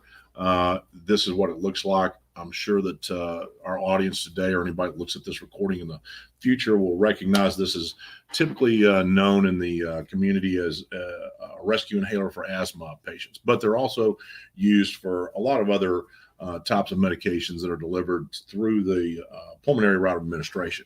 So when we talk about PMDIs or MDIs, this is what we're talking about, and we'll also talk about this little guy right here later in our discussion this morning. This is a sublingual spray, and it's also an aerosol product. So we'll talk about those two types of products today. We believe that we're the industry innovator with respect to metered dose inhalers in the cannabis space. I should say in the hemp space. We don't do anything with THC whatsoever. There are some competitors out there that do make metered dose inhalers with full spectrum oil, and I think there's a couple of people trying to in other jurisdictions to use THC. We don't do any of that. We stay strictly in pharmaceutical grade type products. We know from our relationships with the aerosol community, which is about a $12 billion industry worldwide for the treatment of asthma and COPD. We know scientifically that full spectrum oils and things like this do not work in metered dose inhalers. You've got to get down to a pure chemical formula to do that. We manufacture our metered dose inhalers and our sublingual products and soon to be topical sprays in an ISO 6 certified control room here in Dallas, Texas, down the hall from where I'm sitting. We have a lot of different formulas that we developed over the last few years, and we hope that we'll be rolling them out down the road. Let me stop and talk a little bit about metered dose inhalers. Let's take a look at two of our product lines right now. One is Inhaler brand. That is a metered dose inhaler. The Yoka brand is a brand that's being released that's a sublingual spray. The interesting thing about aerosol is a superior route of administration to most routes of administration of any medication or supplement. You start at the lowest form of administration with respect to bioavailability that's proven up through pharmacokinetics, oral, topical, nasal. Those would be some of the lesser efficient ways to deliver medications. We use the more difficult routes of administration that are harder to formulate, but they're much more efficient and consumer friendly. So moving down to our slide, when we talk about a metered dose inhaler with our flagship product, we believe it's up to 98% bioavailable. So effectively, the dosage of medication is absorbed in your deep lung tissue. It's almost as good as an IV. In fact, in some instances, particularly if it is a drug that interacts with your neurotransmitters in your brain, it's actually better than IV because it doesn't make a first pass through your liver. So we got on to metered dose inhaler, like I said, about 4 years ago. With some of my scientific background, we thought it was a really great thing to do, and we started trying to learn this business. We are now associated with Coster MDI SA out of Italy and HK Presspart out of the UK. We buy propellants from SRF, which acquired the diamol brand from Chemours last year, and now we're in discussions with Honeywell USA concerning their products. So we're dealing with big pharma for the acquisition of what we call our consumables, which if you look at a metered dose inhaler, it would be the actuator, the cans, and the valves. All these parts of our device are listed in drug master files, already approved with the FDA. So old technology that is very well recognized by the medical community, which is where our focus is at this time. We're moving into the novelty side. We'll talk about that here in a little while. So just a little bit of history. Well, before we get to that, let's take a look at this slide. This is a very interesting slide out of a medical book. And hopefully I'm not violating a copyright with this. We've used it for a long time. We acquired it from a physician who had worked in conjunction with the University of Arizona Medical School. But this shows where the drug transfer occurs with a metered dose inhaler and why it is so efficient. And it also shows why it's so hard to manufacture these devices correctly. They're dealing with very small areas in your deep lung tissue on the transfer of a single molecule drug into your systemic blood system, which goes to your aorta and directly to your brain. This what makes it so efficient, and we'll get into why the medical community really likes it here shortly. So our inhaler brand, which is this brand right here, we launched it a couple of years ago. We were selling this brand when COVID came along. We were like everybody else. We couldn't get in to see physicians. We ultimately have made the decision to stop selling this brand under the safe harbor provisions that the FDA has allowed for other hemp products. And we made a decision early summer to go ahead and prepare and file an investigative new drug application with the FDA. We're substantially complete with that application, and we will be going to the FDA with that product. So we made a little bit of a pivot. I won't call it a failure. I would call it a step up. We believe that the FDA's current view of the hemp space is that they're going to continue to treat CBD as a drug as opposed to supplement, although we manufacture other isolates that are considered supplements. And regardless of whether or not the FDA continues to treat it as a supplement or drug, and it currently is a drug, it really won't matter because our device, this complete device here, is considered a Class 2 medical device, and the FDA will retain jurisdiction over that, regardless of where the CBD moves into the supplement space. So that's really how we came to be. But over the last year and a half, we've branched into being a true aerosol manufacturer. And we did that at the recommendation of one of the largest pharmaceutical manufacturers in the world. They said, hey, look, your vision's too narrow. And sure enough, I think they were right. So when you get into a medical device like we're using here, that we're running up through the FDA, why is it so good? Why is it a superior way to deliver a product? Why is it better than vape? Why is it better than smoking raw hemp? Simply because these types of devices are well manufactured and have been for a long time. We don't use compressed air, which is impossible in a meter dose inhaler. That's a violation of the FTC requirements. All the parts have already been approved by the FDA. The only thing that's not approved is our pharmaceutical grade CBD that we've got a patent pending on. We believe it can be safely inhaled in the lungs. We've had this thing out with physicians in clinical trials. Obviously, we've sold several 100,000 of them to the market before COVID started. All of the what we call excipients, the ingredients that are contained in our products, are already approved, and that includes the propellant, the solvents, and the regulars that we use. We don't use any type of food grade oil or full spectrum oil. Entourage effect, we don't care about. We know what CBD does. And in fact, the first therapeutic benefit we'll be testing with the FDA will be anxiety. That'll be our phase 1 study will encompass anxiety and possibly depression. There are some really good articles that have been released in the medical community as late as this last week on CBD for anxiety and depression. I'm one of these guys. I've got a scientific background. Full spectrum oil in my world means nothing. That's a made up term by the industry that means nothing to a consumer because they've never investigated what it really is supposed to be. We use no essential oils, and at this point in time, we're not using any terpenes in this flagship product simply because we're not sure about safety. A meter dose inhaler is not properly manufactured, can be dangerous, can be life-threatening. Our product was designed in conjunction with medical direction, oversight of a teaching medical university, and so forth.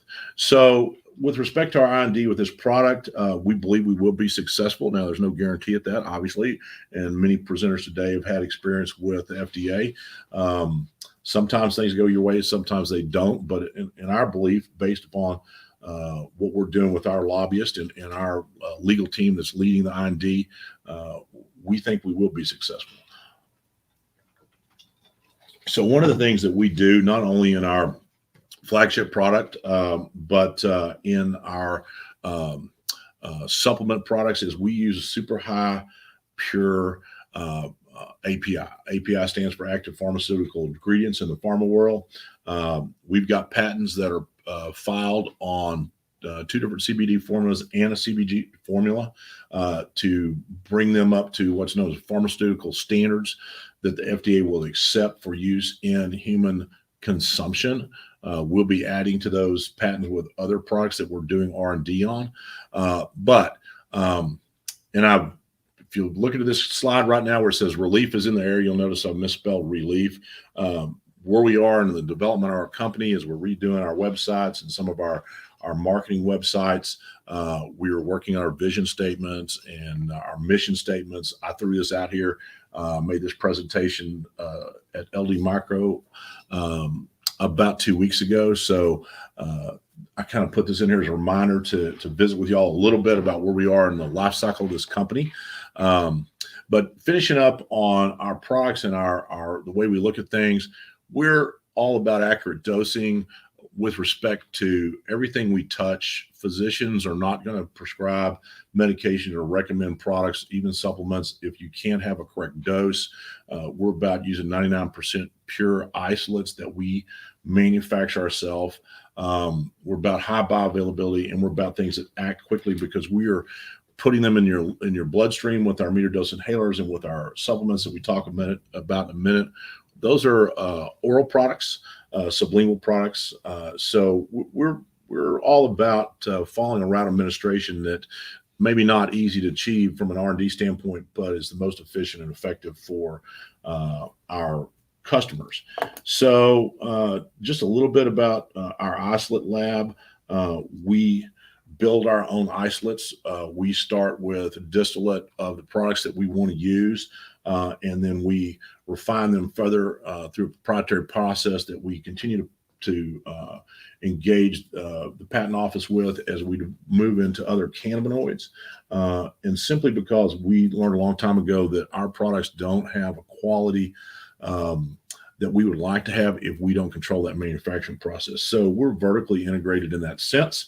We'll eventually sell pharmaceutical grade isolate to the general market for use in medical type products if we have excess capacity.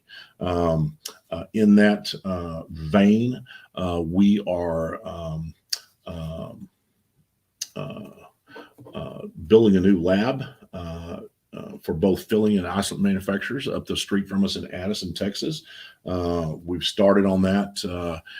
In fact, I've got the bid on the architectural, mechanical, and the final build out is on my desk. I got it this morning. So we've released that information. I will ask people kindly to go look at our filings. There's a more thorough discussion of what we're doing here with respect to our discussion in this presentation. If you'll take a look at our filings, things that I just wanted to talk about. We will be releasing, we've already talked about dosing. We've already talked about some of the medical benefits. I've just kind of skipped over about why meter dose inhalers are important to the medical community. I'll let the people who are watching this or watch this broadcast later take a look at this. We've talked about some of this value equation, and we'll touch on this just briefly. One of our inhalers like this is equivalent to several hundred, if not 1,000 gummy bears. Bioavailability is that good. We can deliver a product through this device for about 30 cents retail per milligram in your bloodstream. The closest thing to us is about 80 cents per milligram in gummy bears, about $1.25 through a vape pen. So that's enough about our inhaler brand and what we're doing with the FDA. The sublingual brand that we're coming out with, Yoka, in West Texas, we'd say this as Yoke. Actually, Yoka in some other languages means kind of how you doing. This is the sublingual spray that we'll be rolling out in the marketing campaign that's starting this quarter. Why are we doing this? Well, while we're working on an IND with the FDA, we can't be selling our inhaler, but our manufacturing equipment, which is paid for and which we have significant inventory for, allows us to manufacture other aerosol products. So we will be moving into what I call the novelty space, or what pharma calls the novelty space. They still have pretty high bioavailability, and you can see this device here. Although it's not labeled with our artwork, this is what we'll be doing. So we're releasing 2 SKUs on that this fall, and we'll be working on other SKUs next spring. This is a picture of our current laboratory. Obviously, we have some of our proprietary equipment pulled out of it. It gives us the ability to run about 4,500 units a day. Our new lab facility, which will hopefully be completed in the first quarter of 2022, will quadruple that. So that's what we're doing with the anticipation of the market and what we believe we will be able to grow into. I'm watching the clock here. It looks like I've got about 7 minutes left. A little bit about our balance sheet. We've got a really clean balance sheet. We've got very little long-term debt left. We issued a debenture that's due in the second quarter of next year as a bridge for us. We've got a very clean capital structure. I would invite anybody that's listening to this broadcast to go look at our financials online. I believe you'll see what I'm talking about. We believe we're poised on a re-IPO and uplift to senior exchange to be very well positioned for that type of activity. Management team is very well versed in public company operations. I'm an attorney and a CPA by trade with backgrounds in finance, accounting, and in science. Our CFO, Hughes Watler, is a longtime big board guy. He's got extensive experience. Sean Barrier, who helped found the predecessor company to RTSL, has a long and varied history in the hemp arena. He actually owns his own, or did own his own, grow in Oregon. So he's been around the space a long time. And then with respect to research and development, we have a very fine gentleman that has been with us for a year, and we just added to his team with a PhD in chemistry. Dr. Doinkwine was formerly at GlaxoSmithKline in their aerosol group. He headed up safety, scaling, and manufacturing of isolate in their reactor labs, which is what we do in our isolate lab. He's also worked for other big pharma companies such as Pfizer. So Dwayne's in charge of our research, and we do that, once again, we do that right here in Addison, which is a suburb of Dallas, Texas. So I've jumped through this, although it feels like it has taken no time whatsoever. I think we've used about 21, 22 minutes. We're actually up against the clock here, Donald. There is one question from the chat I want to ask that Go right ahead. Also occurred to me. If you don't use terpenes, how do you directly medicine to the right cannabinoid receptors? Well, CBD acts on CB1 and CB2 directly in your brain as an antagonist, and then it's a well-known neuromodulator. And then, of course, other parts in your body, your endocannabinoid system, have receptors, such as in the synovium in your joints, that it's a protagonist to. It actually attaches to those receptors. You don't need terpenes to have a cannabinoid react with a certain type of receptor. That's a myth in this space. Now, we use terpenes in our novelty sprays, but not in our meter dose inhaler spray. That would be a mistake because of the way that the physiology of the human body is, and safety concerns with any type of oil in your deep lung tissue. I hope that answered your question.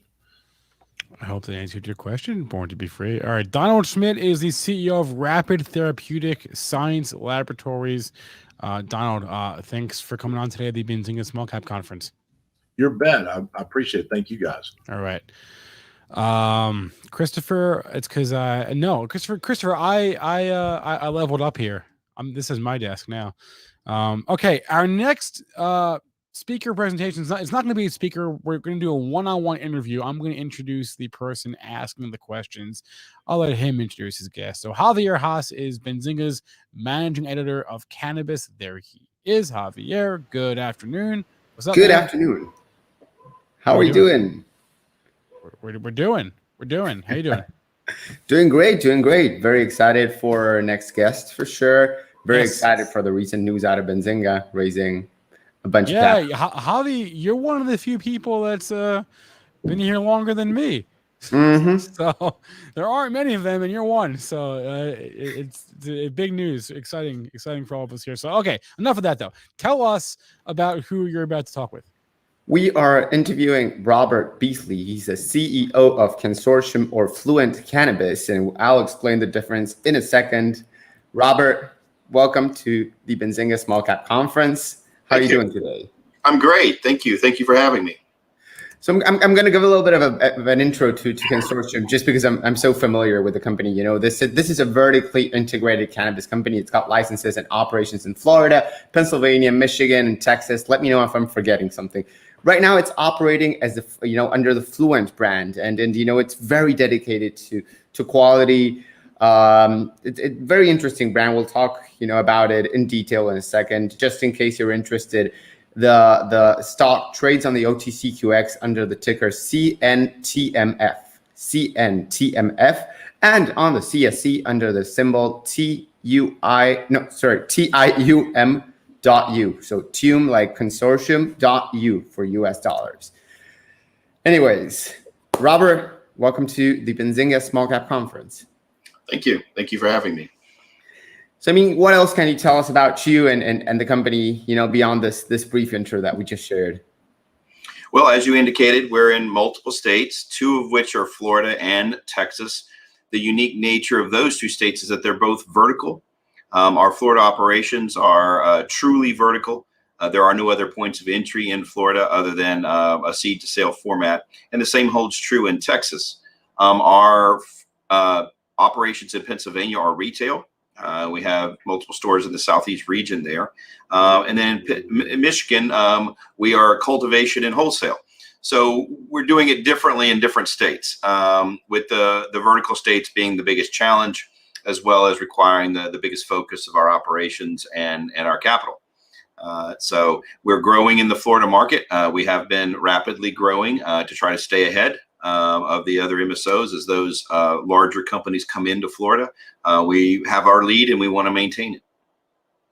So actually, talking about Florida, this is a highly competitive market with a few very big MSOs taking a big portion of the pie. And you're one of the companies that are, really making big strides in the state. So how are you differentiating from some of these, massive competitors that you're faced against? Well, first of all, as I mentioned, we had a bit of a first mover advantage. The NOx license, which became consortium and then trade named under Fluent, was one of the first 7. And that allowed an early expansion of footprint. Then where we are now, and when I became involved with Fluent, we were a little short on production. Everyone is in Florida. The fact is like most states, there's just not enough base production to meet the need. That is evident in some states where there's a wholesale to retail scenario, but more evident inside of the companies that are truly vertical. We do not have the opportunity to buy product from anywhere else. There's hardly any exceptions. There's one small exception. And so the first initiative we started now a year ago was to increase our production. We are at the very finishing end of that expansion. We have gone from about 30,000 square foot of canopy to about 136,000 square foot of canopy over about a 10-month period. More product coming up the line, more robust inventory selection inside of the stores. And so now what we're able to do are things we weren't when we were inventory limited. For instance, we can offer a selection of flour. Florida flour has been honestly fairly mid-grade, fairly limited in quantity and supply. There are some new movers and some out west names coming into the market, but overall, we have struggled to produce quality flour under the formats that have happened in Florida. We're all changing that now. Our new facility is segregated, discrete grow rooms, no more than 2 or 3 strains a room, microenvironment controls, allowing those strains to reach their genetic potential. We've seen that. The last couple strains we've rolled out have been phenomenal. We're now being able to achieve those higher THC values, those higher terpene values. And so the days of B-grade flour in Florida are just about gone. And now what you need to do is be competitive in that higher quality. And that's the next challenge. It's coming. We're ahead of it just a bit. And our customers are now seeing some new and unique boutique level strains. What's your personal background? I'm curious because, you seem like a very serious guy, but at the same time, you seem so passionate about strains and the quality of cannabis, right? So where does it come from? Yeah, so I have a long winding road to get here. I was involved as an attorney, practicing attorney in the area of commercial law, in the development of the early days of the constitutional amendment and the statutory scenario, but purely from an attorney point of view. When the first licensees received their license, I was kind of a quick go-to for a consultant on what these words mean and how do we make these benchmarks. Yeah. Slowly, I became more and more involved in the investment facilities back there. In those days, nobody had any money, so we had to go find money. I became an unofficial, unpaid broker. Of some of my developer clients got involved, which put me more in control.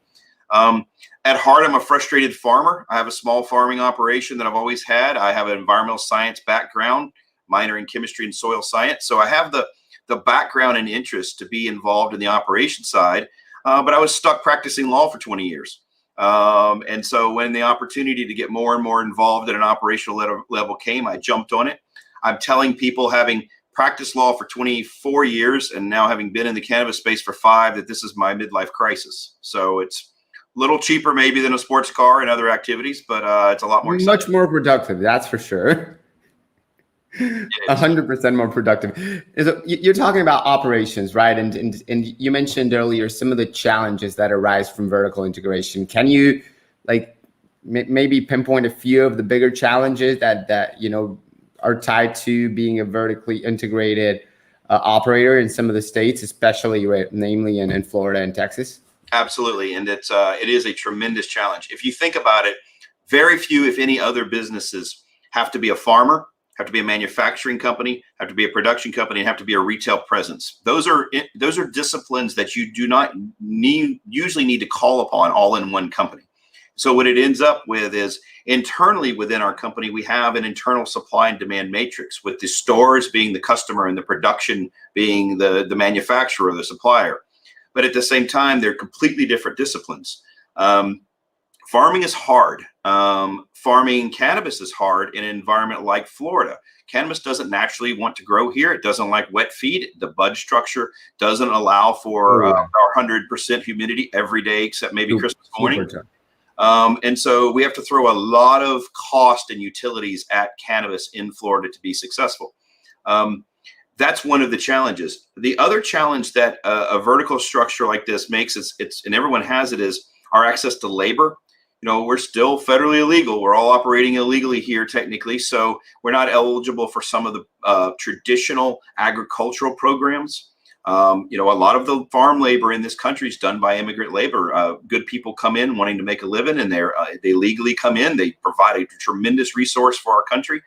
We cannot access any of that, and so we have to pay a little more and access a workforce that isn't used to a farming environment. And so that's one of our challenges. The other challenge is just pure capital.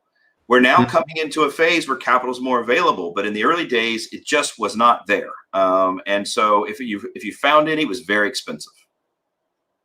How are you accessing capital right now? I mean, what are your main strategies to access capital? Are you raising through equity, through debt? Of course, you're in the public market, so that always helps. But what are some of these strategies for raising capital in this environment? So the company originally had some of the what I'd call old style loan structures through some of the Canadian markets. It was very expensive money. It was basically operators loaning to other operators. And so you had this weird dynamic where your lender was somewhat of a competitor, but also somewhat of an operator, and that made for a touchy relationship.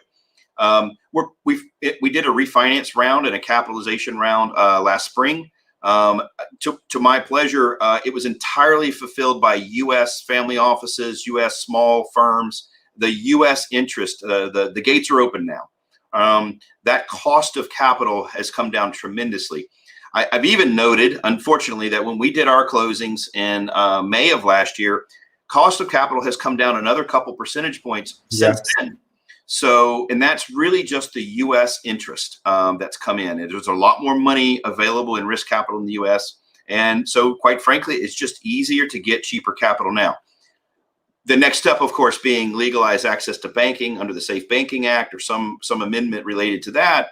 When we get to there, then we will actually be treated as if we're any other industry where we could go to a bank and borrow money. We're not there yet, but we're a lot further away than we were when we were using essentially pawn shop loans to get this done.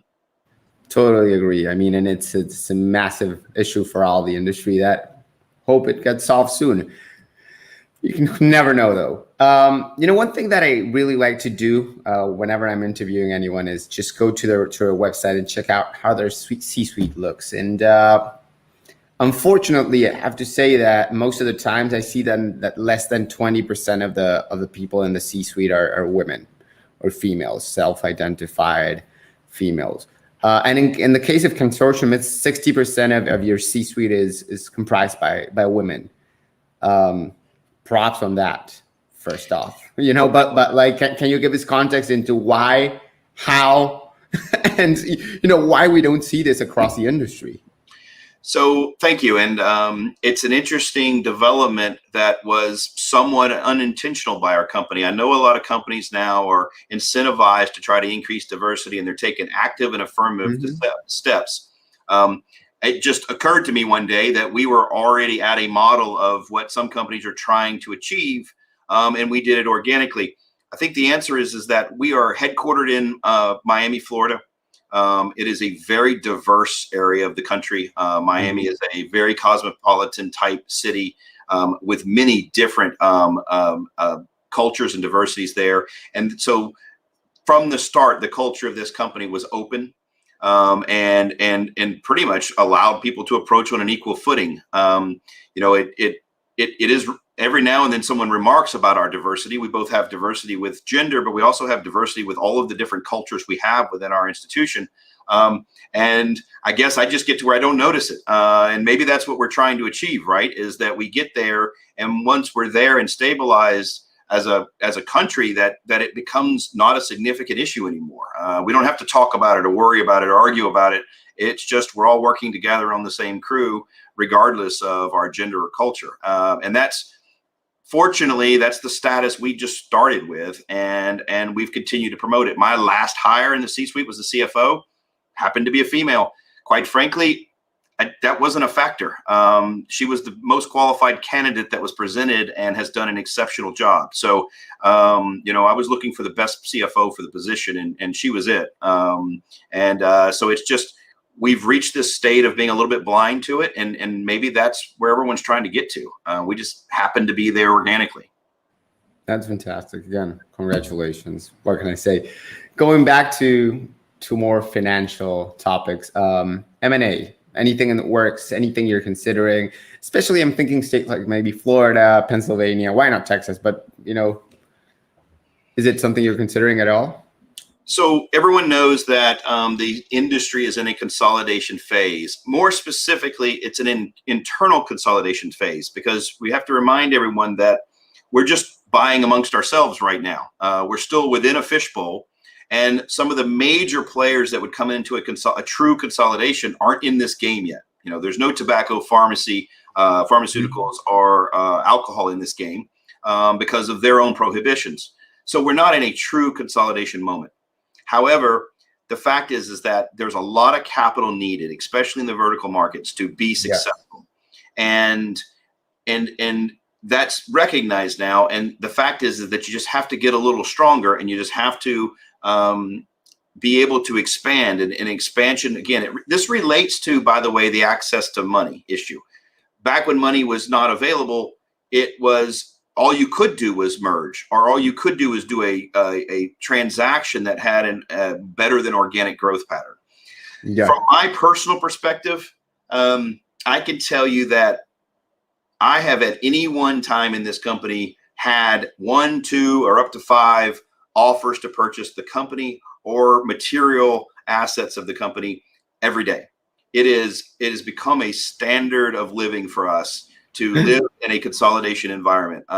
We keep what I call a hot, fresh data room. We've got a standard NDA, and we seem to go on a lot of dates. It is no longer reflective, I think, of our set strategic plan to either sell or buy. I think it's just more reflective of that's what the industry's doing.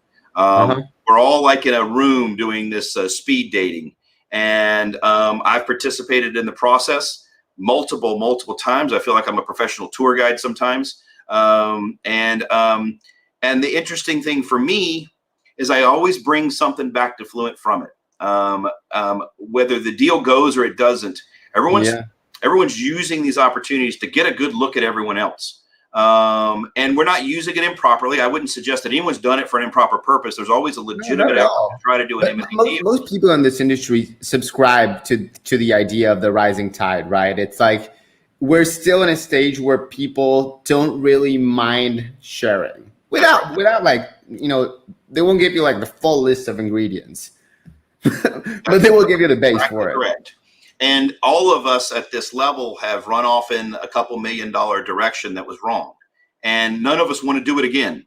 And so I can tell you that I have exchanged valuable information with our former M&A partners in deals that did not go well or did not conclude in a merger or acquisition.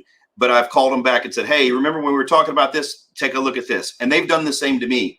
So there's a lot of sharing that comes out of this consolidation effort that is a rising tide, as you mentioned.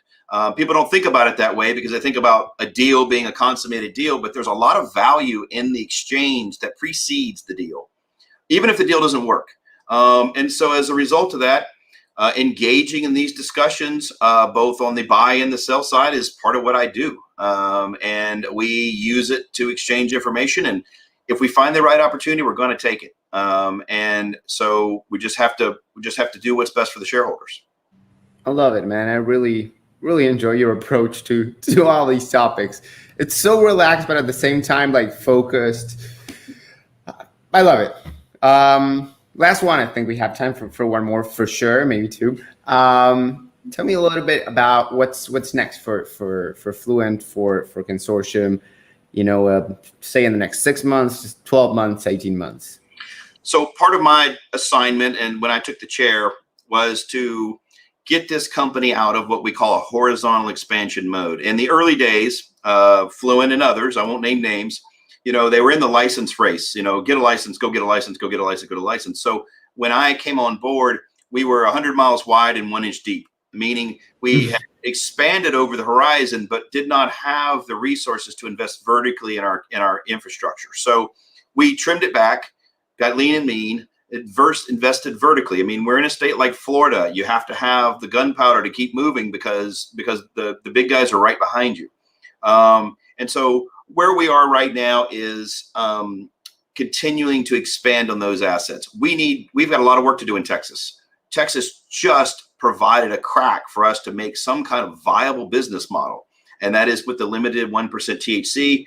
We've worked with DPS. I'm glad to report there's all kind of regulation approaches in this country to cannabis. Texas is supportive. They want to be successful. They want to help the 3 licensees they have, and they're trying their best to deal with the can of worms their legislature handed them, a very small can. And so with that type of regulatory support, our next step is to develop a go-forward market expansion model in Texas, and to continue our Florida race. We have.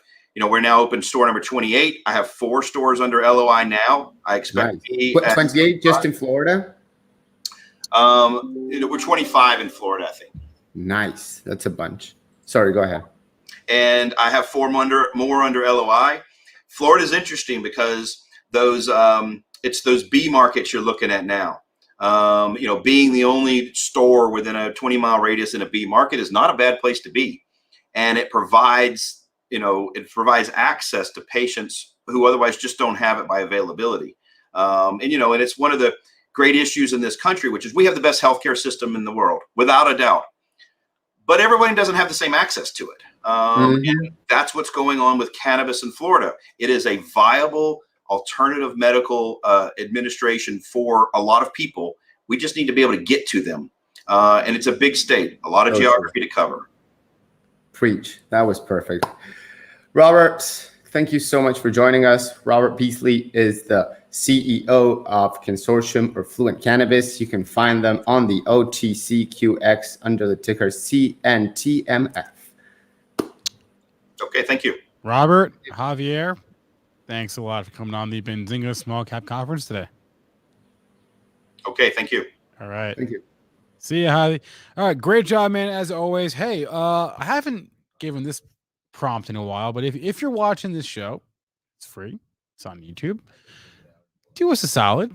Just hit that thumbs up button. Hit that like button. That it sounds dumb, but like it really does help. I'm not joking. Like, it really does help.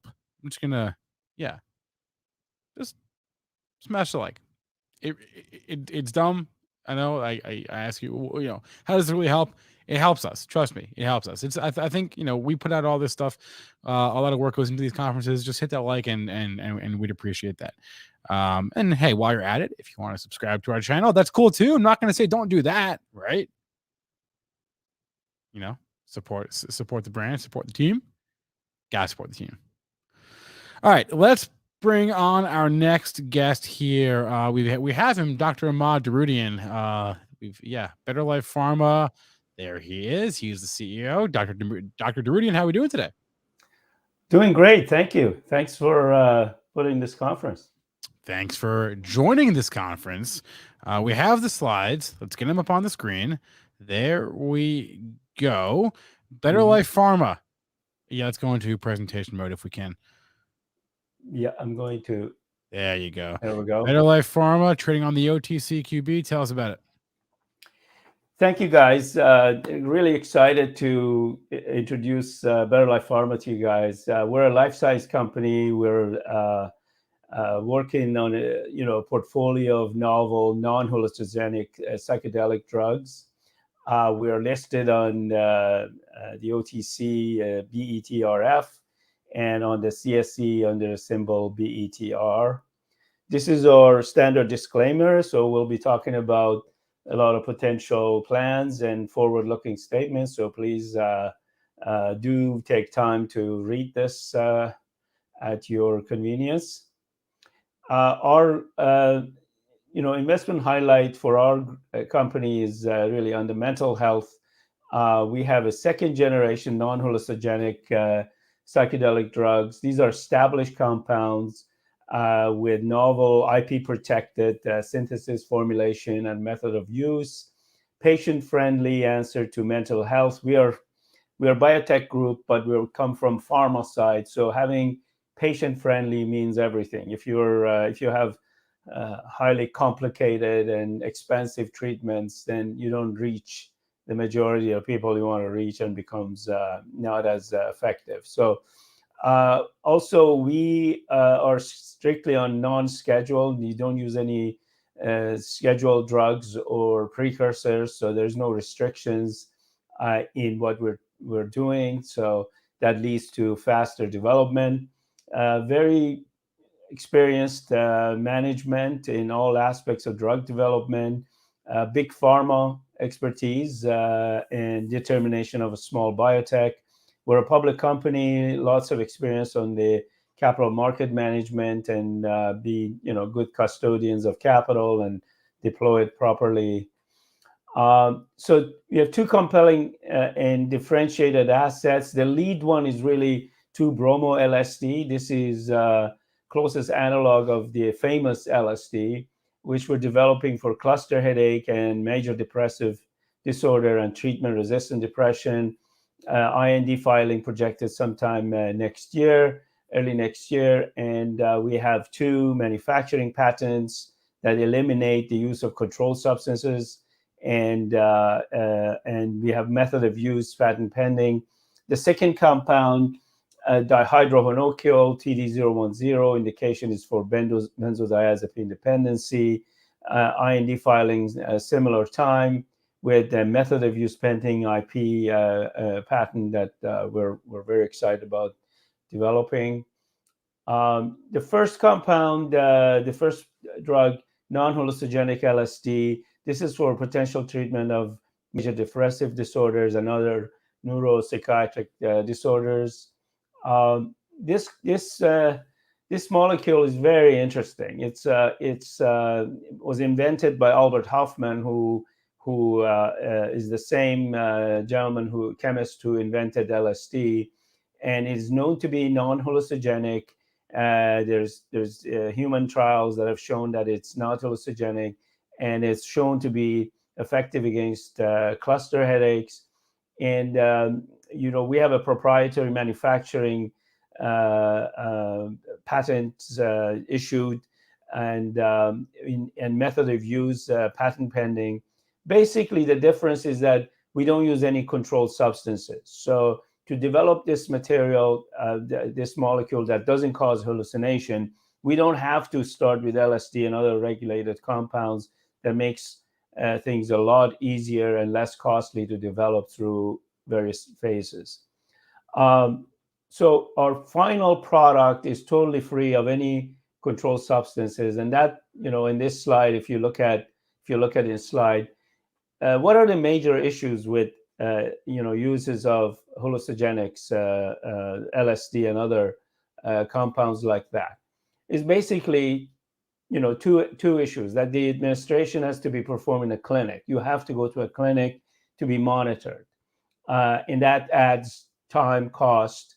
And these controlled substances, number two, is They make manufacturing, distribution, storage, shipping, all highly regulated. That adds cost and time. And for those of you who are familiar with the cannabis space, how many federal laws have changed regarding cannabis? I mean, that's still remaining.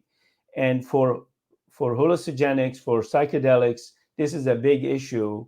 And until all the laws are changed, this number two point that I'm making here is quite restrictive on who can handle, develop, manufacture, and administer these drugs.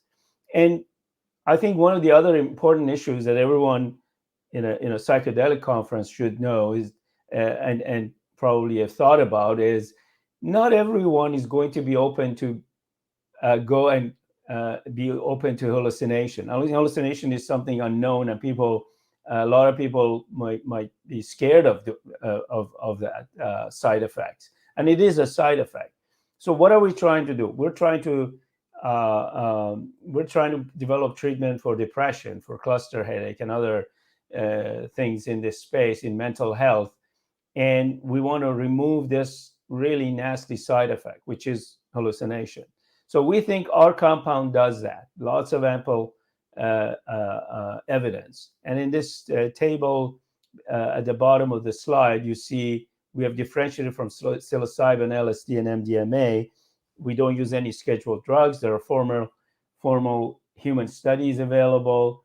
We're not hallucinogenic. We don't use any list 1 precursors, unlike the other ones. We don't contravene any UN illicit drug laws.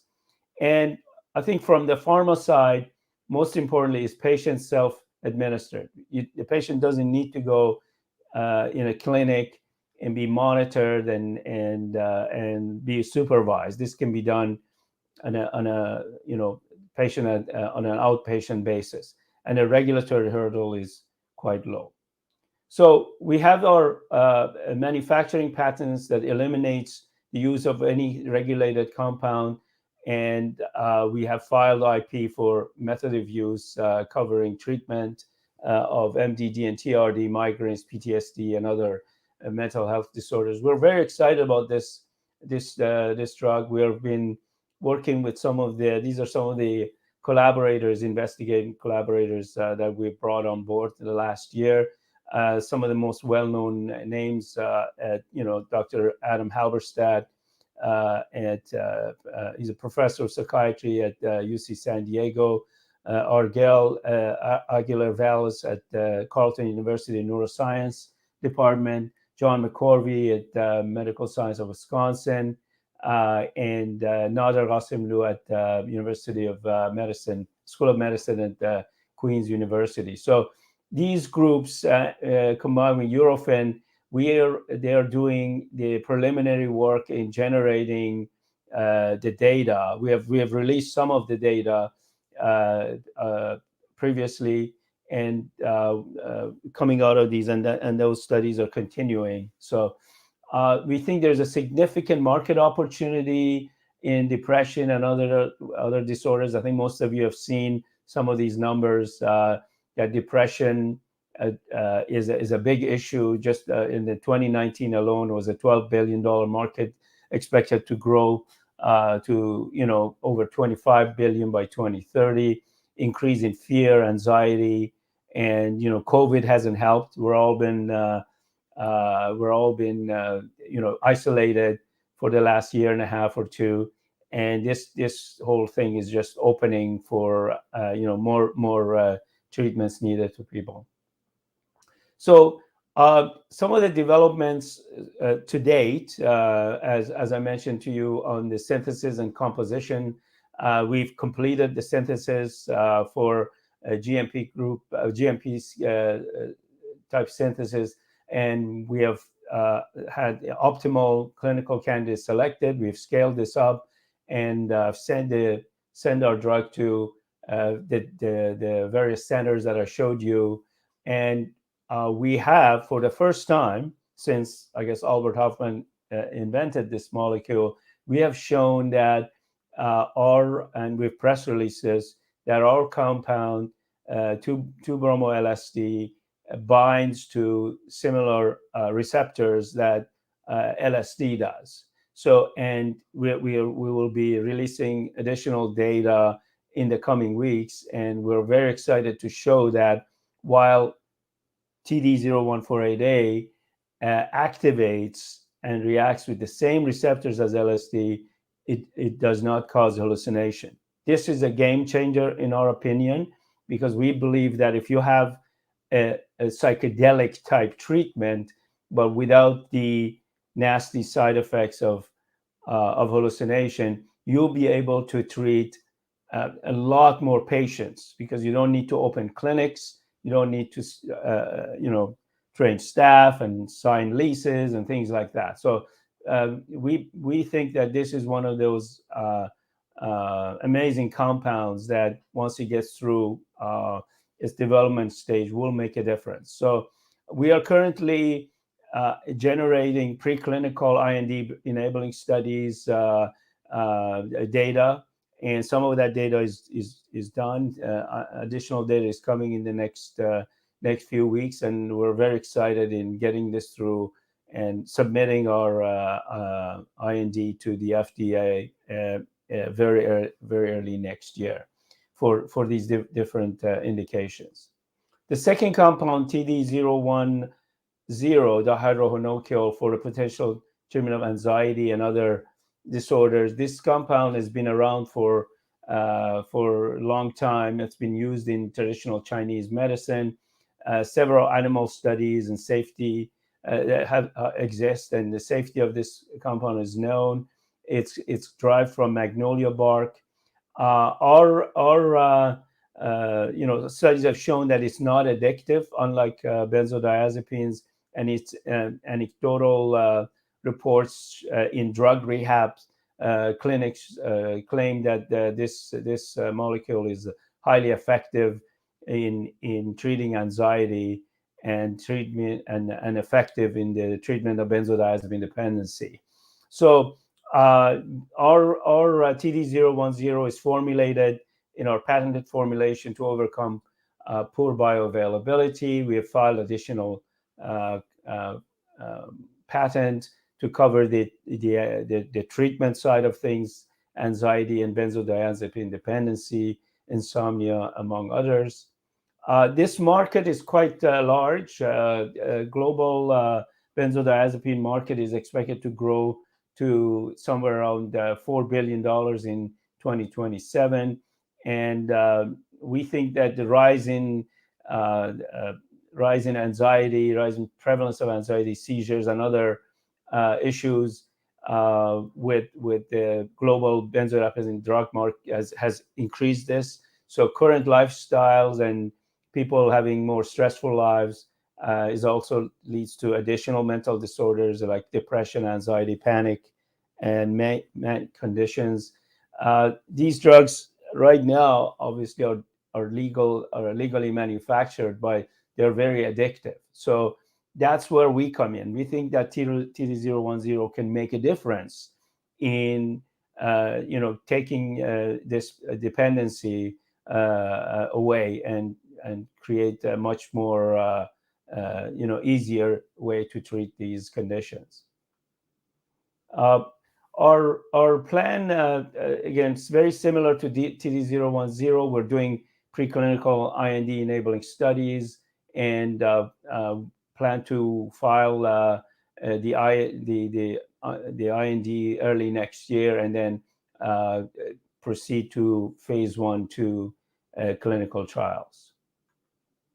We have a very experienced management team. On the left, the operational group, and on the right are the advisory groups. And this team, both sides, we are supported by about 35 different entities of consultants and global players, from synthetic chemistry to regulatory affairs and manufacturing and clinical trial design and so on. So we really are approaching this from strictly a big pharma mentality in terms of paying attention to to the detail and the data we're generating before we go before we submit it to the FDA. I mean, that's where you make the biggest difference if you're backed by great science and data to put these compounds and file with the FDA for approval.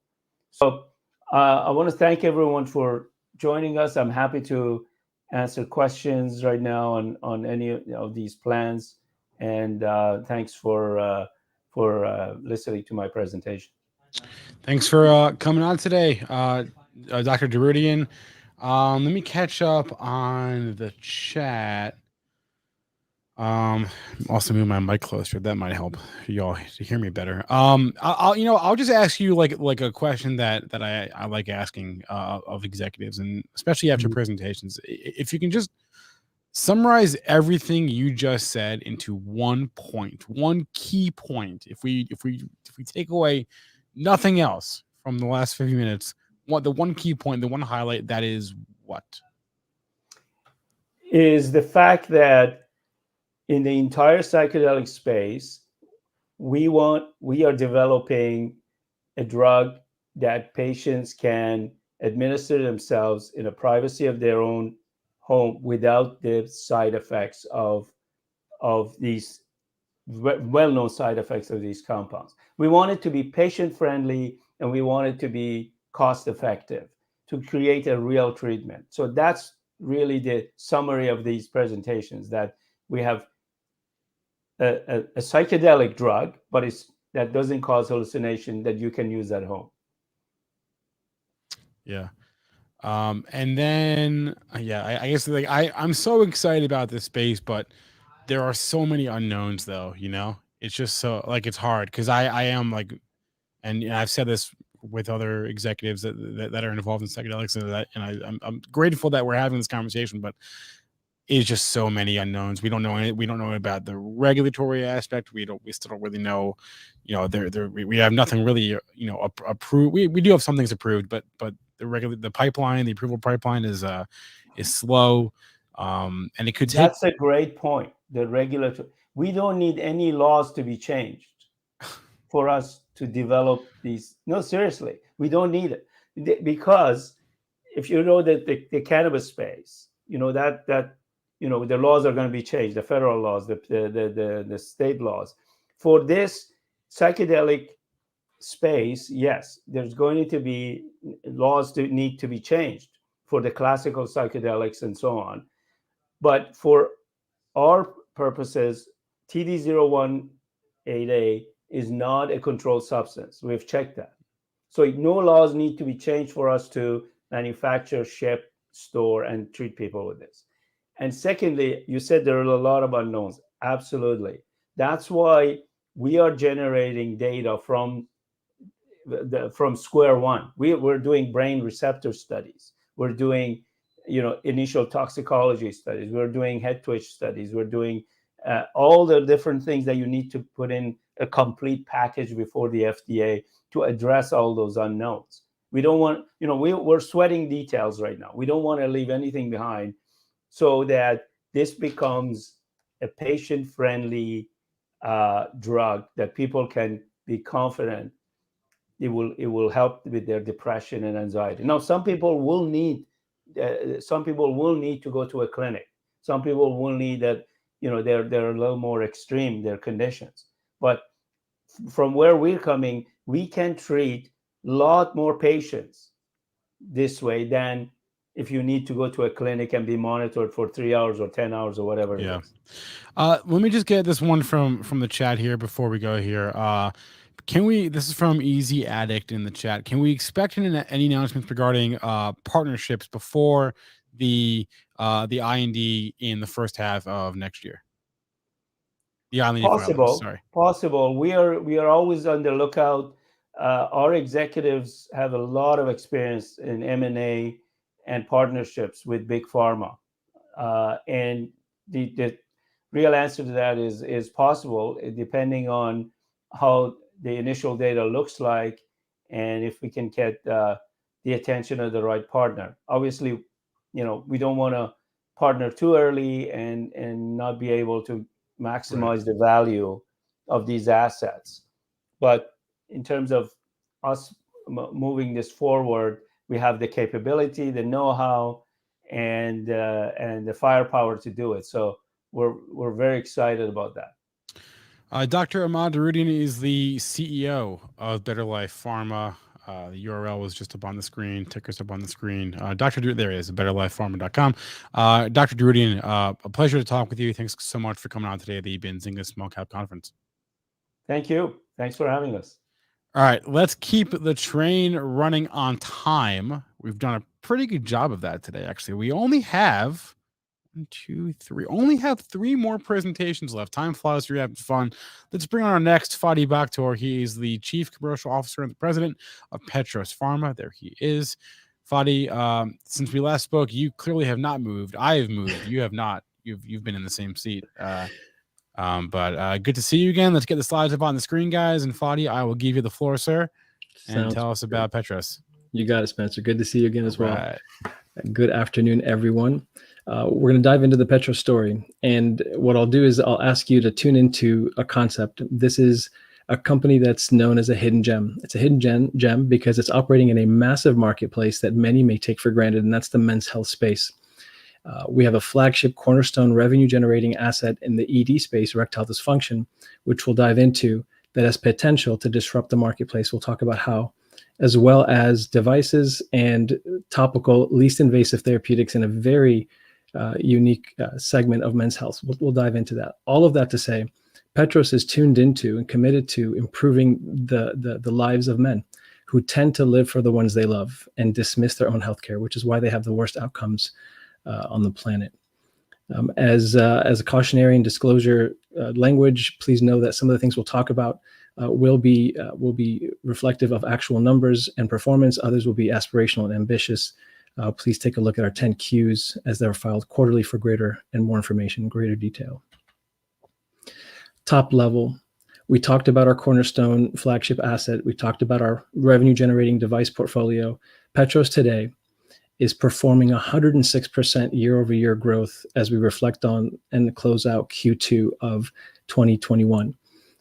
We are set to announce Q3 performance shortly, here sometime in mid-November. But nevertheless, this year has been a remarkable year of revenue-generating growth and revenue-generating wins. Just the top line also to consider, the erectile dysfunction marketplace is still growing. Well over 2 decades ago, when Viagra Cialis were launched, this marketplace continues to grow, and I'll show you in a minute how it continues to be potentially underserved, reaching at this point in the US, $1.5 billion as a marketplace and nearly $5 billion globally by 2026. So why is the ED space underserved? And this is a tremendous piece that feeds into this concept that Petros Pharmaceuticals today is a hidden gem. 30 million men are estimated to suffer from erectile dysfunction in this country. And recently, it's been estimated that only about 25% of them have actually sought prescription therapy. To a significant degree, that is due to stigma. It's due to embarrassment. It's due to access issues. That's a remarkable and unacceptable metric for us to be sitting in over 2 decades now with prescription ED therapy available here in this country. On top of that, here's something new that's also interesting. 1 in 4 erectile dysfunction patients are now reported to be under 40 years old. It was for a long time thought that ED, erectile dysfunction, is a 40-year plus issue for men. In actuality, more and more young men are coming to light to say, I've heard about this, I've seen this, I've read about this. I actually have issues with erectile dysfunction. That is an indication that the marketplace may be even larger than we anticipate, beyond the 30 million in prevalence. All this feeds into this potential global marketplace of about $4.7 billion, again, by 2026.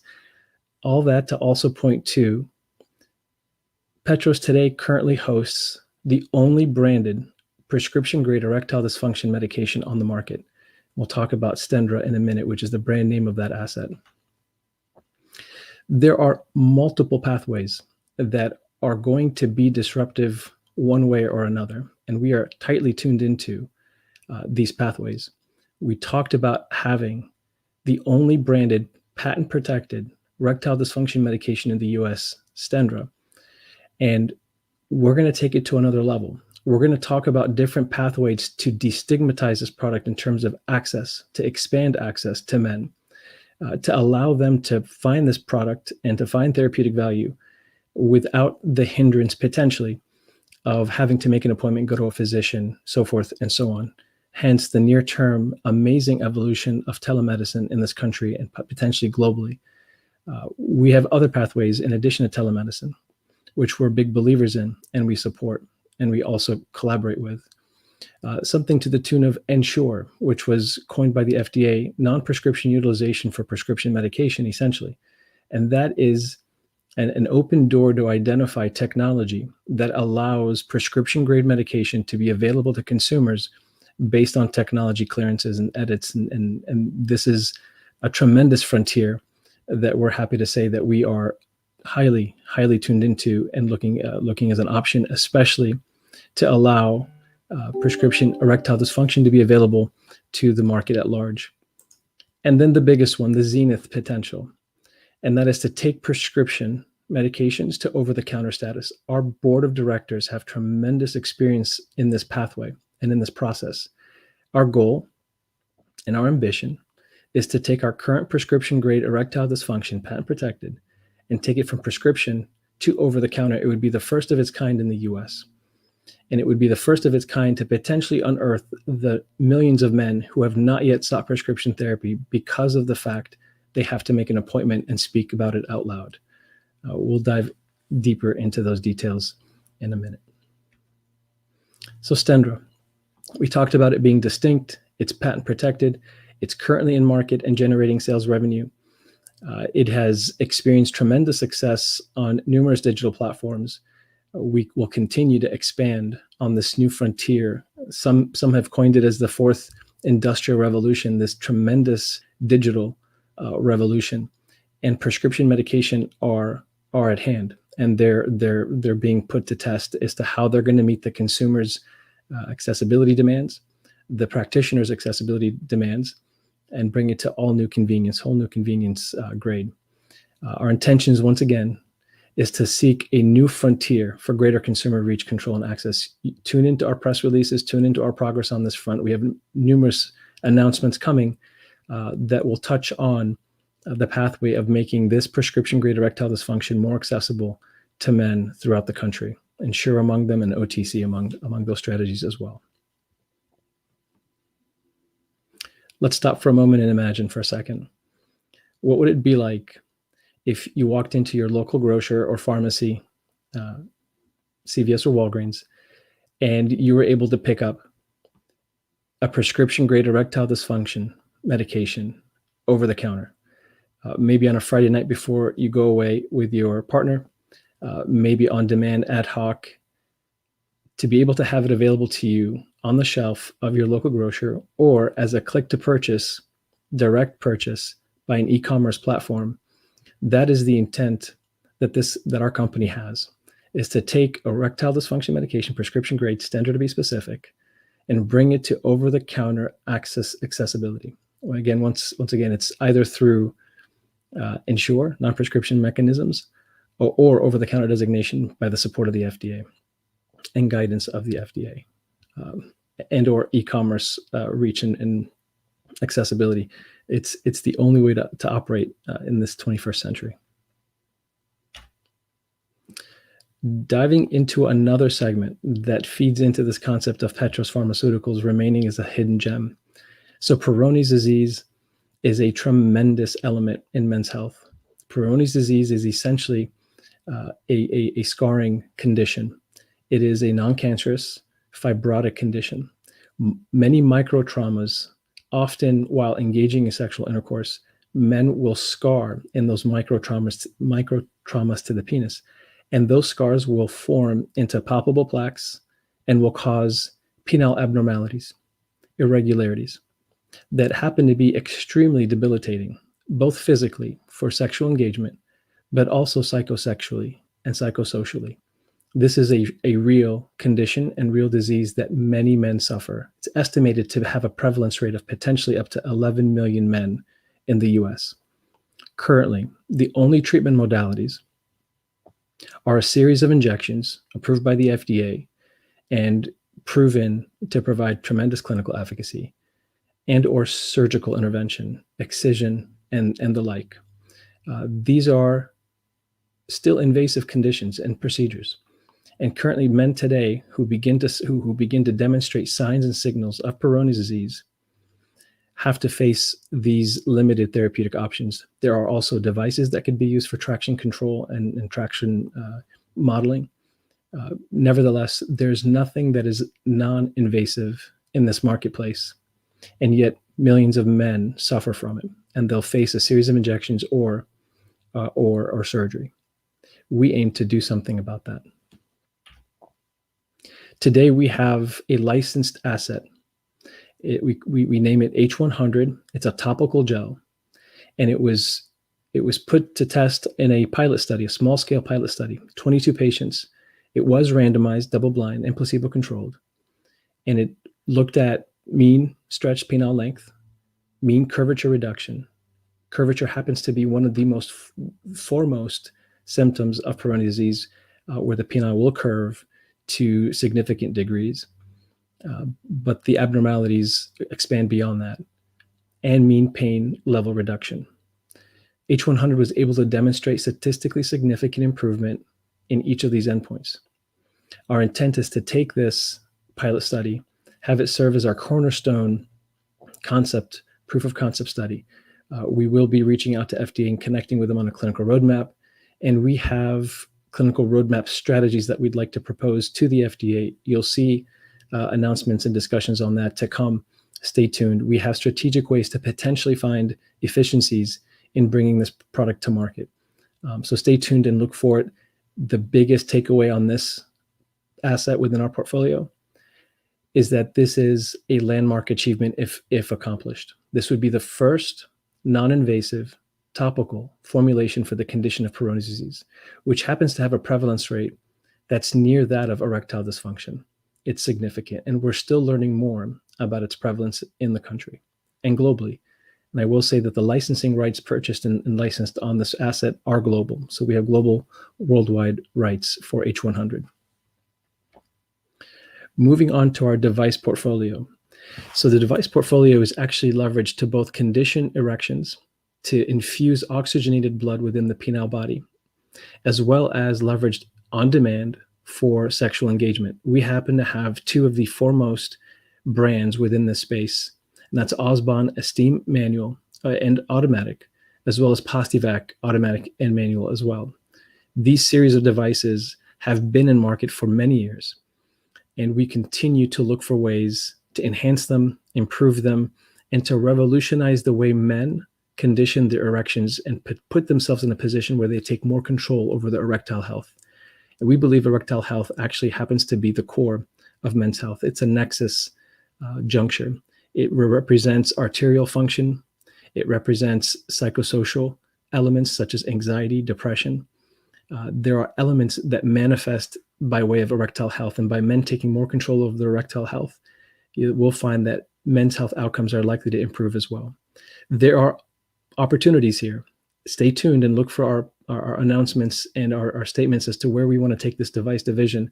We are emphatically passionate about the concept of self-care, biosensor feedback, actionable feedback, so that men in their homes can get actionable data to where they can actually make some therapeutic advances at home while still communicating with their physician by way of digital information and digital biosensor feedback, biofeedback.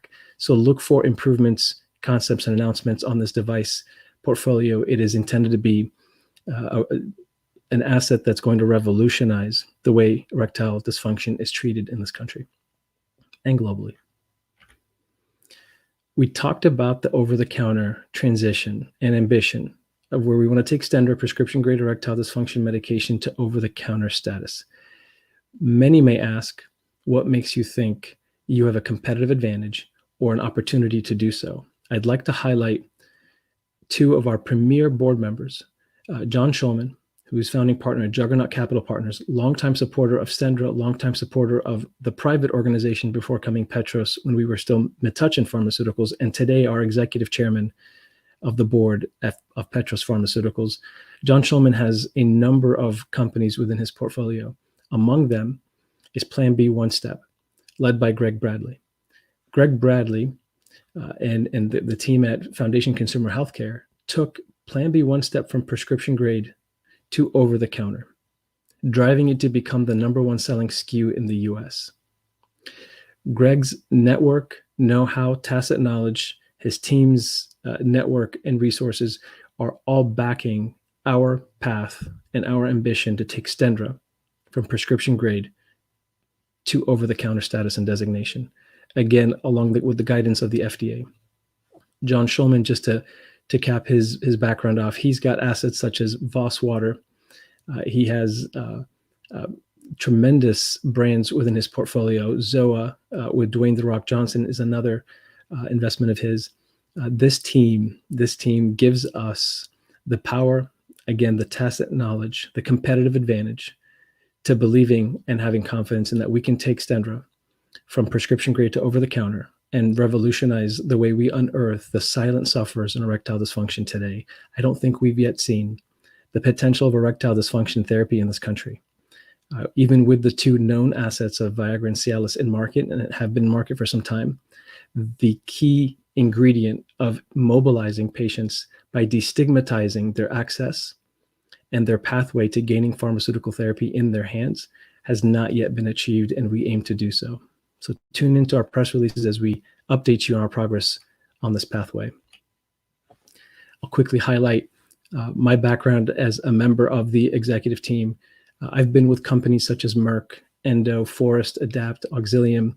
All of them provided first-in-class innovative pharmaceuticals in this marketplace. I am forever passionate about bringing innovative first-in-class medications to market, solving for critical issues and driving greater access and reach by the patient. With that, I'll conclude. Spencer, I'll hand it back to you. Yeah, we are actually at time here, Fadi. So Fadi Bakhtor is the president and chief commercial officer of Petros Pharma. Unless we actually wait a minute. Yeah, I'm right. Okay, I've got my time. I've got my timing all good. Let me check. There's questions from the chat. Thank you for you've got well wishes from someone in the chat. Let me ask this one from Proton 73. Interesting one. I don't know if you can answer this. He's asking if there are any interactions to heart health medication. That's a great question. Yeah, that's a great question. Yes, the FDA has made it clear in our label that concomitant use with nitrates is contraindicated. And there are a slew of concerns and warnings that one should tune into and that we aim to address with FDA. All right, awesome. Thank you again. Fadi Bakhtor, President and Chief Commercial Officer of Petros Pharma, ticker PTPI. Thanks for joining us today at the Benzinga Small Cap Conference.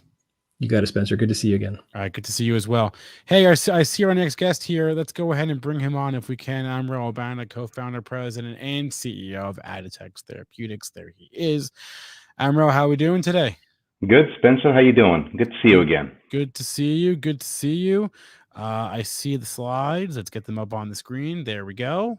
Amro, the floor is yours. All right. Well, thank you again, Spencer. Hello, everyone. Thank you for joining us. Again, my name is Amro Albana. I am the co-founder and CEO of AWKN, and we are focused on treating and monitoring the immune system. And that's based on a very simple philosophy. You can't treat something unless you understand it. And that's why we are focused on monitoring, understanding the immune system, and treating the immune system based on the knowledge that we gain. Before I get into all the slides and the details of our business plans, the objective of this presentation is to share with our current and potential shareholders our plans to transition the company from a great story to a growth story in 2022. And what that means is I want to share with you the components, the fundamental components that we've been putting in place in the last 14 months since we went public, where we can position Aditext as a whole to becoming a commercial stage company. So starting with that, I divided the presentation into three components: a company and who we are and what we're all about, our immune monitoring platform, as well as our immune treatment platforms. So beginning with the company, there is no doubt that everyone, because of COVID, has become keenly aware of how critical our immune system is and the role it plays in our overall health. We co-founded Aditext as a multidiscipline company, from biologics to small molecules to diagnostics to manufacturing to AI and data, to bring all these disciplines together to really develop and innovate and commercialize biotechnologies that take fundamentally different approach to our immune system. Again, specifically focused on monitoring the immune system and treating the immune system. Our potential markets are in autoimmune diseases. Type 1 diabetes is an example. Infectious diseases, COVID-19 is an example, and a recent example, of course. Allergies, CNS type indications, including multiple sclerosis, organ rejection, as well as dermatology. We have 4 locations. Silicon Valley, where I am today, this is our Innovation and Research and Development Center. It's located here strategically. Richmond, Virginia, where our Immune Monitoring Center is. New York City, where our major business functions are located. And Berlin, Germany, where we have our autoimmune programs, preclinical programs are taking place. And of course, pending regulatory approvals will be clinical programs. Our team, I'm not gonna dive into the background of our team, but I would like to share what we bring to the table collectively as a team. We understand innovation, we understand intellectual properties, we understand science, we understand what it takes to develop science into products. We understand commercialization and what it takes to translate products or to bring products into commercial markets. And we understand what it takes from a business perspective to actually provide a platform for innovation to take place, as well as commercialization. Our independent board members bring pretty significant and diversified background to our business, to our innovation, and to our commercialization components. Some come from industry, some come from the medical field, some come from the business field, some come from the financial side, as well as the legal and governance side.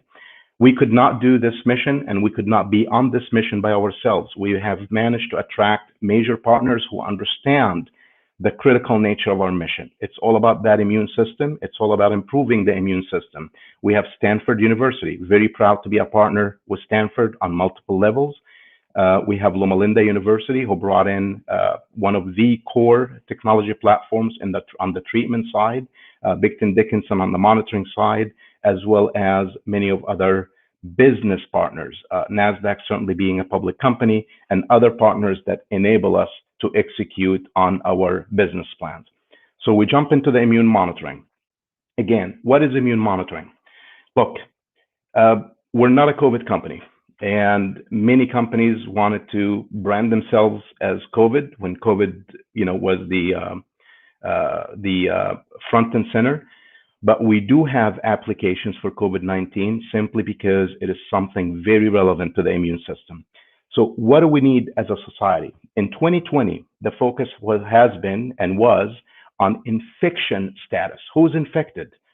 And this is why we asked people to wear masks, social distance, remote work. Everything was focused on infection and to stop the spread of that infection. But what we predicted actually happened. Very quickly, the focus now is switching to immune status and to protection status. So from infection status to protection status. And why that is? It's simply because you as an individual, in order to go about your own life, you have to understand your own level of protection, your own level of immunity. And here is something that I will share with you. Immunity status is not true or false. It's not positive or negative. Our immune system is way too complex to do it that way. In order to have the ability to begin to look at immunity status, we have to have a tool that detects certain components of the immune system, certain parts of the immune system with very high sensitivity. We have to be able to quantify those components. We have to be able to understand what those components are actually doing when it comes to cellular immunities and cellular activities. And finally, we have to do it in an economically and logistically feasible way. And this is what Aditex brings to the table as a platform that can detect analytes with high sensitivity, with high precision, able to quantify the analytes that we're looking at. We're able to look at the activities that immune cells are doing. And finally, we're able to do it in 1 or 2 cycle to make it economically and logistically feasible. So how does it work? We are a lab developed test. This is not a kit that we sell on the shelves of Walmarts or Targets. This is a lab developed test where we get the sample from our channel partners, including hospitals and labs. We receive the samples in our immune monitoring center in Richmond, Virginia. We process the samples through our algorithms based on the data that it provides, and we send back Aditex score reports, pretty detailed reports depending on the application. So here is a sample report. On the left-hand side on your screen, you see someone with no exposure, meaning they had no exposure to COVID and they were not vaccinated. So they developed no sufficient immune response or even any immune response. The one in the middle, it shows someone who developed a natural exposure or developed immune response because of natural exposure. On the right-hand side, this is someone that was vaccinated. But now that we're almost 2 years into the pandemic, I want to use myself as an example. I was exposed to COVID. I got COVID early 2020 when I was living in New York. So I developed immune response for it. I received 2 Moderna shots to make sure that I'm able to travel, especially internationally. So now my Aditex score shows pretty significant immune response. And this is going to be key as we move forward.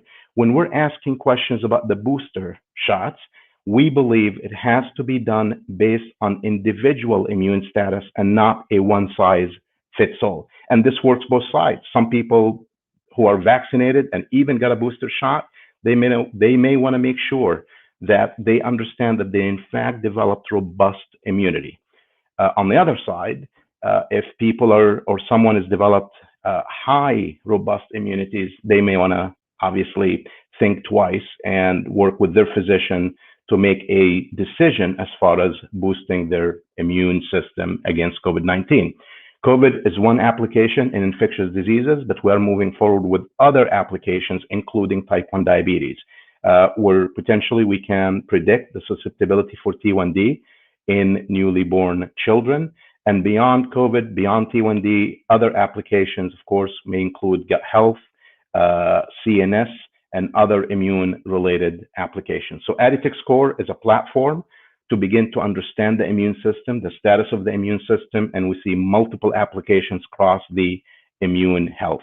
Our goal right now is to take our immune monitoring center based in Richmond, Virginia, and scale it up to 10 million Aditex scores annually. And that is capacity, that is not necessarily sales. Of course, we are pushing day in and day out sales, signing up commercial partners, channel partners, hospitals and labs.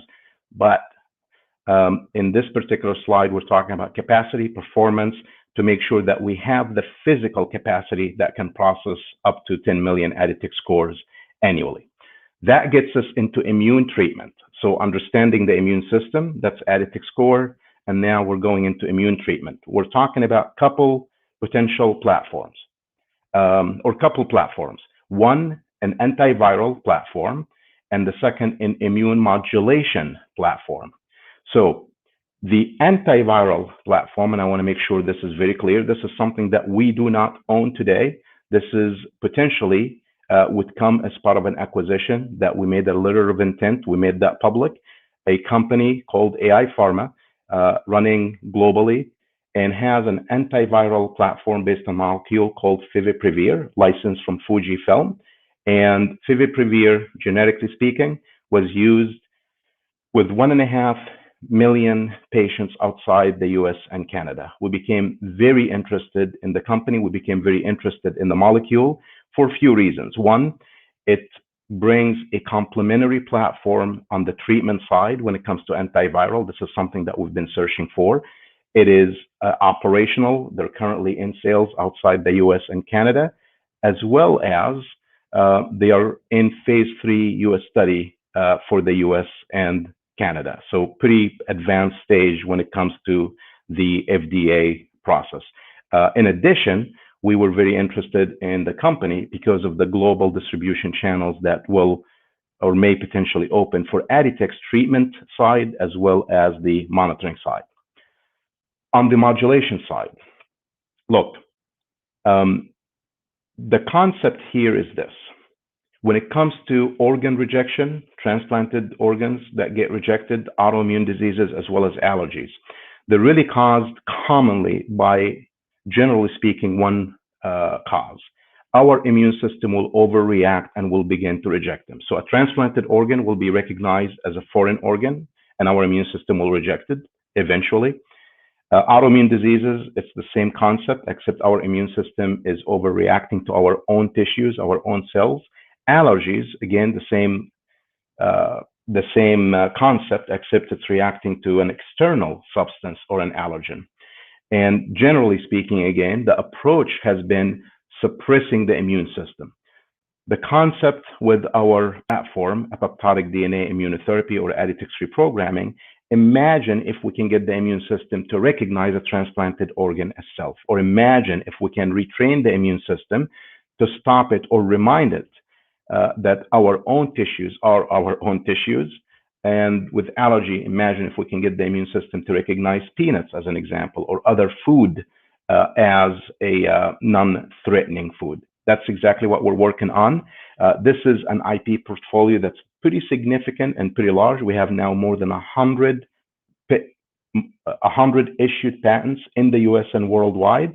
And we've done our preclinical studies in skin allograft, alopecia, psoriasis, type 1 diabetes. And our goal now is to take 3 programs, psoriasis, type 1 diabetes, potentially skin allograft, into clinic pending regulatory approval as early as second half of 2022. This becomes another big catalyst for Additex in 2022, assuming regulatory approval. And we're also working on multiple sclerosis at a preclinical settings. Our goal and our business model on the therapy side, especially on the immune reprogramming side, is not to take the products all the way into pharmacies. We're looking to bring it to the point where we could potentially show safety and efficacy and work with larger pharmas to take it from where we are, maybe through phase 3 and phase 4 full commercialization. We're seeing quite a bit of activities from big pharmas in this field. They have interest in the indications we're working on, certainly, especially in T1D and psoriasis, but we're also seeing significant interest in new approaches such as immune modulation and what we are working on. So to really summarize it, we have positioned Additex as a whole by positioning monitoring for commercialization in 2022. We are actually commercial right now. We're starting to receive some samples, but we're positioning monitoring for growth in sample processing in 2022 for the next 12 to 14 months. We positioned treatment for commercialization and growth in 2022, assuming the acquisition takes place and assuming we can get a deal done on the immune modulation piece. So that said, if you look at Additex, right now we're about 40 million, depending on the day, in terms of market cap. Our share price hovers between $1.58, $1.70. We have about 27 million outstanding shares. And our goal and my goal is to begin getting the word out. Communications is a big piece of our plans. We got to get the story out. We need more shareholders to start looking at the story. Trading is fine. It creates a lot of liquidity, and we do have a lot of liquidity, but we really do need to start getting the story out for shareholders that see what we are working on getting done and what we're trying to do in the next 12 to 14 months. And hopefully we can get them as shareholders, at least in the short term, being a year and beyond, of course. So this concludes my presentation. Again, thank you very much to you for your attendance. And thank you, Benzinga and Spencer, for hosting us yet one more time. Thank you, Amro. As always, Amro Albana is the co-founder and the CEO of Additex Therapeutics. Amro, always a pleasure to hear from you, to see you, and thanks for joining us today. Same here, and happy to take any questions, Spencer, if there are any questions out there. I don't see any questions from the chat, but I will ask an old favorite of mine that I've asked several times today, which is if we take away one thing from this presentation, take the last 20 minutes, summarize it in 2 sentences, go. Wonderful. Spencer, look, we've been public for 14 months. That is not a long time for a biotech company. We have executed every single day since we went public, and I want to make sure that the company is positioned for commercialization in 2022. That is really the simple message. We all know the microcap world. We all understand small biotech companies, and it does take a long time for biotech, just given the nature of the industry. But I hope now current and potential shareholders see what we've accomplished and what we've executed in the last 14 months and how we position the company for potential, I got to use that word, for potential growth, significant potential growth in 2022. That's really the takeaway right now. All right. Thanks a lot, Amro. Appreciate it. Thanks, Spencer. All right. Before I bring on our last speaker of the day, I do just want to give away a free 1-year subscription to Benzinga Pro. I promised I would do it. I said if you looked at the QR code on the screen, if you scanned the QR code on your phone, if you answered a question, you'll be entered to win a free subscription of Benzinga Pro for 1 year. We have dove into the hat of random names. We have mixed it around. We have pulled a name up, and the winner of a free 1-year subscription of Benzinga Pro is Patrick Evie. Patrick Evie, we have your email address, sir. You'll be hearing from us. And if you don't hear from us by like tomorrow, then just email me, spencerisrael@benzinga.com. But you'll be hearing from us. Patrick Evie, congratulations. If you entered and you didn't win, that's okay, because we have tomorrow. A whole nother day of this. Tomorrow. You could still win. It's not too late for you. Patrick, good job. Okay. Let's bring on our last speaker of the day. That was smooth, Spencer. Spectrum Medical. Let's bring on Chris Cito, the CEO. There he is. Chris, how are we doing today? Good, thanks. All right. I see your slides up. Let's get them up on the screen, guys. And Chris, take us home. Actually, can we go into presentation mode before I hop out Is here? it not in presentation mode? Hold on for a second. Yeah. Let me just make sure that, hold on. And you can take us home, sir. Take us into the close. We are 45 minutes away from the close here on this Wednesday. Oh, I'm sorry, Venus. I missed your question. I apologize. Sorry, did that show up, Spencer? No, you're sharing the. Yeah, there you go. You got to switch over your screens. You're sharing the wrong screen here. Is that it? Yes, that's it. Perfect. Awesome. Thank you. All right. Am I good to go? You're good to go. Great. Thanks very much. Very happy to be here. So let me just get into the presentation. Spectrum Medical. Spectrum Medical is a clinical stage medical device company developing products for the treatment of significant critical care needs. And this is specifically in the areas of septic shock and renal disease. On the sepsis side, Spectral is committed to addressing what we'd say are unmet needs in the treatment of endotoxemic septic shock. And we have 2 products, the Sepsis Diagnostic EAA and its companion septic shock therapeutic PMX cartridge. It really is precision treatment utilizing the EAA diagnostic and PMX therapeutic device to target appropriate septic shock patients. We believe the addressable U.S. market is about $1.5 billion per annum for our product. There's no FDA-approved solution in the market, and Spectral has no competitor. We're running what we believe is a de-risked phase 3 FDA confirmatory trial, and at the same time, we've de-risked the commercialization side. We entered into an exclusive distribution agreement with Baxter in February 2020 for the PMX and EAA diagnostic for the US and Canadian markets. We also have a wholly owned subsidiary called Dialco Medical, and which is in the dialysis console market. Our end markets address patient needs across the dialysis spectrum for both acute and chronic dialysis. Certainly, it removes operational complexity from dialysis treatments for both patients and providers. The addressable U.S. market for Dalco is anticipated to grow to somewhere around $5.5 billion, $6 billion by 2025. We have a recurring revenue model, so an installed device and consumables. Our two products are SAMI and DIMI. SAMI is a device targeting the acute market, so that's dialysis in the ICU. It's FDA cleared and Health Canada approved since 2018. Our DIMI device is targeting the chronic market, so that's dialysis in clinics, skilled nursing facilities, and ultimately at home. We do have Health Canada approval for use in all settings. It's FDA cleared for use in hospital and clinical settings, and we are progressing on our FDA regulatory path for in-home use. In terms of the sepsis side of things, the addressable market. So, septic shock is a big issue globally. Specifically in the US, it's a leading cause of death in the ICUs and a leading contributor to healthcare costs. Each year in the US, there's about 330,000 patients who develop septic shock, and it's a nasty disease. It has a mortality rate of, call it 40 to 50%.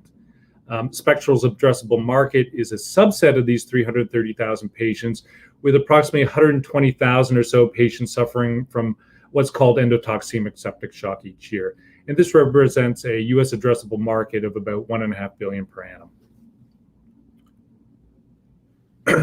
Just measuring and treating endotoxemic septic shock. So we have taken a unique approach in the world of sepsis in that our treatment is very targeted and very specific at the end of the day.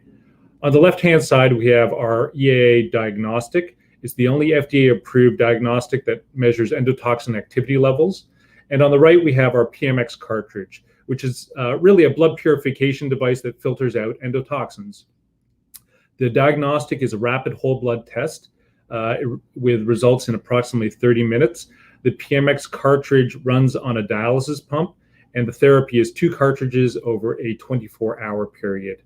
And based on that diagnostic, we know which cohort of septic patients will benefit from our PMX therapy. In terms of the competitive landscape, and I use the word competitive quite loosely because there really is no competing device at the end of the day. But this slide just points out a few key differentiating attributes between our therapeutic device and competing therapies, if you will. First is these competing devices are not targeted therapies. They're very non-specific as there's no diagnostic to guide their utilization.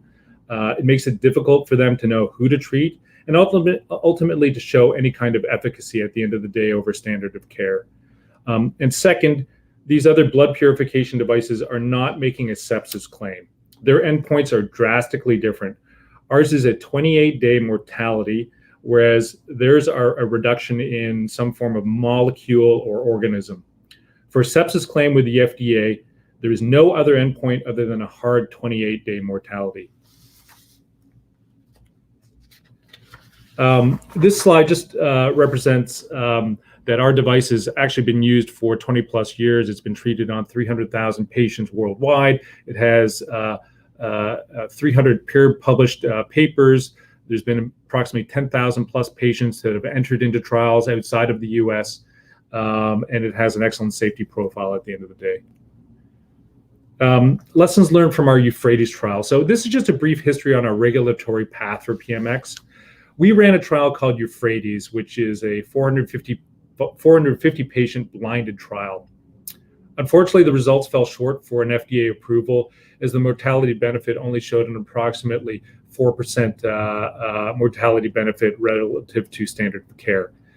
However, the FDA said, don't go away. They said, you've run the best sepsis trial and your database is robust. So go away, mine your database and see if there's a solution, given that there is no other therapy for sepsis at the end of the day. So we mined our database, and what we learned was certainly there were some patients or a significant number of patients who were just too sick to treat. And this would be akin to having, stage 4 cancer. Ultimately and sadly, the patient was going to die regardless of the therapy. When we removed this cohort from our results, we found that under the criteria of EA between 0.6 to 0.9 with a mod scores greater than 9, there was a 10% absolute benefit and 29% relative mortality benefit at day 28 relative to standard of care. And this really formed the basis for what we are saying is our Tigris trial, which we're running today. So here's our Tigris trial design and why we believe that the trial is de-risked. The FDA indicated that our subset of Euphrates data was powerful and that we just needed more data that is in line with the subset for FDA approval. So Tigris is set up as a 150-patient confirmatory trial. It's open label. It's 2-to-1 randomization treated to standard of care. And we should have approval if we show similar results as the prior. On top of that, we're allowed to take the prior subset of 179 patients and add the results of the 150-patient Tigris trial. So really, we believe that this really stacks the deck in our favor for ultimate approval. The PMX regulatory pathway to approval. So our timeline to approval was certainly impacted by the COVID pandemic. We do run our trial in ICUs, and the ICU environments, while they are returning to normal, they are still not quite normal yet. Today, we actually stand at 25 patients enrolled out of the 150 patients that we do need to ultimately enroll. Results-wise, now we haven't disclosed the results, but we're exactly where we need to be from a mortality endpoint perspective. So we're quite encouraged, regardless of the sample size at this point in time. Now, we do see last patient enrollment around the middle of 2022, with FDA approval around the end of year of 2022. This is the PMX opportunity and the illustrative financial benefits to Spectral. And so it really centers around the commercialization agreement with Baxter. From a PMX commercialization perspective, we have de-risked commercialization through this exclusive distribution agreement with Baxter, which, as discussed, we entered into in early February 2020. The full commercial burden is solely Baxter's responsibility. We've contracted strong commercial terms with an initial milestone payment and 2 further milestone payments to be made by Baxter to maintain exclusive distribution rights. We have robust minimum quantities and minimum pricing for PMX, as well as robust distribution economics, which would result in approximately 60 to 70% net EBITDA margins to Spectral. Additionally, Baxter is the best commercialization partner with approximately 40% market share with their ICU presence and installed critical care devices throughout the US ICUs. And this should expedite market penetration of PMX well beyond what Spectral could do on a go-it-alone basis. If we do hit our market penetration target of, call it around 40%, this would result in net EBITDA contributions of about $200 million US to Spectral on an annual basis. So just to move on to our Dialco business and really the Dialco strategic priorities over the next, call it 24 months. We're focused on several key priorities. On the DIMI side, we're finalizing all FDA regulatory approvals for the DIMI device over the next, call it 12 to 16 months. This includes expanded FDA clearance for PD modality and to execute on our usability trial for in-home use. We view these approvals as when events and not if events. We're also working on completing our product portfolio offering, with the last key item being the development of our own bagged dialysate. And this will allow us to maximize total system sales margins, as well as provide us with pricing flexibility as we commercialize the DIMI device. On the SAMI side, our focus is on increasing commercialization of the SAMI device. This includes strengthening the pipeline of tender and RFP activities and increasing clinical evaluations. And finally, a potential strategic partnership, which is more focused on the distribution side to accelerate market exposure and penetration. In terms of all of this, the overall rollout, we see, call it a 24 to 36-month path to 1,000 installed devices into the field. And we believe this represents about 25 million in EBITDA. And that would be at what I would say is a very early stage of growth of Dialco at the end of the day. I'll just talk about the acute dialysis market. And this is where, once again, our SAMI device plays and where we're going to position it. So for SAMI, we're targeting the ICU and ICU step-down segments. We see limited players in these segments, with incumbents being Baxter and Fresenius, and to a lesser extent, Outset Medical. These targeted segments represent approximately 35 machines in service today, and is growing around 12% per annum, in addition to the replacement of out-of-date machines.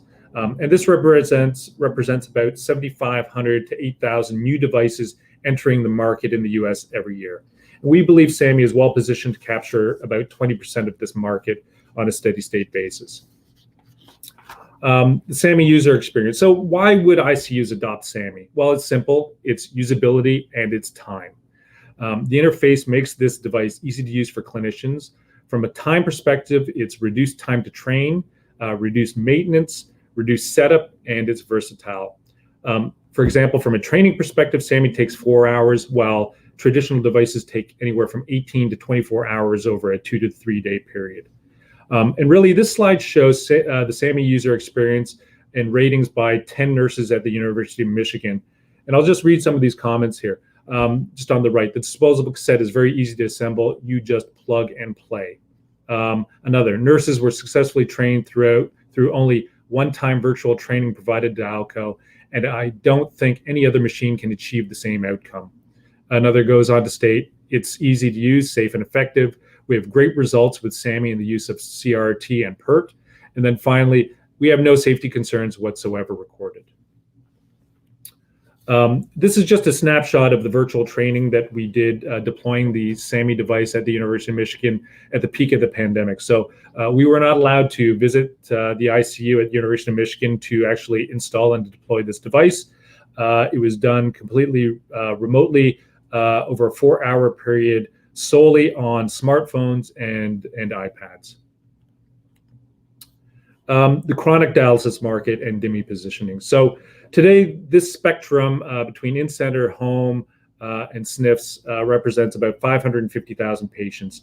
Now, the predominant center of treatment is in-center, with about 88% of those patients being treated in-center, with only 12% at home.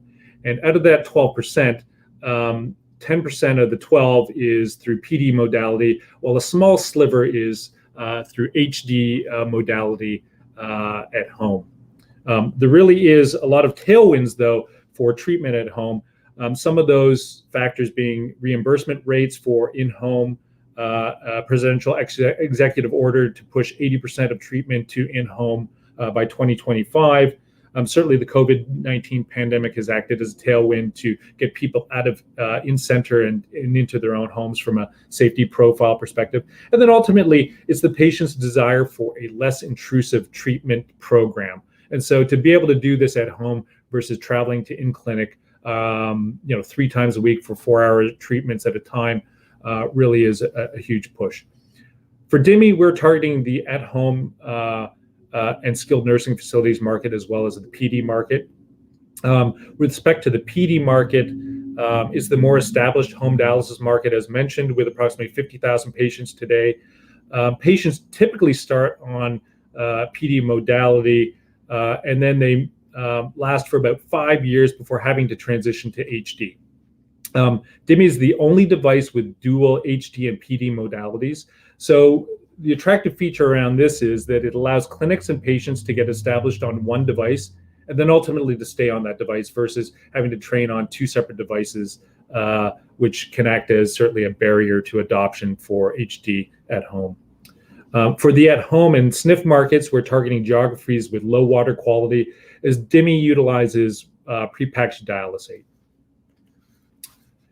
In terms of barriers to home adoption, there are a number of barriers that have impeded home HD adoption in the past. DIMI mitigates a number of these barriers. Certainly, some of the barriers are complexity of current technology and the required skill set to actually utilize the device. A lack of confidence. This is a huge barrier with training for both the patient and the doctor. Certainly, water is an issue. Many places it's too hard or low quality for many areas throughout the U.S. Reverse osmosis systems can be quite intrusive from a home and renovation perspective, maintenance, and also added extra utility costs. And then ultimately, this whole disconnection between the patient and the doctor. So DIMI, it's easy to use. It's got a user interface that is very intuitive. It has Wi-Fi connectivity that allows for connection between patient and doctor. And ultimately, it is less intrusive on the patient. This is just the DIMI patient experience survey. We ran an in vitro test on DIMI with 10 patients, and ultimately, here's what users had to say. DIMI is extremely instinctive and playful. the pictogram clearly helps to understand and use. The information, alarm signals and messages do not generate stress, and that's a huge issue. Solo treatment is totally possible with DIMI. And finally, DIMI is so small and silent for the home. One of the differentiating factors as well is between DIMI and some of the newer HD devices is the generation of dialysate. DIMI uses pre-mixed dialysate bags, while others generate dialysate on site through a reverse osmosis system. And we believe there's a number of benefits to pre-mixed dialysate that ultimately are less intrusive on the patient's lifestyle and confidence levels. And some of these being, without reverse osmosis, there's a smaller footprint, it's more portable. There's no risks or challenges associated with water quality. There's no extra water preparation time. The inherited PD habits using pre-filled dialysate bags. There's no extra financial burden for utilities or home renovation. And finally, no need to run disinfection. This is just a water map of the US. It may sound trivial, but water quality is an issue across the US, with approximately 85% of the US water supply considered hard water. And finally, consumable storage. So one of the initial knocks against pre-mixed is the logistics and storage issues. The rebuttal, one, pre-mixed is following the PD model, which requires similar amounts of storage for consumables. And as a reminder, PD is the current home dialysis model in use. And two, reverse osmosis still requires a significant amount of storage for concentrate, disinfectant, and other consumables. And really, this is just a pictogram contrasting the two. On the top would be DIMI, to the very right, the number of boxes for storage requirement. And then on the bottom, you see reverse osmosis. And really, the contrast between the two is really not that different at the end of the day from a storage and logistics perspective. And then just to finalize the presentation, we have some key, the usability trial. Just a quick glance at the DIMI usability trial. This is the final step for FDA and home clearance. It's a 35-patient trial, which will take about 12 months in total. It's a comparison of in-center therapy versus in-home therapy, and really focusing on safety and usability. Ultimately, we see this as when and not if from an FDA approval perspective, and we expect to receive that approval somewhere in Q4 of 2022. In terms of some of the upcoming catalysts, Tigris interim patient enrollment, and where Baxter would make another milestone payment. We see this somewhere in late Q1 of 2022. Last patient of Tigris enrollment somewhere around the middle of 2022, with FDA approval at the end of 2022. FDA clearance for DIMI and home use sometime Q4 of 2022. And then finally, exploring, more than exploring, but a dual listing of spectral shares on a senior US exchange. We continue to prepare, and really we are working on our 20F filing at this point in time. This is just a cap table of spectral. Today, there's about 274 million fully diluted shares outstanding. At the time of our last report, there was about 14.3 million in cash on hand. That concludes our presentation. Once again, it's Spectral Medical, and our ticker symbol is EDT on the TSX. Thanks a lot, Chris. A couple of questions before we wrap it up here from the chat. I'm not going to bother to try to pronounce your name, but he's asking about the timeline for the uplist. I guess it's been in the works for a while. So can you just provide some clarity about that? Yeah, so what I would say is, we don't have necessarily a definitive time. I mean, what I would say is, from a board perspective, ideology-wise, the entire board is acknowledges that we have to be on the NASDAQ, given that that's where capital appreciates stories like ours at the end of the day, and where investors will appreciate stories like ours at the end of the day.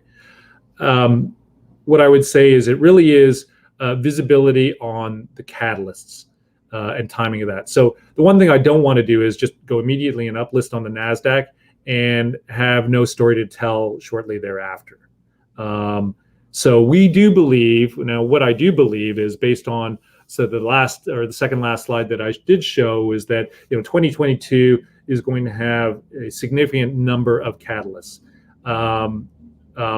And the belief is that we list in advance of those catalysts actually being achieved. So I can't give the specific date, but what I would say is my gut instinct would be that this is an early 2022 type of event. And then Ned is asking when we can start to see a material quantity of SAMI devices sold. Yeah, I don't, we're not giving sort of visibility on that. There's a few things that are in the works. We've had a number of clinical evaluations. The sales cycle is a little bit slow. It frankly takes about 18 months between introduction, clinical evaluation to leading to a commercial sale. What I can say is we have hired a number of individuals throughout the U.S. That are supporting that. We are in discussions on a potential partnership with a strategic, and that can accelerate things quite significantly. So what I would say is stay tuned on that front. This is something that, I'd want to consummate sooner rather than later. All right, Chris Sato is the CEO. You can see him on the screen there, the URL, the ticker, Spectral Medical. Chris, thanks for taking us home today. Thanks for speaking at the Benzinga Small Cap Conference. Great. Thanks very much, and I appreciate your time. All right. I mentioned that we have a whole nother slate of presentations tomorrow. Tomorrow is going to be a banger, and I'll tell you why. First off, I will not be your host. Michael Murray will be your host. I will be doing other non-host things, but check this out. On the agenda for tomorrow is one of the wildest stocks of the last week, and I'm not exaggerating. I promise you I'm not exaggerating. Look at who's speaking at 2:20 p.m. Eastern time tomorrow. We got Randall Crowder, the COO of Phunware. Yes, we are going to get the chance to hear directly from Phunware about what is going on over there. We all have questions.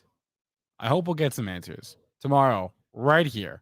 youtube.com/Benzinga. And all day, same thing, 9:30, 9:15, 9:20-ish until right about now. So that being said, that is going to be a wrap for our show today. Hey, how many likes we're at? Oh, can we get to 400?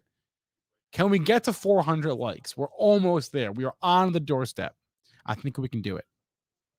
Thanks to all of the speakers and the guests today. Thanks to Javier Haas for doing the interview. Thanks to all of you for hanging out in the chat. We're going to end this show right now. Our At the Close show, I think, just went live. So we're going to end this show, redirect to At the Close, and I will see you all over there.